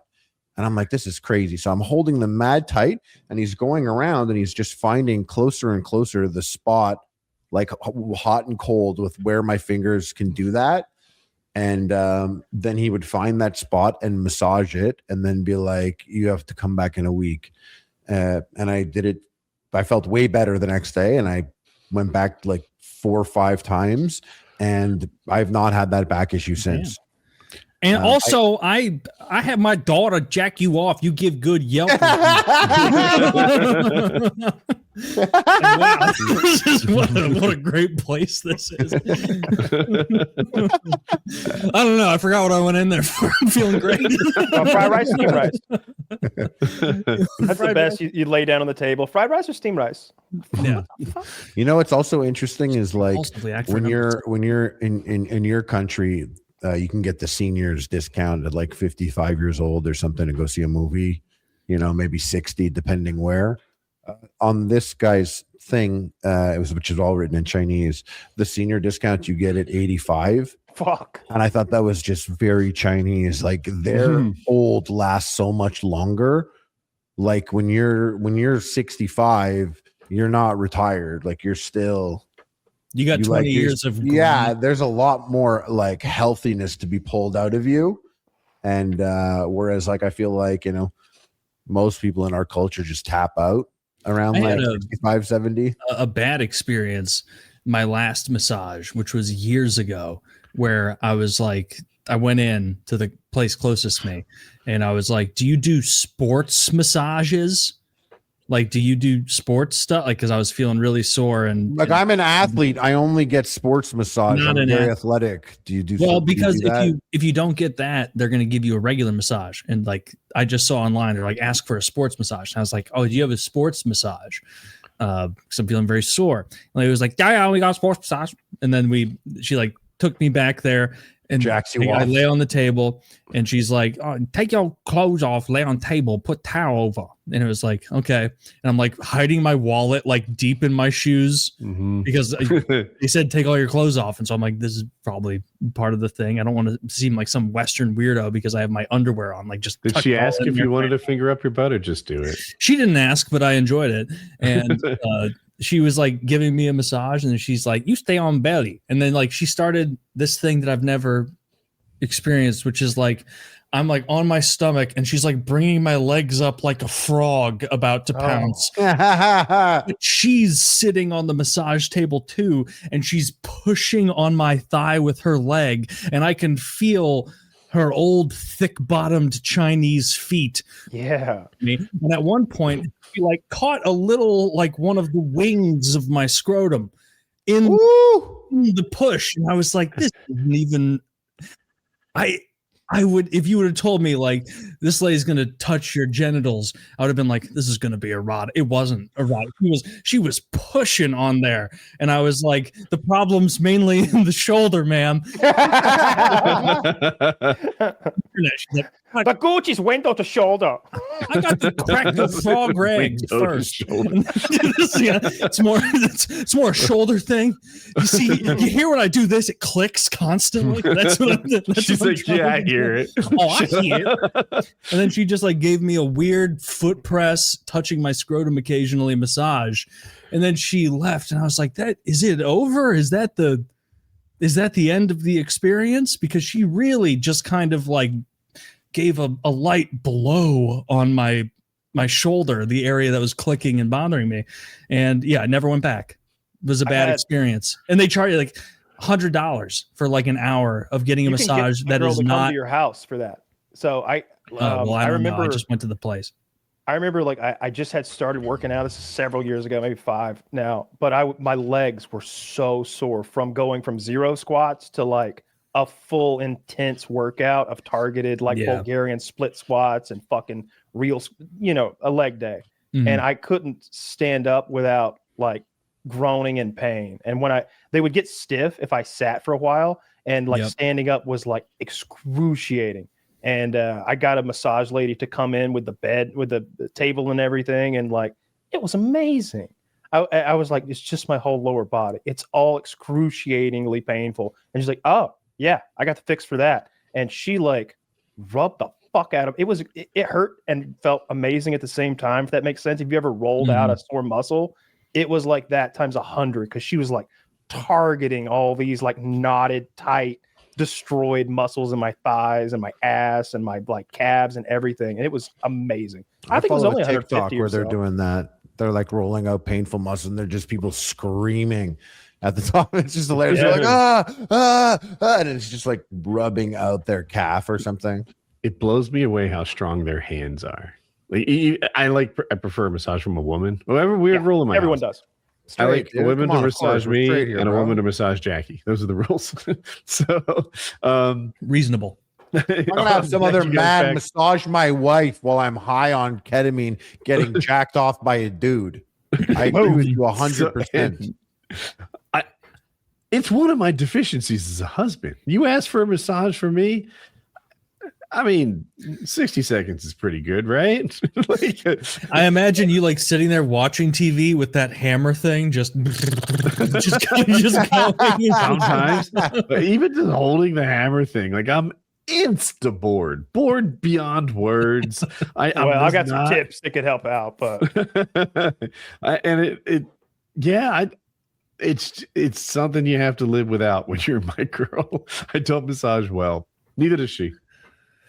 That's like a good thing to fail on, right? Where she's like, give me a massage. And you like early in the relationship are just like, toe thumbed and horrible. And she's like, oh, maybe I won't ask for him for that ever again. It's like, if you're like, make me a beef Wellington, and this retard's getting ground beef in a taco shell because I'm not about to show him I can do this. So he demands it. What is this link? It's very funny. It's the best sex toy on the market. Oh shit.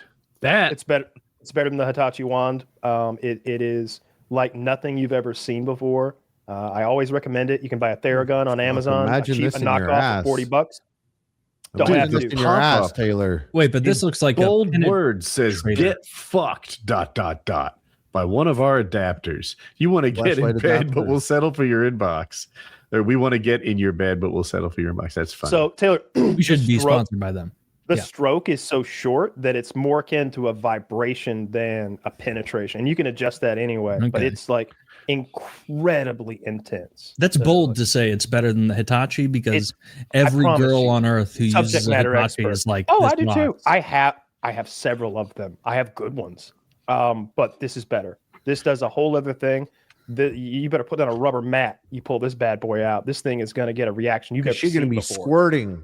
Yes. So the stroke is like the floor. So it's an internal vibrator, basically, because you can do whatever you want so with it. little. Kyle has plastic sheets, by the way. Christmas is coming. Rubber sheets. Christmas is coming. It's on my list, Woody. Get it. So it fell over to you.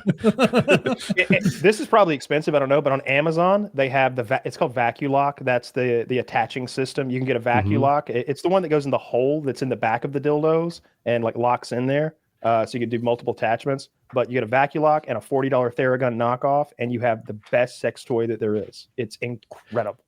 Can it replace? Theragun's really low key good to break up. Can it replace you? Yes. Also.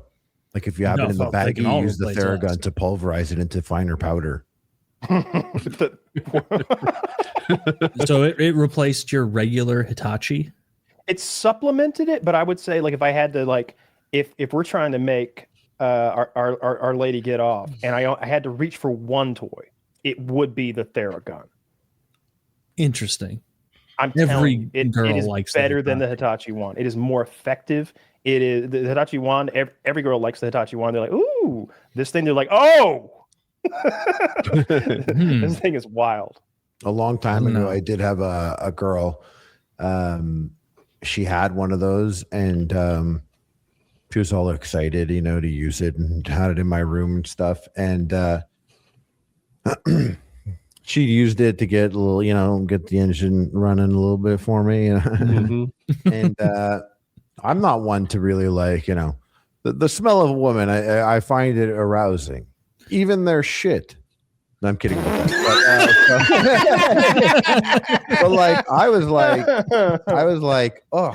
and I kind of like said it, we had a good enough relationship that I was like, it's not, I don't think so. I think something's wrong. It smells like my dog's breath, and my dog has like a rotten tooth that I'm getting fixed. So I'm so sorry. This is crazy, You got a dog. It was like a moment, and it was like, she was like, yeah, I agree. Like, yeah, I don't know. Maybe I'll check it out. And I'm like, yeah. And then it was like hours later, I heard like a noise, and like I went into my room, and like my dog's there with his rotten tooth, and he was just licking the wand. He had licked that wand inside out, every little crevice on it, everything, that whole wand. And she had like then put it on herself, rotten dog tooth, fucking on herself. And she was like, come get some. And I was like, it smells like shrimp cunt in here. It smells like a shrimp cunt. That story is so amazing. I want to end the show on that story. Yes, we should. That's hilarious. Everybody go follow Harley. Harley Plays. Streaming all over. Any new platforms, or you just on Kick? I got Harley on Kick, kick.com/Harley. Harley on gave Kick. it to me for the Rust tournament there. So follow him, dudes. Yep. Check it out. PKA 781.